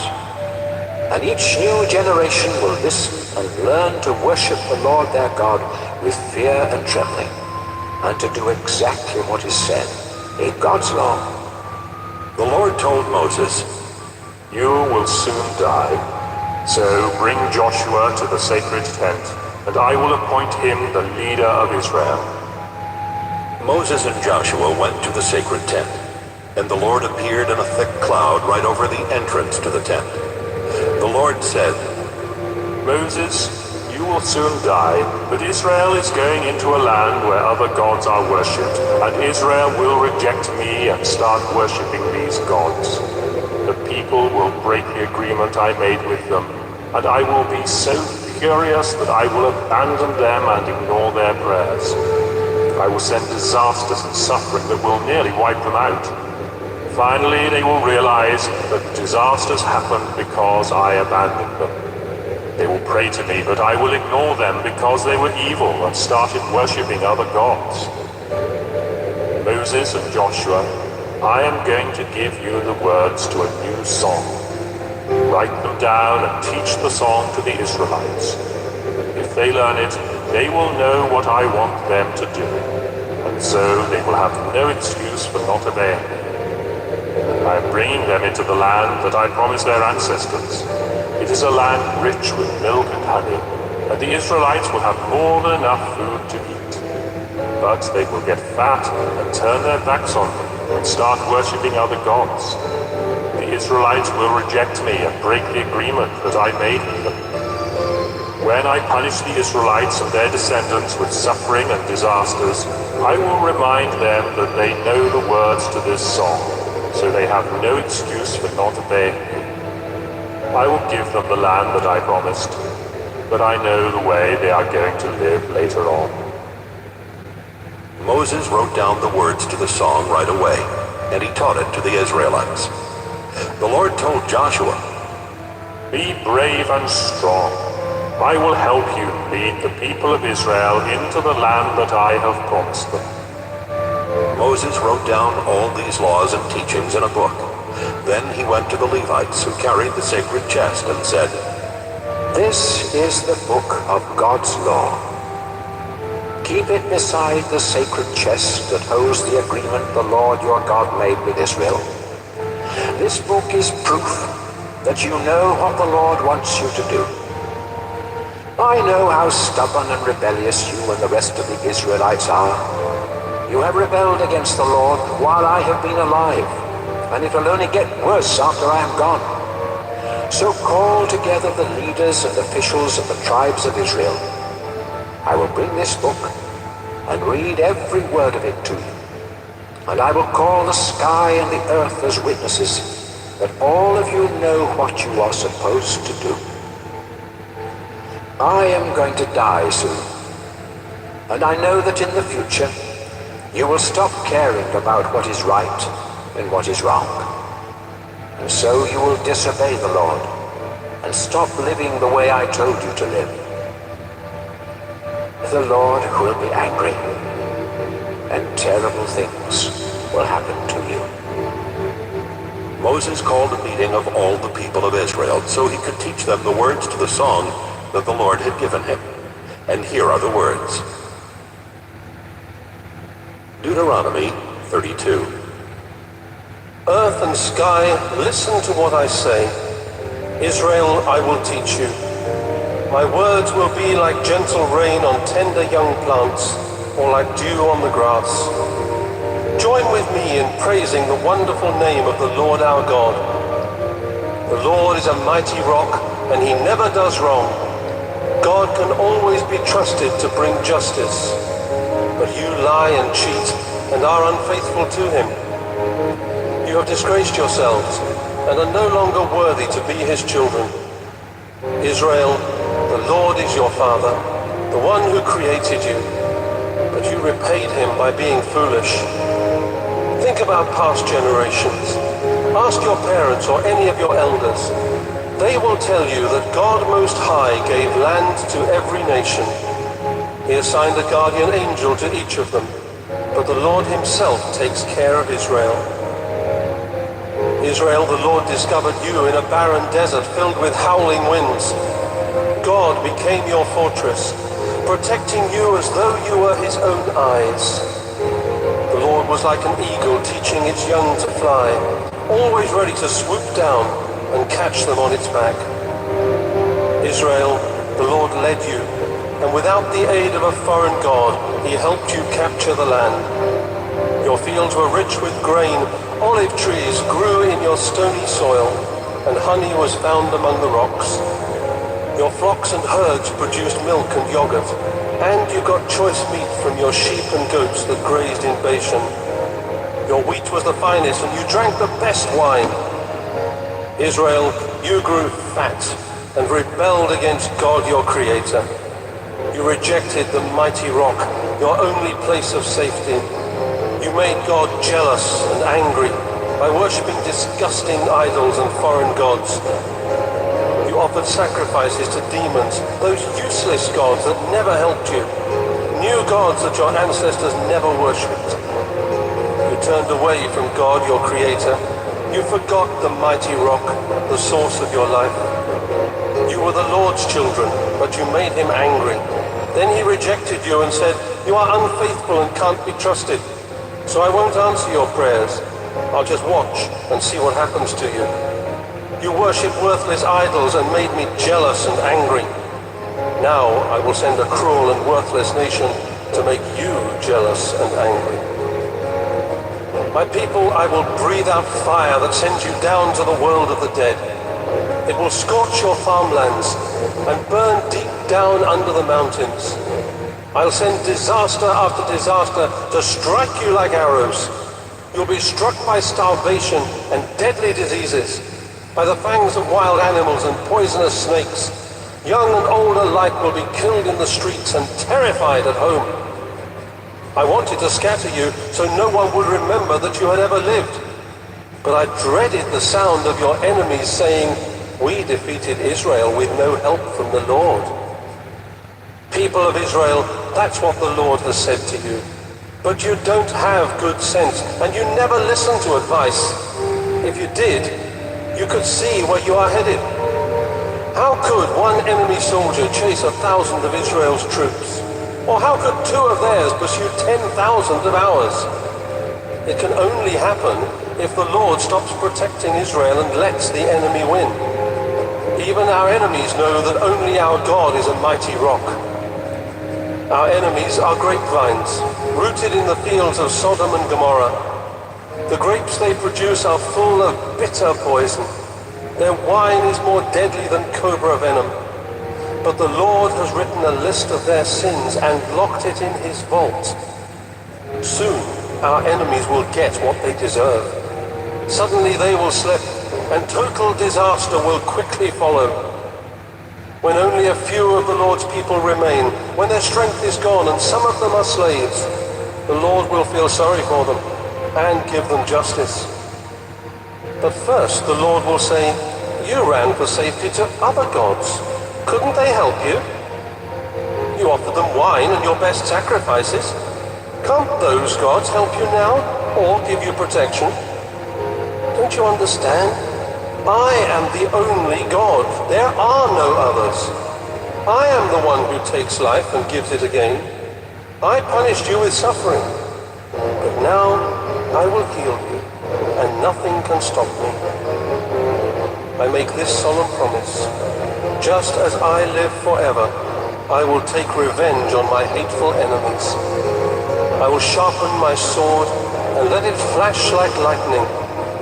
My arrows will get drunk on enemy blood. My sword will taste the flesh and the blood of the enemy. It will kill prisoners and cut off the heads of their leaders. Tell the heavens to celebrate and all gods to bow down to the Lord, because he will take revenge on those hateful enemies who killed his people. He will forgive the sins of Israel and purify their land. Moses spoke the words of the song so that all the Israelites could hear, and Joshua helped him. When Moses had finished, he said, "Always remember this song I have taught you today, and let it be a warning that you must teach your children to obey everything written in the book of God's law. The law isn't empty words. It can give you a long life in the land that you are going to take." Later that day, the Lord said to Moses, "Go up into the Abarim mountain range here in Moab across the Jordan River Valley from Jericho. And when you reach the top of Mount Nebo, you will be able to see the land of Canaan, which I am giving to Israel. Then you will die and be buried on the mountaintop, just as your brother Aaron died and was buried on Mount Hor. Both of you were unfaithful to me at Meribah Spring near Kadesh in the Zin desert. I am God, but there in front of the Israelites you did not treat me with the honor and respect I deserve. So I will give the land to the people of Israel, but you will only get to see it from a distance." Deuteronomy 33. Moses was a prophet, and before he died, he blessed the tribes of Israel by saying, "The Lord came from Mount Sinai. From Edom he gave light to his people, and his glory was shining from Mount Paran. Thousands of his warriors were with him, and fire was at his right hand. The Lord loves the tribes of Israel, and he protects his people. They listen to his words and worship at his feet. I called a meeting of the tribes of Israel and gave you God's law. Then you and your leaders made the Lord your king. Tribe of Reuben, you will live, even though your tribe will always be small. The Lord will listen to you, tribe of Judah, as you beg to come safely home.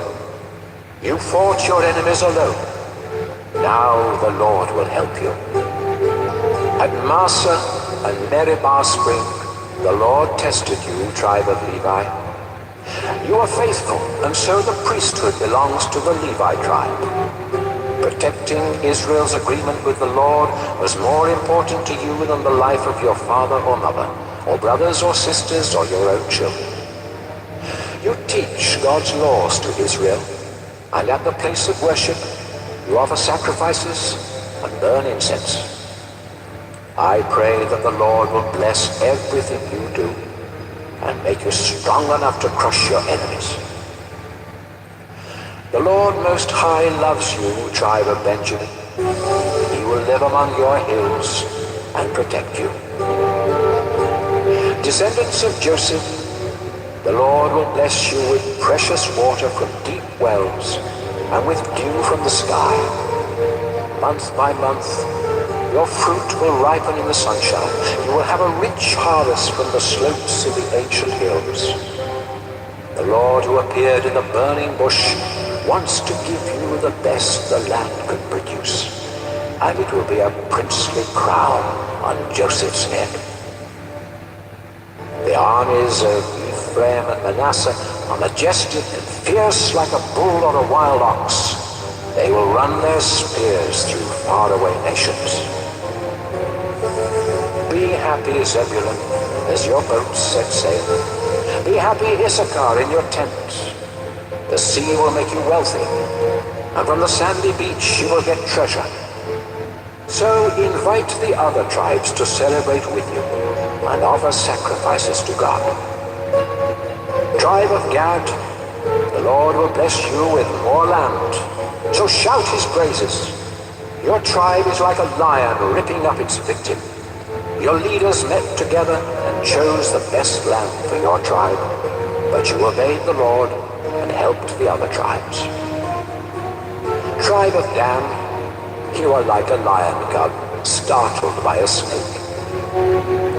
The Lord is pleased with you, people of Naphtali. He will bless you and give you the land to the west and the south. The Lord's greatest blessing is for you, tribe of Asher. You will be the favorite of all the other tribes. You will be rich with olive oil and have strong town gates with bronze and iron bolts. Your people will be powerful for as long as they live. Israel, no other God is like ours. The clouds are his chariot as he rides across the skies to come and help us. The eternal God is our hiding place.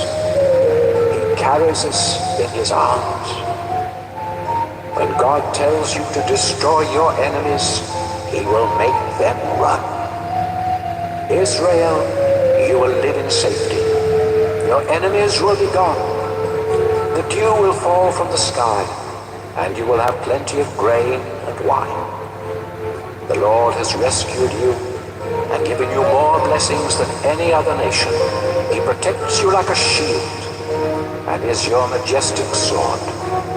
Your enemies will bow in fear, and you will trample on their backs. Deuteronomy 34.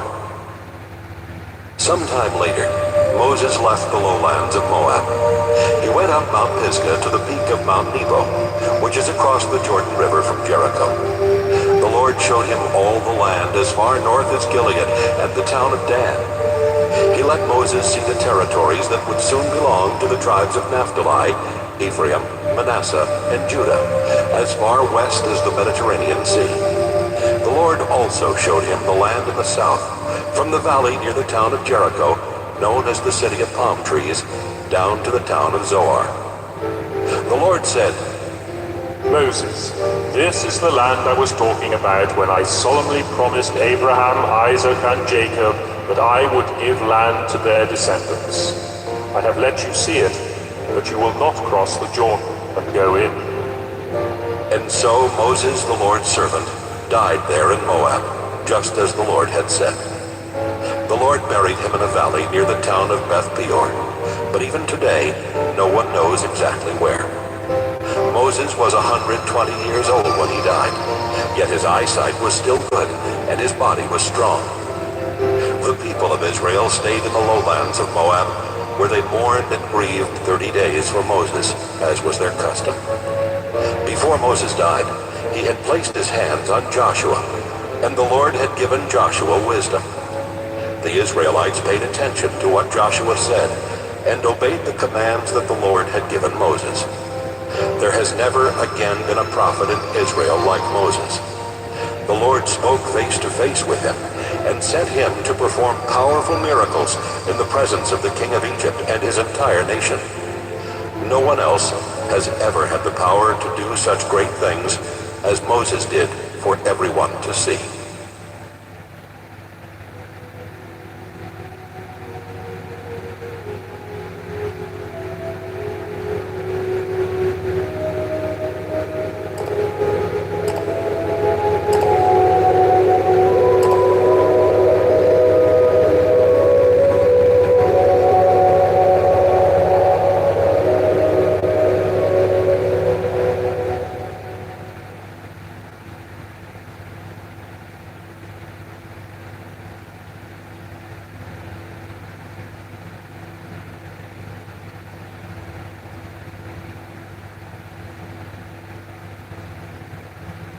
Mark tells the good news. Mark 1. This is the good news about Jesus Christ, the Son of God. It began just as God had said in the book written by Isaiah the prophet. I am sending my messenger to get the way ready for you. In the desert someone is shouting, "Get the road ready for the Lord. Make the straight path for him." So John the Baptist showed up in the desert and told everyone, "Turn back to God and be baptized. Then your sins will be forgiven." From all Judea and Jerusalem, crowds of people went to John.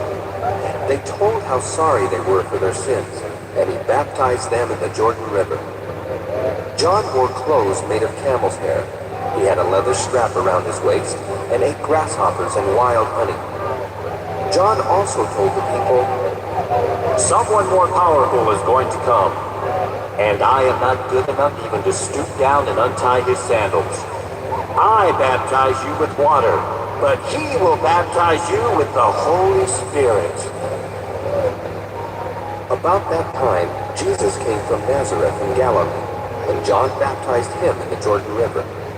As soon as Jesus came out of the water, he saw the sky open and the Holy Spirit coming down to him like a dove. A voice from heaven said, "You are my own dear Son, and I am pleased with you." Right away, God's Spirit made Jesus go into the desert. He stayed there for 40 days while Satan tested him. Jesus was with the wild animals, but angels took care of him. After John was arrested, Jesus went to Galilee and told the good news that comes from God. He said, "The time has come. God's kingdom will soon be here. Turn back to God and believe the good news." As Jesus was walking along the shore of Lake Galilee, he saw Simon and his brother Andrew. They were fishermen who were casting their nets into the lake. Jesus said to them, "Come with me. I will teach you how to bring in people instead of fish." Right then, the two brothers dropped their nets and went with him. Jesus walked on and soon saw James and John, the sons of Zebedee. They were in a boat, mending their nets. At once, Jesus asked them to come with him. They left their father in the boat with the hired workers and went with him. Jesus and his disciples went to the town of Capernaum. Then on the next Sabbath, he went into the Jewish meeting place and started teaching. Everyone was amazed at his teaching. He taught with authority and not like the teachers of the law of Moses. Suddenly, a man with an evil spirit in him entered the meeting place and yelled, Jesus from Nazareth, what do you want with us? Have you come to destroy us? I know who you are. You are God's Holy One. Jesus told the evil spirit, "Be quiet and come out of the man." The spirit shook him. Then it gave a loud shout and left him. Everyone was completely surprised and kept saying to each other, "What is this? It must be some new kind of powerful teaching. Even the evil spirits obey him." News about Jesus quickly spread all over that part of Galilee. As soon as Jesus left the meeting place with James and John, they went home with Simon and Andrew. When they got there, Jesus was told that Simon's mother-in-law was sick in bed with fever. Jesus went to her. He took hold of her hand and helped her up. The fever left her, and she served them a meal. That evening, after sunset, all who were sick or had demons in them were brought to Jesus. In fact, the whole town gathered around the door of the house. Jesus healed all kinds of terrible diseases and forced out a lot of demons. But the demons knew who he was, and he did not let them speak.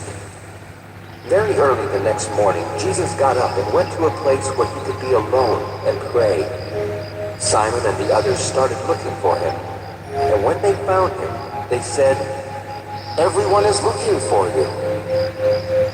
Jesus replied, "We must go to the nearby towns so that I can tell the good news to those people. This is why I have come." Then Jesus went to Jewish meeting places everywhere in Galilee, where he preached and forced out demons. A man with leprosy came to Jesus and kneeled down. He begged, "You have the power to make me well if only you wanted to." Jesus felt sorry for the man, so he put his hand on him and said, "I want to. Now you are well." At once the man's leprosy disappeared, and he was well. After Jesus strictly warned the man, he sent him on his way. He said, "Don't tell anyone about this. Just go and show the priest that you are well. Then take a gift to the temple as Moses commanded, and everyone will know that you have been healed." The man talked about it so much and told so many people that Jesus could no longer go openly into a town. He had to stay away from the towns, but people still came to him from everywhere. Mark 2. Jesus went back to Capernaum, and a few days later people heard that he was at home. Then so many of them came to the house that there was not even standing room left in front of the door. Jesus was still teaching when 4 people came up, carrying the crippled man on a mat. But because of the crowd, they could not get him to Jesus. So they made a hole in the roof above him and let the man down in front of everyone. When Jesus saw how much faith they had, he said to the crippled man, "My friend, your sins are forgiven." Some of the teachers of the law of Moses were sitting there. They started wondering, why would he say such a thing? He must think he is God. Only God can forgive sins. Right away, Jesus knew what they were thinking, and he said to them, "Why are you thinking such things? Is it easier for me to tell this crippled man that his sins are forgiven, or to tell him to get up and pick up his mat and go on home? I will show you that the Son of Man has the right to forgive sins here on earth." So Jesus said to the man, "Get up, pick up your mat, and go on home." The man got right up. He picked up his mat and went out while everyone watched in amazement. They praised God and said, "We have never seen anything like this." Once again, Jesus went to the shore of Lake Galilee. A large crowd gathered around him, and he taught them. As he walked along, he saw Levi, the son of Alphaeus. Levi was sitting at the place for paying taxes, and Jesus said to him, "Come with me." So he got up and went with Jesus. Later, Jesus and his disciples were having dinner at Levi's house. Many tax collectors and other sinners had become followers of Jesus, and they were also guests at the dinner. Some of the teachers of the law of Moses were Pharisees, and they saw that Jesus was eating with sinners and tax collectors. So they asked his disciples, "Why does he eat with tax collectors and sinners?" Jesus heard them and answered, Healthy people don't need a doctor, but sick people do. I didn't come to invite good people to be my followers. I came to invite sinners.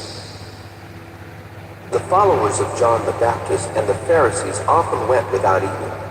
Some people came and asked Jesus, "Why do the followers of John and those of the Pharisees often go without eating, while your disciples never do?" Jesus answered, The friends of a bridegroom don't go without eating while he is still with them. But the time will come when he will be taken from them. Then they will go without eating. No one patches old clothes by sewing on a piece of new cloth. The new piece would shrink and tear a bigger hole. No one pours new wine into old wineskins. The wine would swell and burst the old skins. Then the wine would be lost and the skins would be ruined. New wine must be put into new wineskins. One Sabbath, Jesus and his disciples were walking through some wheat fields. His disciples were picking grains of wheat as they went along. Some Pharisees asked Jesus, "Why are your disciples picking grain on the Sabbath? They are not supposed to do that." Jesus answered, Haven't you read what David did when he and his followers were hungry and in need? It was during the time of Abiathar, the high priest. David went into the house of God and ate the sacred loaves of bread that only priests are allowed to eat. He also gave some to his followers. Jesus finished by saying, People were not made for the good of the Sabbath. The Sabbath was made for the good of people. So the Son of Man is Lord over the Sabbath. Mark 3. The next time that Jesus went into the meeting place, a man with a crippled hand was there. The Pharisees wanted to accuse Jesus of doing something wrong, and they kept watching to see if Jesus would heal him on the Sabbath. Jesus told the man to stand up where everyone could see him. Then he asked, On the Sabbath, should we do good deeds or evil deeds? Should we save someone's life or destroy it? But no one said a word. Jesus was angry as he looked around at the people. Yet he felt sorry for them because they were so stubborn. Then he told the man, Stretch out your hand. He did, and his bad hand was healed. The Pharisees left, and right away they started making plans with Herod's followers to kill Jesus. Jesus led his disciples down to the shore of the lake. Large crowds followed him from Galilee, Judea, and Jerusalem. People came from Idumea as well as other places east of the Jordan River. They also came from the region around the cities of Tyre and Sidon. All of these crowds came because they had heard what Jesus was doing. He even had to tell his disciples to get a boat ready to keep him from being crushed by the crowds. After Jesus had healed many people, all the other sick people begged him to let them touch him. And whenever any evil spirits saw Jesus, they would fall to the ground and shout, You are the Son of God! But Jesus warned the spirits not to tell who he was. Jesus decided to ask some of his disciples to go up on a mountain with him, and they went. Then he chose 12 of them to be his apostles, so that they could be with him. He also wanted to send them out to preach and to force out demons.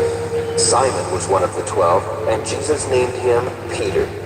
There were also James and John, the two sons of Zebedee. Jesus called them Boanerges, which means thunderbolts.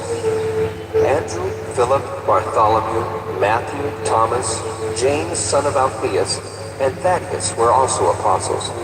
The others were Simon, known as the Eager One, and Judas Iscariot, who later betrayed Jesus.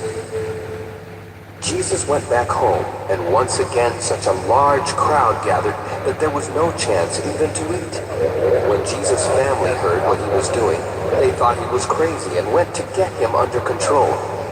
Some teachers of the law of Moses came from Jerusalem and said, This man is under the power of Beelzebul, the ruler of demons. is even forcing out demons with the help of Beelzebul. Jesus told the people to gather around him. Then he spoke to them in riddles and said, "How can Satan force himself out? A nation whose people fight each other won't last very long, and a family that fights won't last long either. So if Satan fights against himself, that will be the end of it. How can anyone break into the house of a strong man and steal his things unless he first ties up the strong man? Then he can take everything.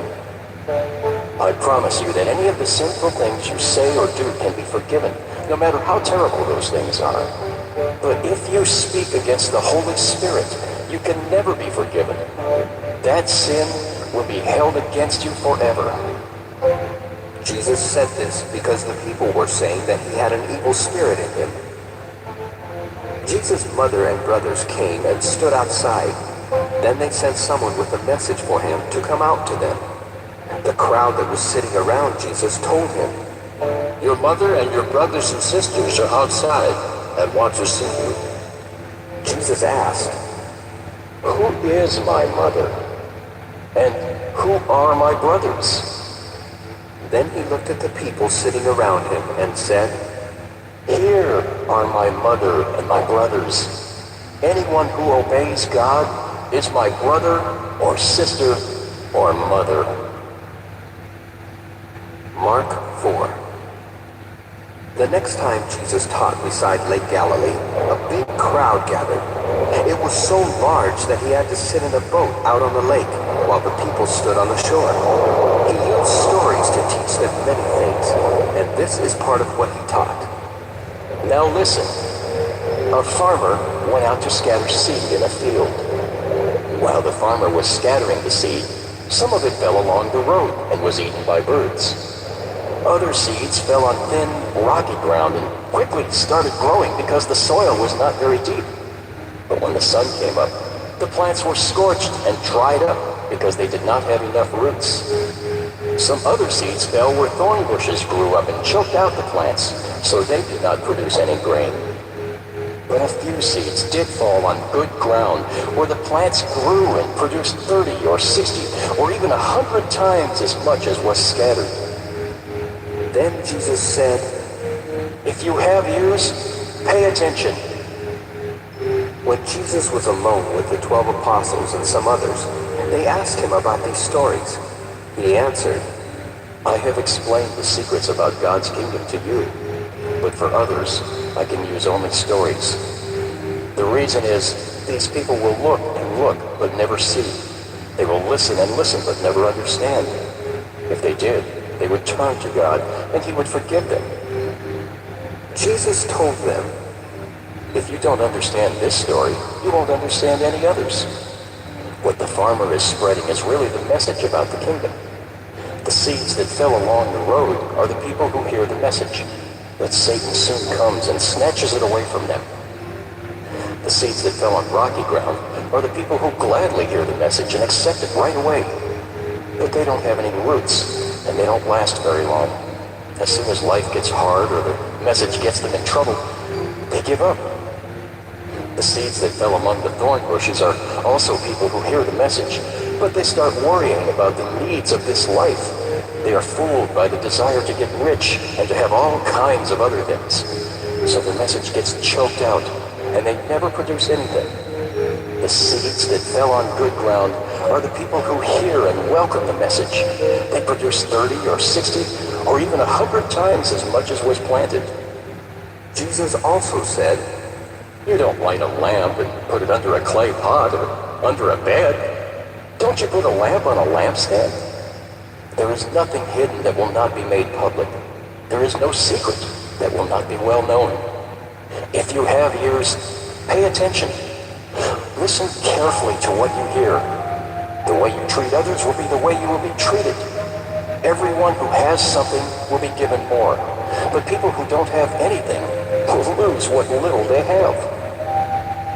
Again, Jesus said, "God's kingdom is like what happens when a farmer scatters seed in a field. The farmer sleeps at night and is up and around during the day, yet the seeds keep sprouting and growing, and he doesn't understand how. It is the ground that makes the seeds sprout and grow into plants that produce grain. Then when harvest season comes and the grain is ripe, the farmer cuts it with a sickle. Finally, Jesus said, "What is God's kingdom like? What story can I use to explain it? It is like what happens when a mustard seed is planted in the ground. It is the smallest seed in all the world. But once it is planted, it grows larger than any garden plant. It even puts out branches that are big enough for birds to nest in its shade." Jesus used many other stories when he spoke to the people, and he taught them as much as they could understand. He did not tell them anything without using stories, but when he was alone with his disciples, he explained everything to them. That evening, Jesus said to his disciples, "Let's cross to the east side." So they left the crowd, and his disciples started across the lake with him in the boat. Some other boats followed along. Suddenly, a windstorm struck the lake. Waves started splashing into the boat, and it was about to sink. Jesus was in the back of the boat with his head on a pillow, and he was asleep. His disciples woke him and said, "Teacher, don't you care that we're about to drown?" Jesus got up and ordered the wind and the waves to be quiet. The wind stopped, and everything was calm. Jesus asked his disciples, "Why were you afraid? Don't you have any faith?" Now they were more afraid than ever, and said to each other, "Who is this? Even the wind and the waves obey him." Mark 5. Jesus and his disciples crossed Lake Galilee and came to shore near the town of Gerasa. When he was getting out of the boat, a man with an evil spirit quickly ran to him from the graveyard where he had been living. No one was able to tie the man up anymore, not even with a chain. He had often been put in chains and leg irons, but he broke the chains and smashed the leg irons. No one could control him. And night and day he was in the graveyard or on the hills, yelling and cutting himself with stones. When the man saw Jesus in the distance, he ran up to him and kneeled down. He shouted, "Jesus, Son of God in heaven, what do you want with me? Promise me in God's name that you won't torture me." The man said this because Jesus had already told the evil spirit to come out of him. Jesus asked him, "What is your name?" The man answered, "My name is Lots, because I have lots of evil spirits." He then begged Jesus not to send them away. Over on the hillside, a large herd of pigs was feeding. So the evil spirits begged Jesus, "Send us into those pigs. Let us go into them." Jesus let them go, and they went out of the man and into the pigs. The whole herd of about 2,000 pigs rushed down the steep bank into the lake and drowned. The men taking care of the pigs ran to the town and the farms to spread the news. Then the people came out to see what had happened. When they came to Jesus, they saw the man who had once been full of demons. He was sitting there with his clothes on and in his right mind, and they were terrified. Everyone who had seen what had happened told about the man and the pigs. Then the people started begging Jesus to leave their part of the country. When Jesus was getting into the boat, the man begged to go with him, but Jesus would not let him. Instead, he said, "Go home to your family and tell them how much the Lord has done for you and how good he has been to you." The man went away into the region near the 10 cities known as Decapolis and began telling everyone how much Jesus had done for him. Everyone who heard what happened was amazed. Once again, Jesus got into the boat and crossed Lake Galilee. Then, as he stood on the shore, a large crowd gathered around him. The person in charge of the Jewish meeting place was also there. His name was Jairus, and when he saw Jesus, he went over to him. He kneeled at Jesus' feet and started begging him for help. He said, My daughter is about to die. Please come and touch her, so she will get well and live. Jesus went with Jairus. Many people followed along and kept crowding around. In the crowd was one who had been bleeding for 12 years. She had gone to many doctors, and they had not done anything except cause her a lot of pain. She had paid them all the money she had, but instead of getting better, she only got worse. The woman had heard about Jesus, so she came up behind him in the crowd and barely touched his clothes. She had said to herself, "If I can just touch his clothes, I will get well." As soon as she touched them, her bleeding stopped, and she knew she was well. At that moment, Jesus felt power go out from him. He turned to the crowd and asked, "Who touched my clothes?" His disciples said to him, "Look at all these people crowding around you. How can you ask?" But Jesus turned to see who had touched him. The woman knew what had happened to her. She came shaking with fear and kneeled down in front of Jesus. Then she told him the whole story. Jesus said to the woman, "You are now well because of your faith. May God give you peace. You are healed, and you will no longer be in pain." While Jesus was still speaking, some men came from Jairus' home and said, "Your daughter has died. Why bother the teacher anymore?" Jesus heard what they said, and he said to Jairus, "Don't worry, just have faith." Jesus did not let anyone go with him except Peter and the two brothers, James and John. They went home with Jairus and saw the people crying and making a lot of noise. Then Jesus went inside and said to them, "Why are you crying and carrying on like this? The child is not dead. She is just asleep." But the people laughed at him. After Jesus had sent them all out of the house, he took the girl's father and mother and his 3 disciples and went to where she was. He took the 12-year-old girl by the hand and said, "Talitha, cum," which means, "Little girl, get up." The girl got right up and started walking around. Everyone was greatly surprised, but Jesus ordered them not to tell anyone what had happened. Then he said, "Give her something to eat." Mark 6. Jesus left and returned to his hometown with his disciples. The next Sabbath, he taught in the Jewish meeting place. Many of the people who heard him were amazed and asked, "How can he do all this? Where did he get such wisdom and the power to work these miracles?" Isn't he the carpenter, the son of Mary? Aren't James, Joseph, Judas, and Simon his brothers? Don't his sisters still live here in our town? The people were very unhappy because of what he was doing. But Jesus said, "Prophets are honored by everyone, except the people of their hometown, and their relatives, and their own family." Jesus could not work any miracles there, except to heal a few sick people by placing his hands on them. He was surprised that the people did not have any faith. Jesus taught in every town and village. Then he called together his 12 apostles and sent them out 2 by 2 with power over evil spirits. He told them, "You may take along a walking stick, but don't carry food or a traveling bag or any money. It's all right to wear sandals, but don't take along a change of clothes. When you are welcomed into a home, stay there until you leave that town. If any place won't welcome you or listen to your message, leave and shake the dust from your feet as a warning to them." The apostles left and started telling everyone to turn to God. They forced out many demons and healed a lot of sick people by putting olive oil on them.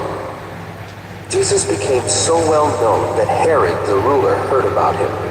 Some people thought he was John the Baptist, who had come back to life with the power to work miracles. Others thought he was Elijah or some other prophet who had lived long ago.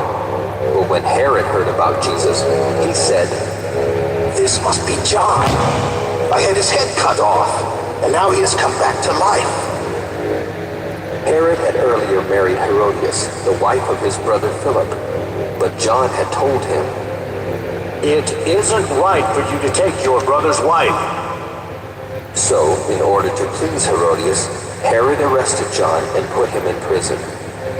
Herodias had a grudge against John and wanted to kill him, but she could not do it because Herod was afraid of John and protected him. He knew that John was a good and holy man. Even though Herod was confused by what John said, he was glad to listen to him, and he often did. Finally, Herodias got her chance when Herod gave a great birthday celebration for himself and invited his officials, his army officers, and the leaders of Galilee. The daughter of Herodias came in and danced for Herod and his guests. She pleased them so much that Herod said, "Ask for anything, and it's yours.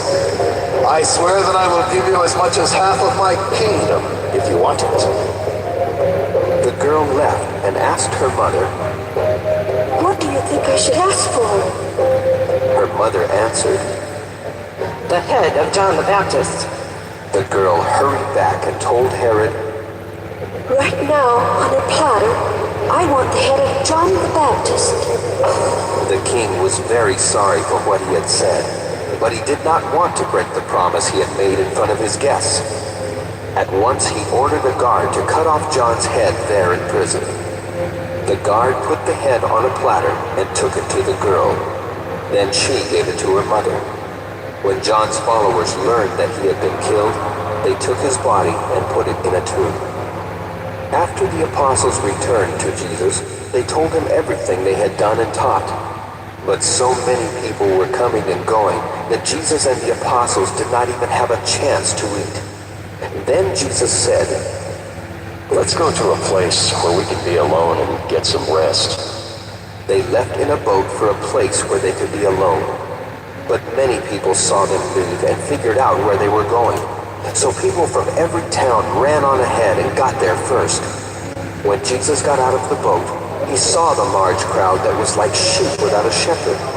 He felt sorry for the people and started teaching them many things.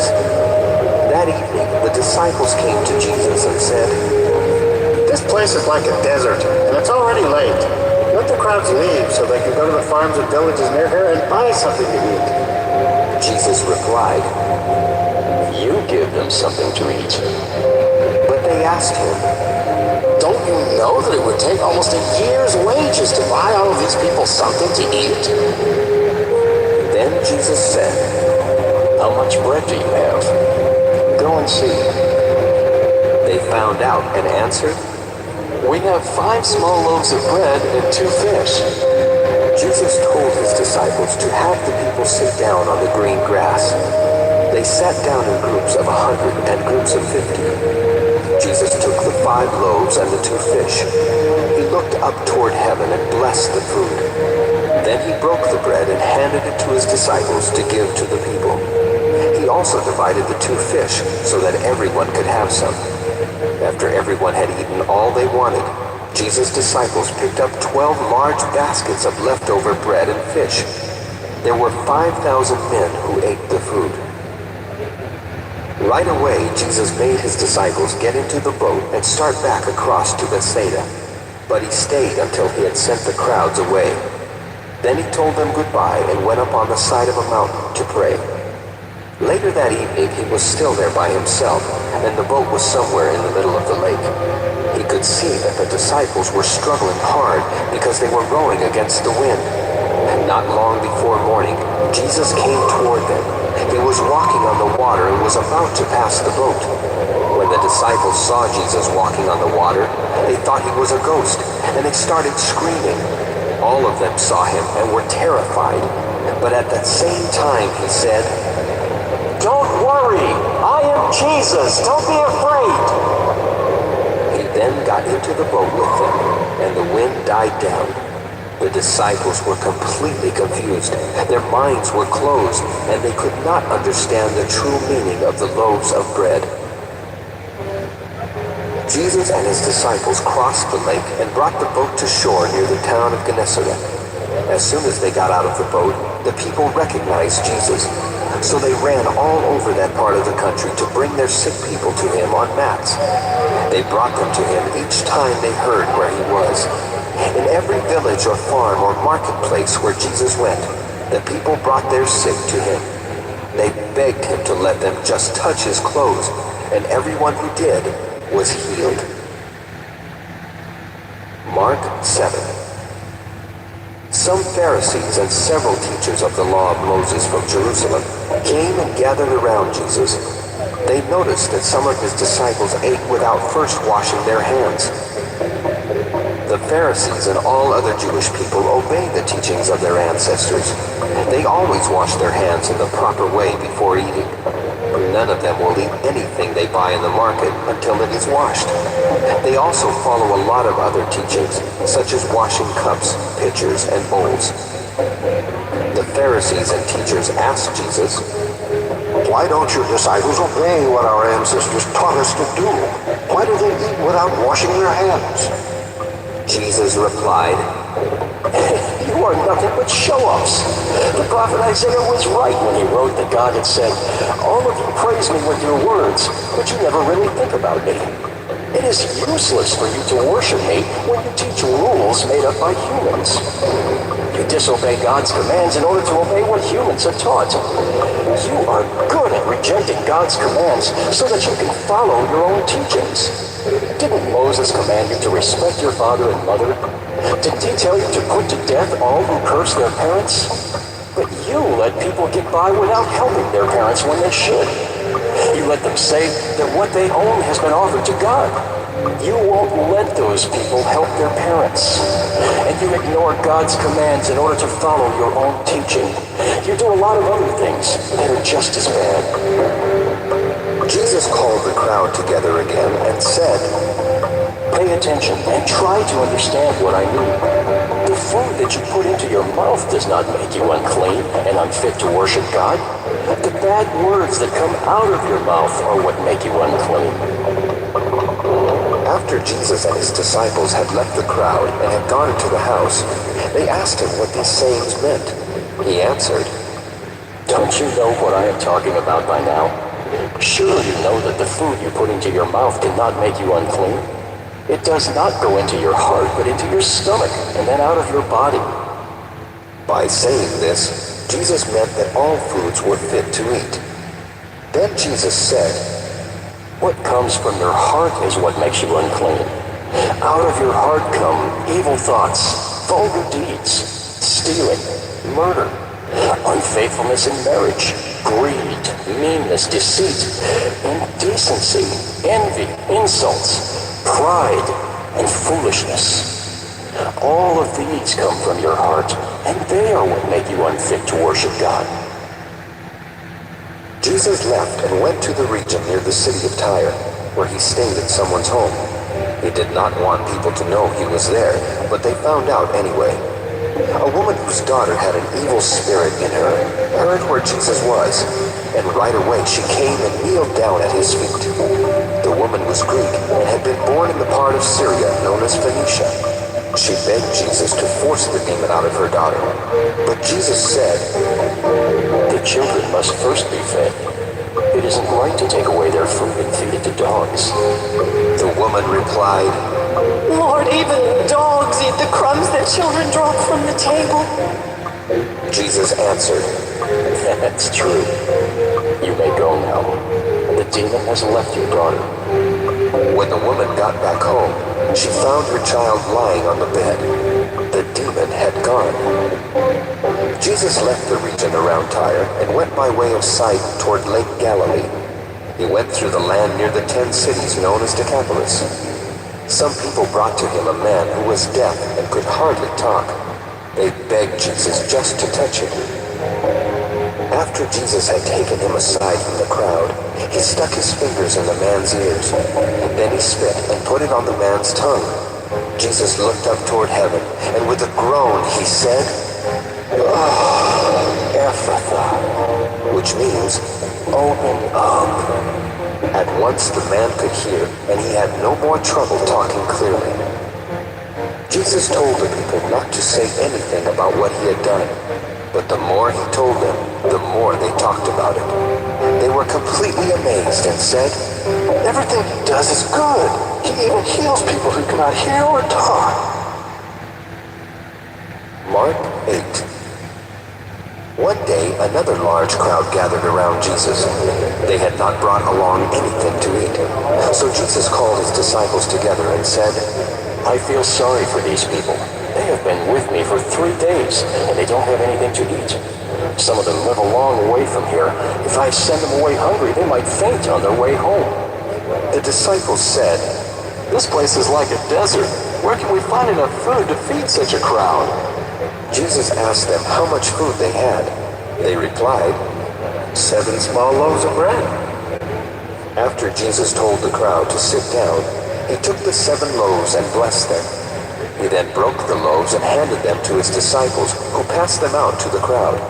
They also had a few little fish, and after Jesus had blessed these, he told the disciples to pass them around. The crowd of about 4,000 people ate all they wanted, and the leftovers filled 7 large baskets. As soon as Jesus had sent the people away, he got into the boat with the disciples and crossed to the territory near Dalmanutha. The Pharisees came out and started an argument with Jesus. They wanted to test him by asking for a sign from heaven. Jesus groaned and said, "Why are you always looking for a sign? I can promise you that you will not be given one." Then he left them. He again got into a boat and crossed over to the other side of the lake. The disciples had forgotten to bring any bread, and they had only 1 loaf with them in the boat. Jesus warned them, "Watch out. Guard against the yeast of the Pharisees and of Herod." The disciples talked this over and said to each other, "He must be saying this because we don't have any bread." Jesus knew what they were thinking and asked, "Why are you talking about not having any bread? Don't you understand? Are your minds still closed? Are your eyes blind and your ears deaf? Don't you remember how many baskets of leftovers you picked up when I fed those 5,000 people with only 5 small loaves of bread?" "Yes," the disciples answered. "There were 12 baskets." Jesus then asked, "And how many baskets of leftovers did you pick up when I broke 7 small loaves of bread for those 4,000 people?" 7, they answered. "Don't you know what I am talking about by now?" Jesus asked. As Jesus and his disciples were going into Bethsaida, some people brought a blind man to him and begged him to touch the man. Jesus took him by the hand and led him out of the village, where he spit into the man's eyes. He placed his hands on the blind man and asked him if he could see anything. The man looked up and said, I see people, but they look like trees walking around." Once again, Jesus placed his hands on the man's eyes, and this time the man stared. His eyes were healed, and he saw everything clearly. Jesus said to the man, "You may return home now, but don't go into the village." Jesus and his disciples went to the villages near the town of Caesarea Philippi. As they were walking along, he asked them, "What do people say about me?" The disciples answered, "Some say you are John the Baptist, or maybe Elijah. Others say you are one of the prophets." Then Jesus asked them, "But who do you say I am?" "You are the Messiah," Peter replied. Jesus warned the disciples not to tell anyone about him. Jesus began telling his disciples what would happen to him. He said, "The nation's leaders, the chief priests, and the teachers of the law of Moses will make the Son of Man suffer terribly. He will be rejected and killed. But 3 days later, he will rise to life." Then Jesus explained clearly what he meant. Peter took Jesus aside and told him to stop talking like that. But when Jesus turned and saw the disciples, he corrected Peter. He said to him, "Satan, get away from me. You are thinking like everyone else and not like God." Jesus then told the crowd and the disciples to come closer, and he said, If any of you want to be my followers, you must forget about yourself. You must take up your cross and follow me. If you want to save your life, you will destroy it. But if you give up your life for me and for the good news, you will save it. What will you gain if you own the whole world but destroy yourself? What could you give to get back your soul? Don't be ashamed of me and my message among these unfaithful and sinful people. If you are, the Son of Man will be ashamed of you when he comes in the glory of his Father with the holy angels. Mark 9. I promise you that some of the people standing here will not die before they see God's kingdom come with power. 6 days later, Jesus took Peter, James, and John with him. They went up on a high mountain where they could be alone. There, in front of the disciples, Jesus was completely changed, and his clothes became much whiter than any bleach on earth could make them. Then Moses and Elijah were there talking with Jesus. Peter said to Jesus, "Teacher, it is good for us to be here. Let us make 3 shelters, one for you, one for Moses, and one for Elijah." But Peter and the others were terribly frightened, and he did not know what he was talking about. The shadow of a cloud passed over and covered them. From the cloud a voice said, "This is my son, and I love him. Listen to what he says." At once the disciples looked around, but they saw only Jesus. As Jesus and his disciples were coming down the mountain, he told them not to say a word about what they had seen until the Son of Man had been raised from death. So they kept it to themselves, but they wondered what he meant by the words, "raised from death." The disciples asked Jesus, "Don't the teachers of the law of Moses say that Elijah must come before the Messiah does?" Jesus answered, "Elijah certainly will come to get everything ready. But don't the scriptures also say that the Son of Man must suffer terribly and be rejected? I promise you that Elijah has already come, and people treated him just as they wanted to, as the scriptures say they would." When Jesus and his 3 disciples came back down, they saw a large crowd around the other disciples. The teachers of the law of Moses were arguing with them. The crowd was really surprised to see Jesus, and everyone hurried over to greet him. Jesus asked, "What are you arguing about?" Someone from the crowd answered, "Teacher, I brought my son to you. A demon keeps him from talking. Whenever the demon attacks my son, it throws him to the ground and makes him foam at the mouth and grit his teeth in pain. Then he becomes stiff.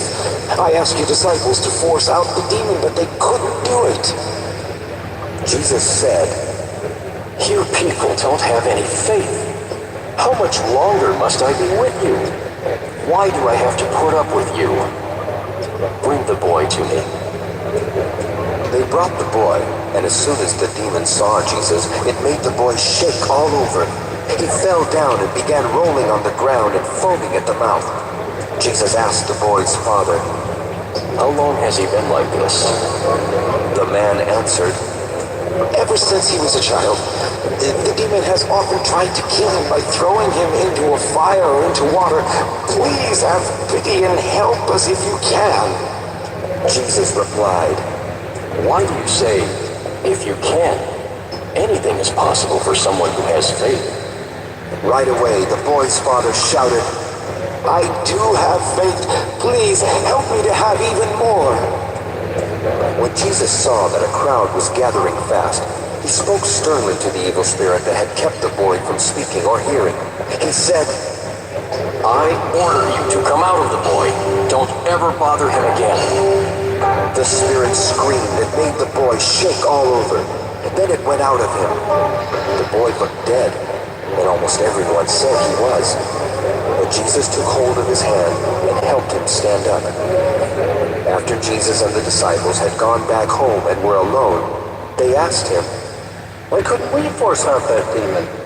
Jesus answered, "Only prayer can force out that kind of demon." Jesus left with his disciples and started through Galilee. He did not want anyone to know about it because he was teaching the disciples that the Son of Man would be handed over to people who would kill him.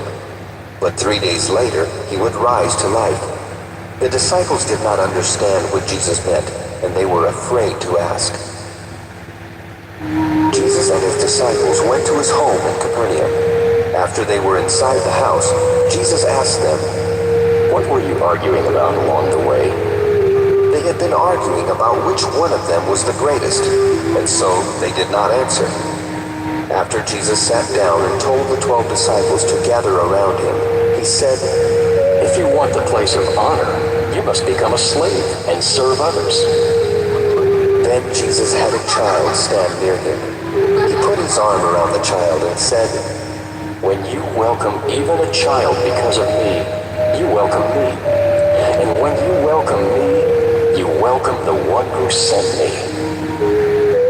John said, "Teacher, we saw a man using your name to force demons out of people, but he was not one of us, and we told him to stop." Jesus said to his disciples, "Don't stop him. No one who works miracles in my name will soon turn and say something bad about me. Anyone who is not against us is for us, and anyone who gives you a cup of water in my name, just because you belong to me, will surely be rewarded. It would be terrible for people who cause even one of my little followers to sin. Those people would be better off thrown into the ocean with a heavy stone tied around the neck. So if your hand causes you to sin, cut it off. You would be better off to go into life crippled than to have two hands and be thrown into the fires of hell that never go out. If your foot causes you to sin, chop it off. You would be better off to go into life lame than to have 2 feet and be thrown into hell. If your eye causes you to sin, get rid of it. You would be better off to go into God's kingdom with only one eye than to have 2 eyes and be thrown into hell. The worms there never die, and the fire never stops burning. Everyone must be salted with fire. Salt is good, but if it no longer tastes like salt, how can it be made salty again? Have salt among you, and live at peace with each other." Mark 10. After Jesus left, he went to Judea and then on to the other side of the Jordan River. Once again, large crowds came to him, and as usual, he taught them. Some Pharisees wanted to test Jesus, so they came up to him and asked if it was right for a man to divorce his wife. Jesus asked them, "What does the law of Moses say about that?" They answered, "Moses allows a man to write out divorce papers and send his wife away." Jesus replied, "Moses gave you this law because you are so heartless. But in the beginning, God made a man and a woman. That's why a man leaves his father and mother and gets married. He becomes like one person with his wife. Then they are no longer 2 people, but one. And no one should separate a couple that God has joined together." When Jesus and his disciples were back in the house, they asked him about what he had said. He told them, "A man who divorces his wife and marries someone else is unfaithful to his wife. A woman who divorces her husband and marries again is also unfaithful." Some people brought their children to Jesus so that he could bless them by placing his hands on them. But his disciples told the people to stop bothering him. When Jesus saw this, he became angry and said, "Let the children come to me. Don't try to stop them. People who are like these little children belong to the kingdom of God. I promise you that you cannot get into God's kingdom unless you accept it the way a child does." Then Jesus took the children in his arms and blessed them by placing his hands on them. As Jesus was walking down a road, a man ran up to him.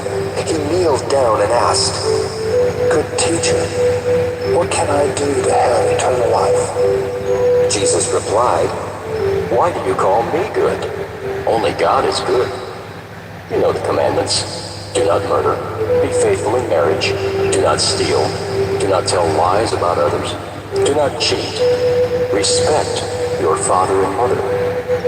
The man answered, "Teacher, I have obeyed all these commandments since I was a young man." Jesus looked closely at the man. He liked him and said, "There's one thing you still need to do. Go, Sell everything you own, give the money to the poor, and you will have riches in heaven. Then, come with me." When the man heard Jesus say this, he went away gloomy and sad because he was very rich. Jesus looked around and said to his disciples, "It's hard for rich people to get into God's kingdom." The disciples were shocked to hear this, so Jesus told them again, "It's terribly hard to get into God's kingdom.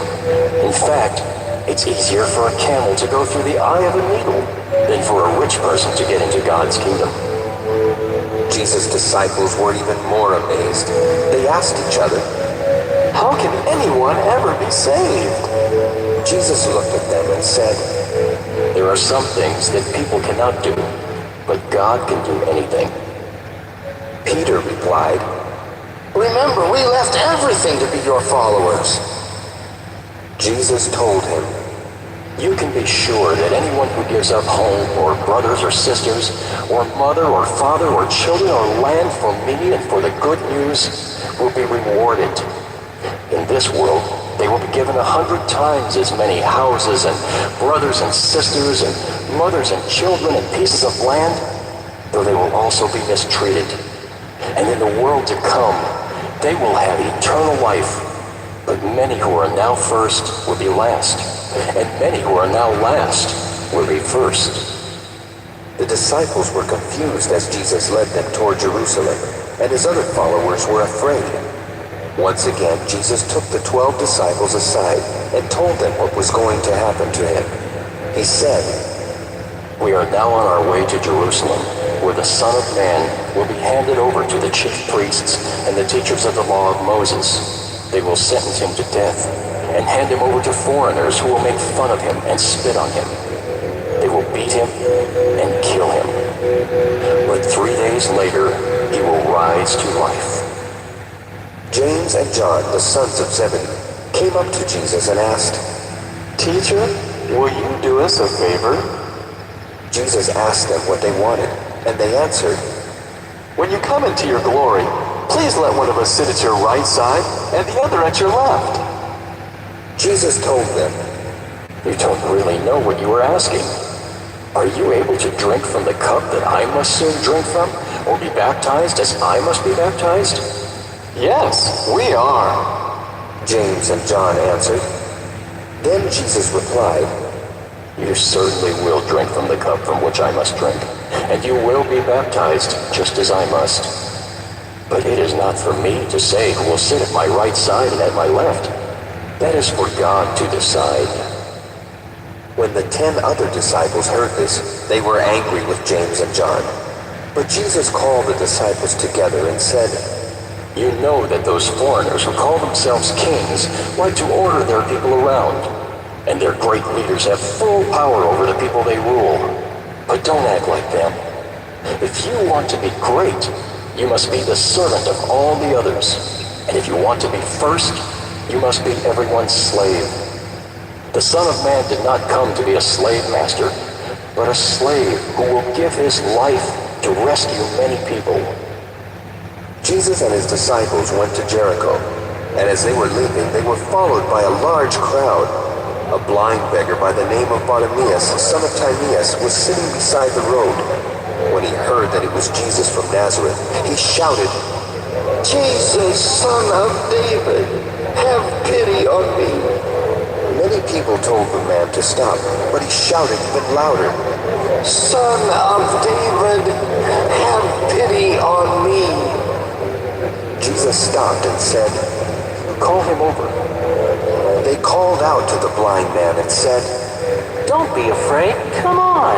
He is calling for you." The man threw off his coat as he jumped up and ran to Jesus. Jesus asked, "What do you want me to do for you?" The blind man answered, "Master, I want to see." Jesus told him, "You may go. Your eyes are healed because of your faith." Right away, the man could see, and he went down the road with Jesus. Mark 11. Jesus and his disciples reached Bethphage and Bethany near the Mount of Olives. When they were getting close to Jerusalem, Jesus sent 2 of them on ahead. He told them, "Go into the next village. As soon as you enter it, you will find a young donkey that has never been ridden. Untie the donkey and bring it here. If anyone asks, 'Why are you doing that?' say, 'The Lord needs it and will soon bring it back.'" The disciples left and found the donkey tied near a door that faced the street. While they were untying it, some of the people standing there asked, "Why are you untying the donkey?" They told them what Jesus had said, and the people let them take it.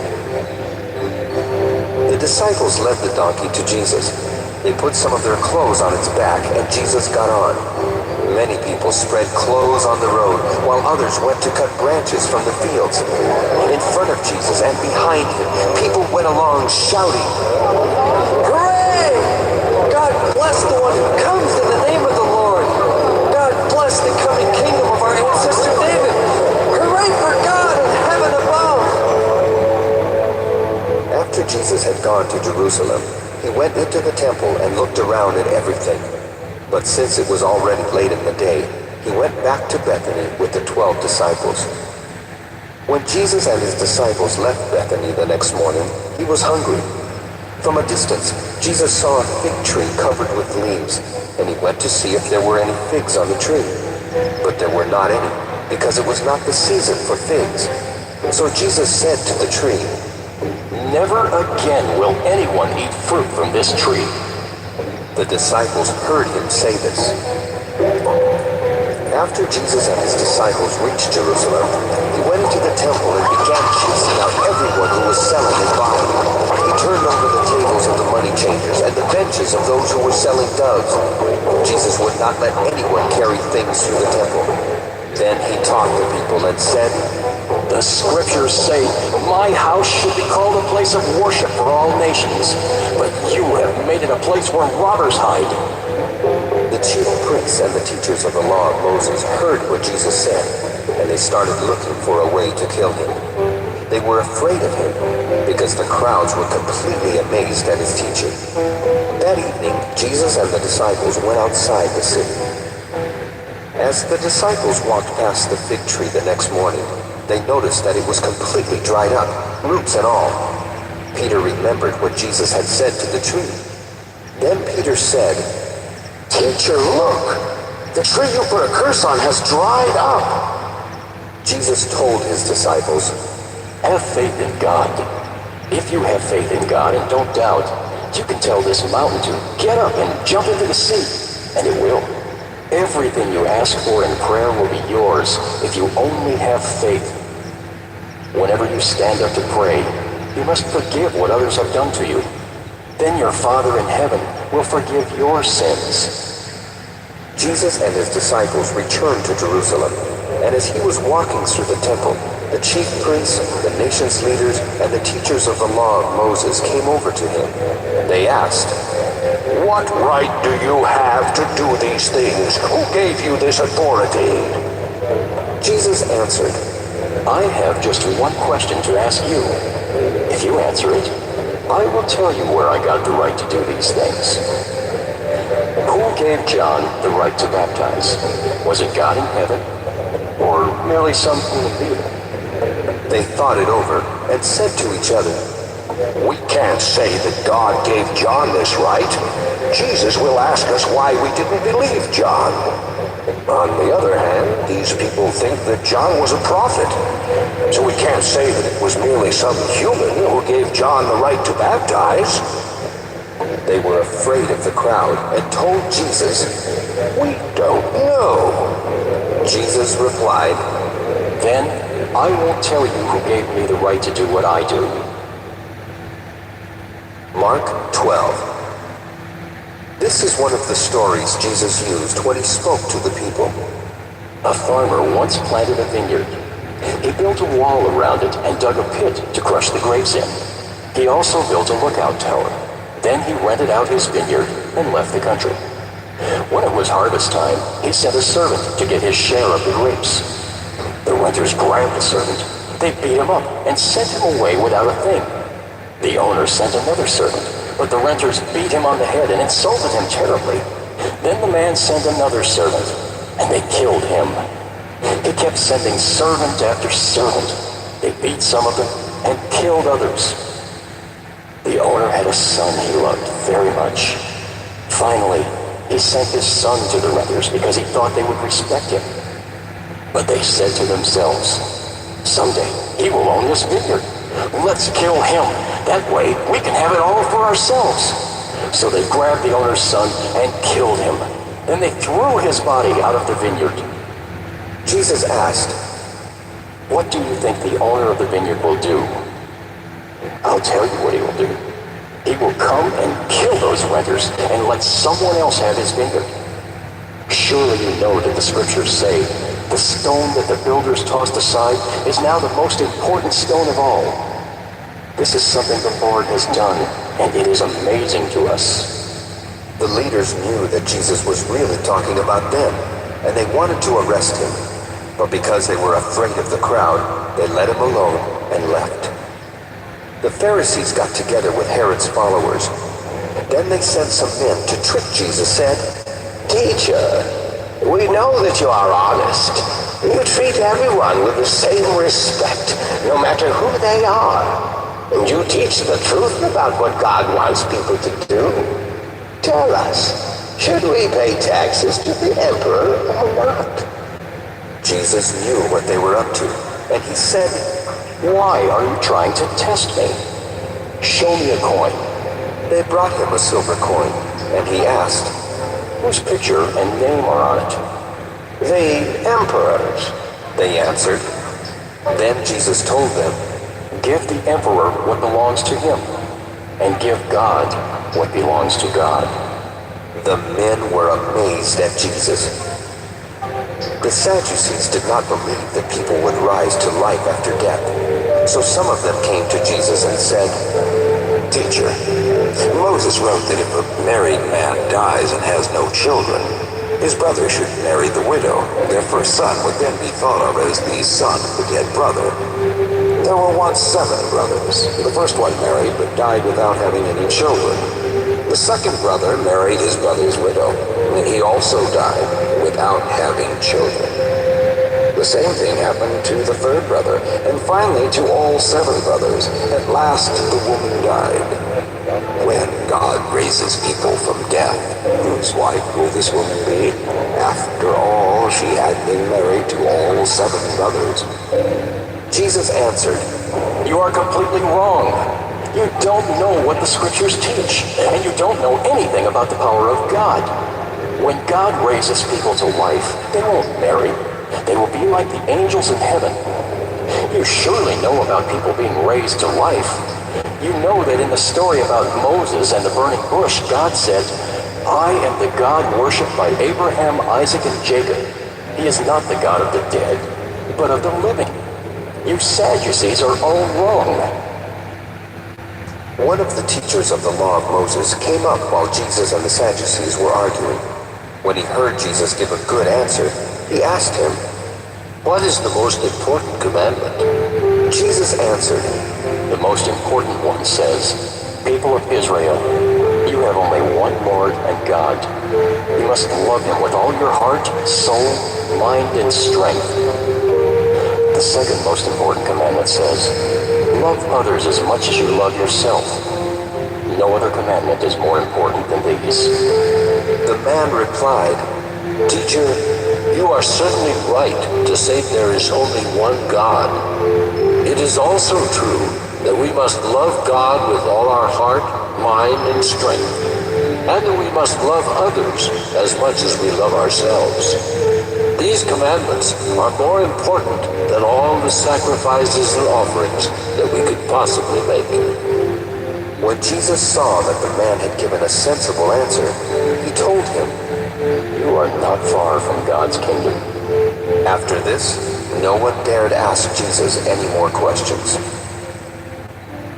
As Jesus was teaching in the temple, he said, "How can the teachers of the law of Moses say that the Messiah will come from the family of King David?" The Holy Spirit had David say, "The Lord said to my Lord, 'Sit at my right side until I make your enemies into a footstool for you.'" If David called the Messiah his Lord, how can the Messiah be his son? The large crowd enjoyed listening to Jesus teach.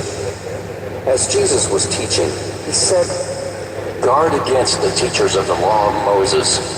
They love to walk around in long robes and be greeted in the market. They like the front seats in the meeting places and the best seats at banquets. But they cheat widows out of their homes and pray long prayers just to show off. They will be punished most of all." Jesus was sitting in the temple near the offering box and watching people put in their gifts. He noticed that many rich people were giving a lot of money. Finally, a poor widow came up and put in 2 coins that were worth only a few pennies. Jesus told his disciples to gather around him.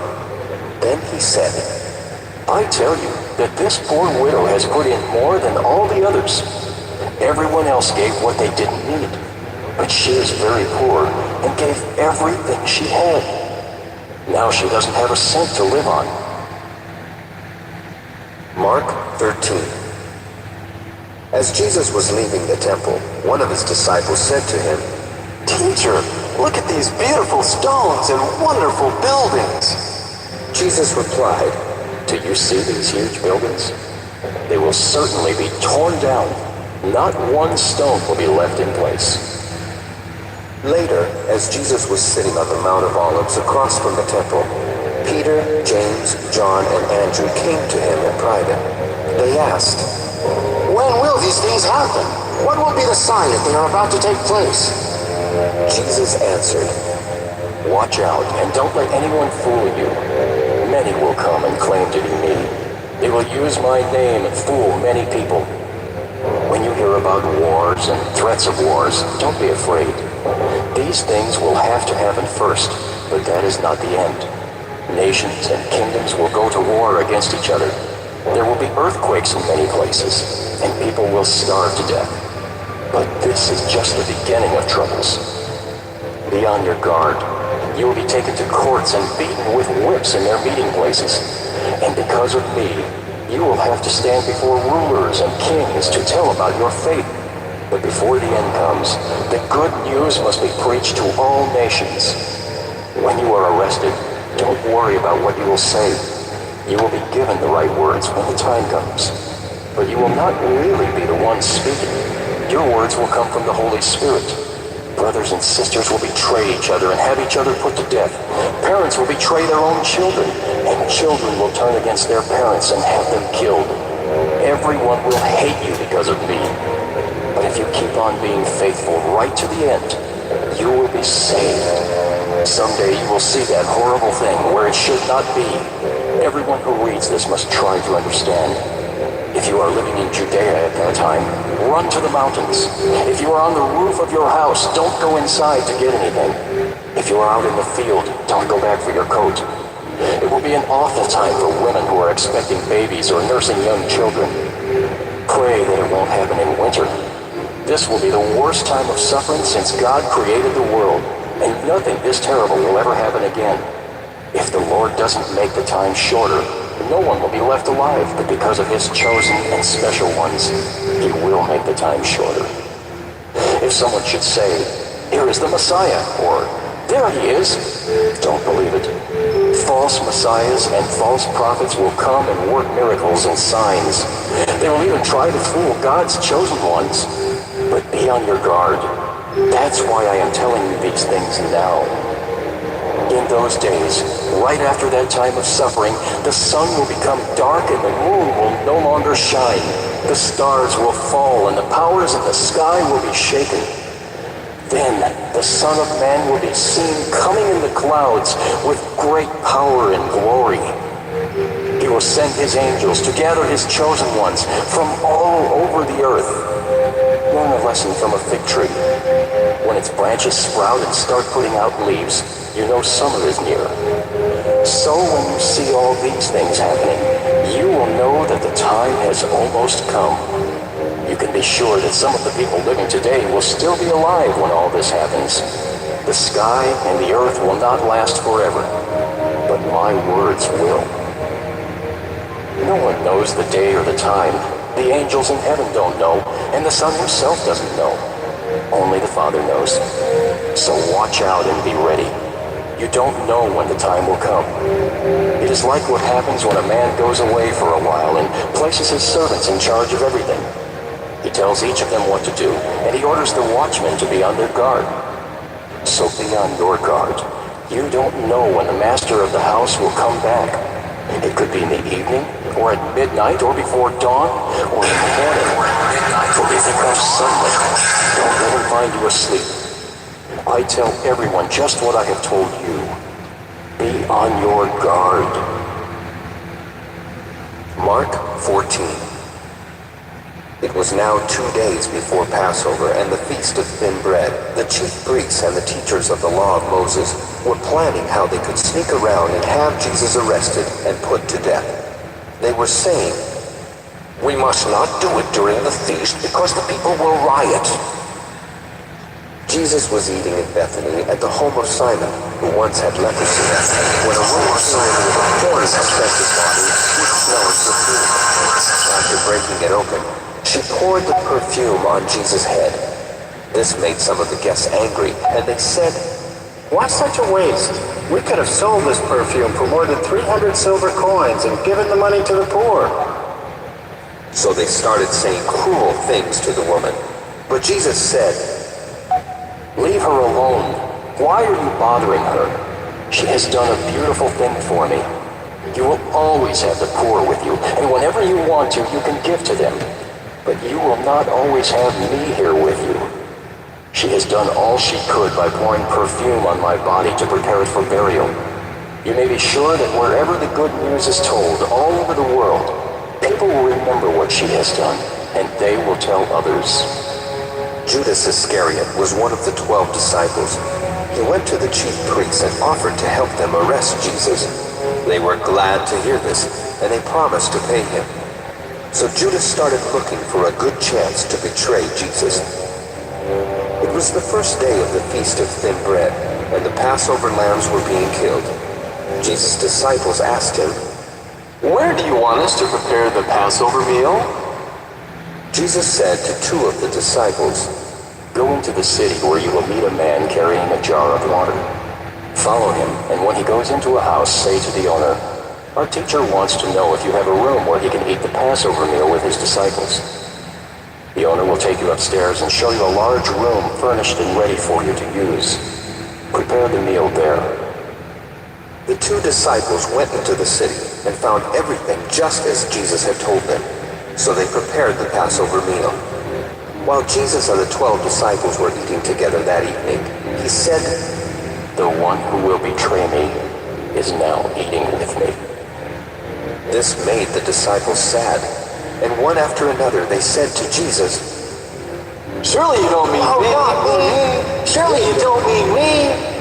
He answered, It is one of you 12 men who is eating from this dish with me.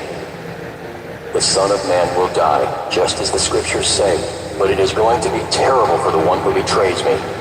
That man would be better off if he had never been born. During the meal, Jesus took some bread in his hands. He blessed the bread and broke it. Then he gave it to his disciples and said, Take this. It is my body. Jesus picked up a cup of wine and gave thanks to God. He then gave it to his disciples and said, Drink it. So they all drank some. Then he said, This is my blood, which is poured out for many people, and with it God makes his agreement. From now on, I will not drink any wine until I drink new wine in God's kingdom. Then they sang a hymn and went out to the Mount of Olives. Jesus said to his disciples, All of you will reject me, as the Scriptures say. I will strike down the shepherd, and the sheep will be scattered. But after I am raised to life, I will go ahead of you to Galilee. Peter spoke up. Even if all the others reject you, I never will. Jesus replied, This very night, before a rooster crows twice, you will say 3 times that you don't know me. But Peter was so sure of himself that he said, Even if I have to die with you, I will never say that I don't know you. All the others said the same thing. Jesus went with his disciples to a place called Gethsemane, and he told them, "Sit here while I pray." Jesus took along Peter, James, and John. He was sad and troubled and told them, I am so sad that I feel as if I am dying. Stay here and keep awake with me. Jesus walked on a little way. Then he kneeled down on the ground and prayed, Father, if it is possible, don't let this happen to me. Father, you can do anything. Don't make me suffer by having me drink from this cup. But do what you want, and not what I want. When Jesus came back and found the disciples sleeping, he said to Simon Peter, Are you asleep? Can't you stay awake for just 1 hour? Stay awake and pray that you will not be tested. You want to do what is right, but you are weak. Jesus went back and prayed the same prayer. But when he returned to the disciples, he found them sleeping again. They simply could not keep their eyes open, and they did not know what to say. When Jesus returned to the disciples the third time, he said, Are you still sleeping and resting? Enough of that. The time has come for the Son of Man to be handed over to sinners. Get up. Let's go. The one who will betray me is already here.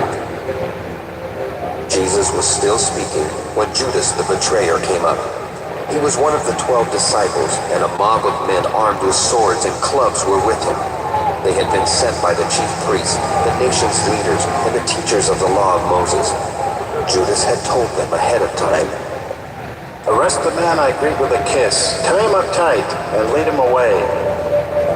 Judas walked right up to Jesus and said, Teacher. Then Judas kissed him, and the men grabbed Jesus and arrested him. Someone standing there pulled out a sword. He struck the servant of the high priest and cut off his ear. Jesus said to the mob, Why do you come with swords and clubs to arrest me like a criminal? Day after day I was with you and taught in the temple, and you didn't arrest me. But what the scriptures say must come true.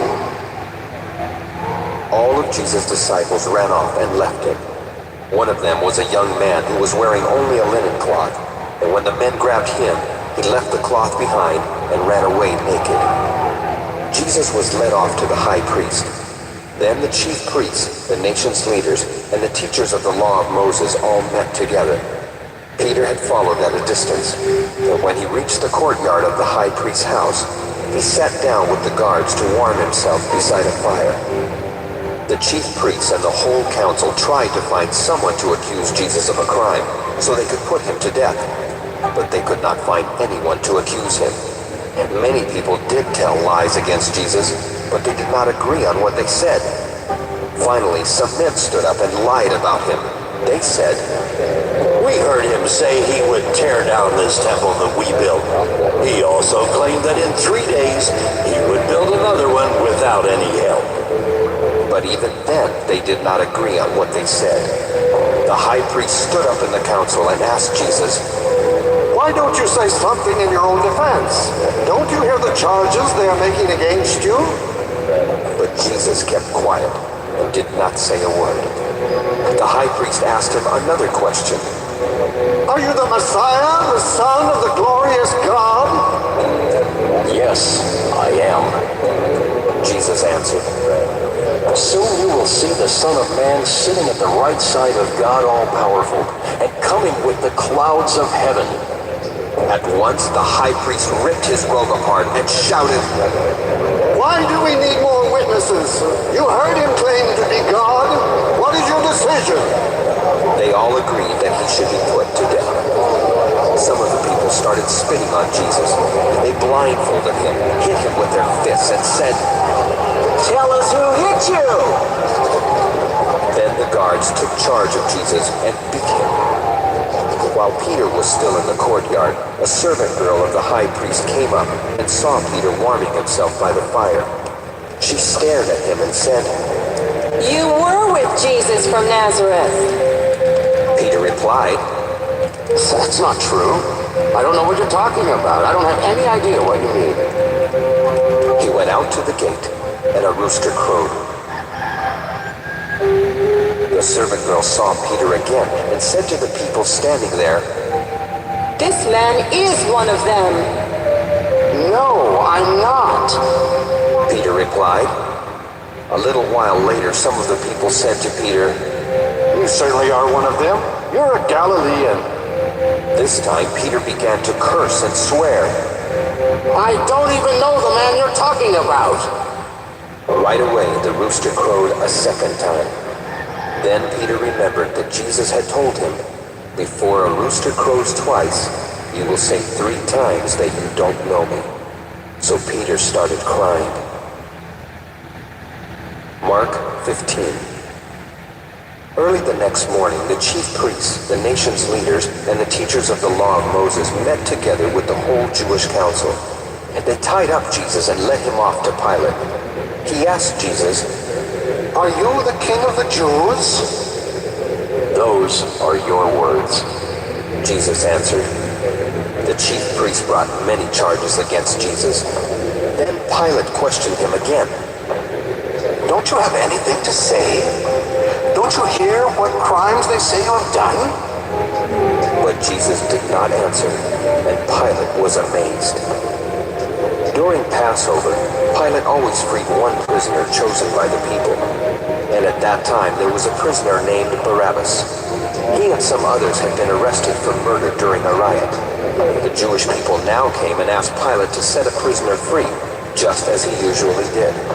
Pilate asked them, Do you want me to free the king of the Jews? Pilate knew that the chief priests had brought Jesus to him because they were jealous. But the chief priests told the crowd to ask Pilate to free Barabbas.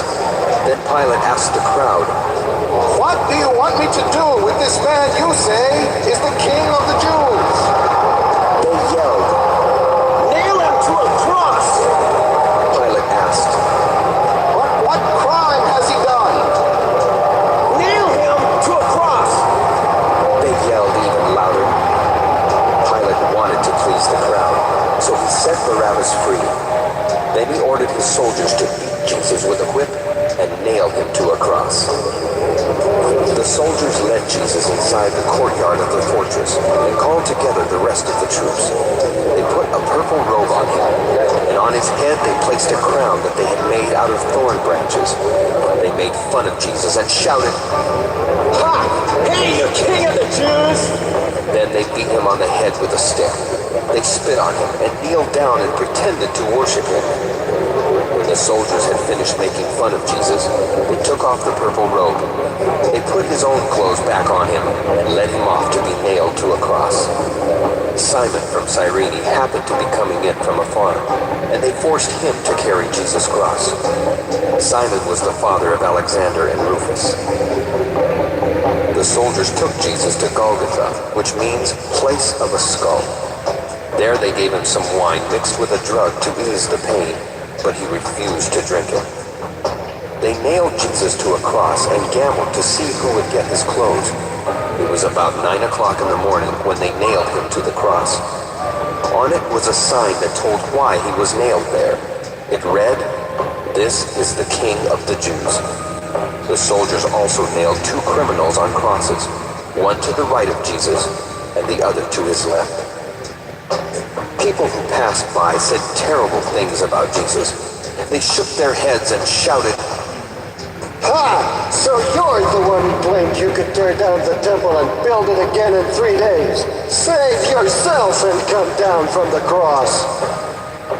The chief priests and the teachers of the law of Moses also made fun of Jesus. They said to each other, He saved others, but he can't save himself. If he is the Messiah, the King of Israel, let him come down from the cross. Then we will see and believe. The 2 criminals also said cruel things to Jesus. About noon, the sky turned dark and stayed that way until around 3 o'clock.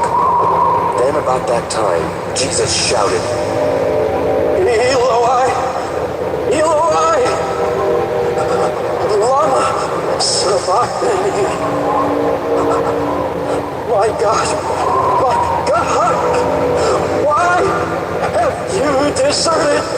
with me.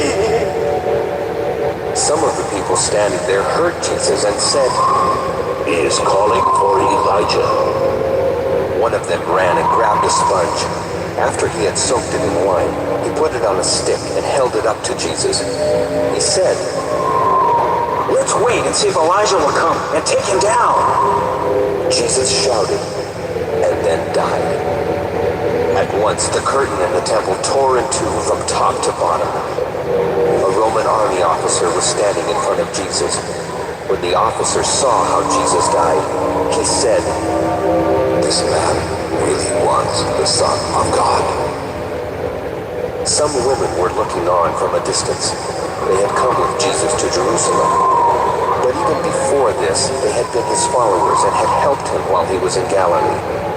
Mary Magdalene and Mary, the mother of the younger James and of Joseph, were two of these women. Salome was also one of them. It was now the evening before the Sabbath, and the Jewish people were getting ready for that sacred day. A man named Joseph of Arimathea was brave enough to ask Pilate for the body of Jesus. Joseph was a highly respected member of the Jewish council, and he was also waiting for God's kingdom to come. Pilate was surprised to hear that Jesus was already dead, and he called in the army officer to find out if Jesus had been dead very long. After the officer told him, Pilate let Joseph have Jesus' body. Joseph bought a linen cloth and took the body down from the cross. He had it wrapped in the cloth, and he put it in a tomb that had been cut into solid rock. Then he rolled a big stone against the entrance to the tomb. Mary Magdalene and Mary, the mother of Joseph, were watching and saw where the body was placed. Mark 16. After the Sabbath, Mary Magdalene, Salome, and Mary, the mother of James, bought some spices to put on Jesus' body. Very early on Sunday morning, just as the sun was coming up, they went to the tomb. On their way, they were asking one another, Who will roll the stone away from the entrance for us? But when they looked, they saw that the stone had already been rolled away, and it was a huge stone. The women went into the tomb, and on the right side they saw a young man in a white robe sitting there. They were alarmed. The man said, Don't be alarmed. You are looking for Jesus from Nazareth, who was nailed to a cross. God has raised him to life, and he is not here. You can see the place where they put his body. Now go and tell his disciples, and especially Peter, that he will go ahead of you to Galilee. You will see him there, just as he told you. When the women ran from the tomb, they were confused and shaking all over. They were too afraid to tell anyone what had happened. Very early on the first day of the week, after Jesus had risen to life, he appeared to Mary Magdalene. Earlier, he had forced 7 demons out of her. She left and told his friends, who were crying and mourning. Even though they heard that Jesus was alive and that Mary had seen him, they would not believe it. Later, Jesus appeared in another form to 2 disciples as they were on their way out of the city. But when these disciples told what had happened, the others would not believe. Afterwards, Jesus appeared to his 11 disciples as they were eating. He scolded them because they were too stubborn to believe the ones who had seen him after he had been raised to life. Then he told them, Go and preach the good news to everyone in the world. Anyone who believes me and is baptized will be saved, but anyone who refuses to believe me will be condemned. Everyone who believes me will be able to do wonderful things. By using my name, they will force out demons, and they will speak new languages. They will handle snakes, and will drink poison and not be hurt. They will also heal sick people by placing their hands on them. After the Lord Jesus had said these things to the disciples, he was taken back up to heaven, where he sat down at the right side of God. Then the disciples left and preached everywhere. The Lord was with them, and the miracles they worked proved that their message was true. Another old ending to Mark's Gospel. The women quickly told Peter and his friends what had happened. Later, Jesus sent the disciples to the east and to the west with the sacred and everlasting message of how people can be saved forever.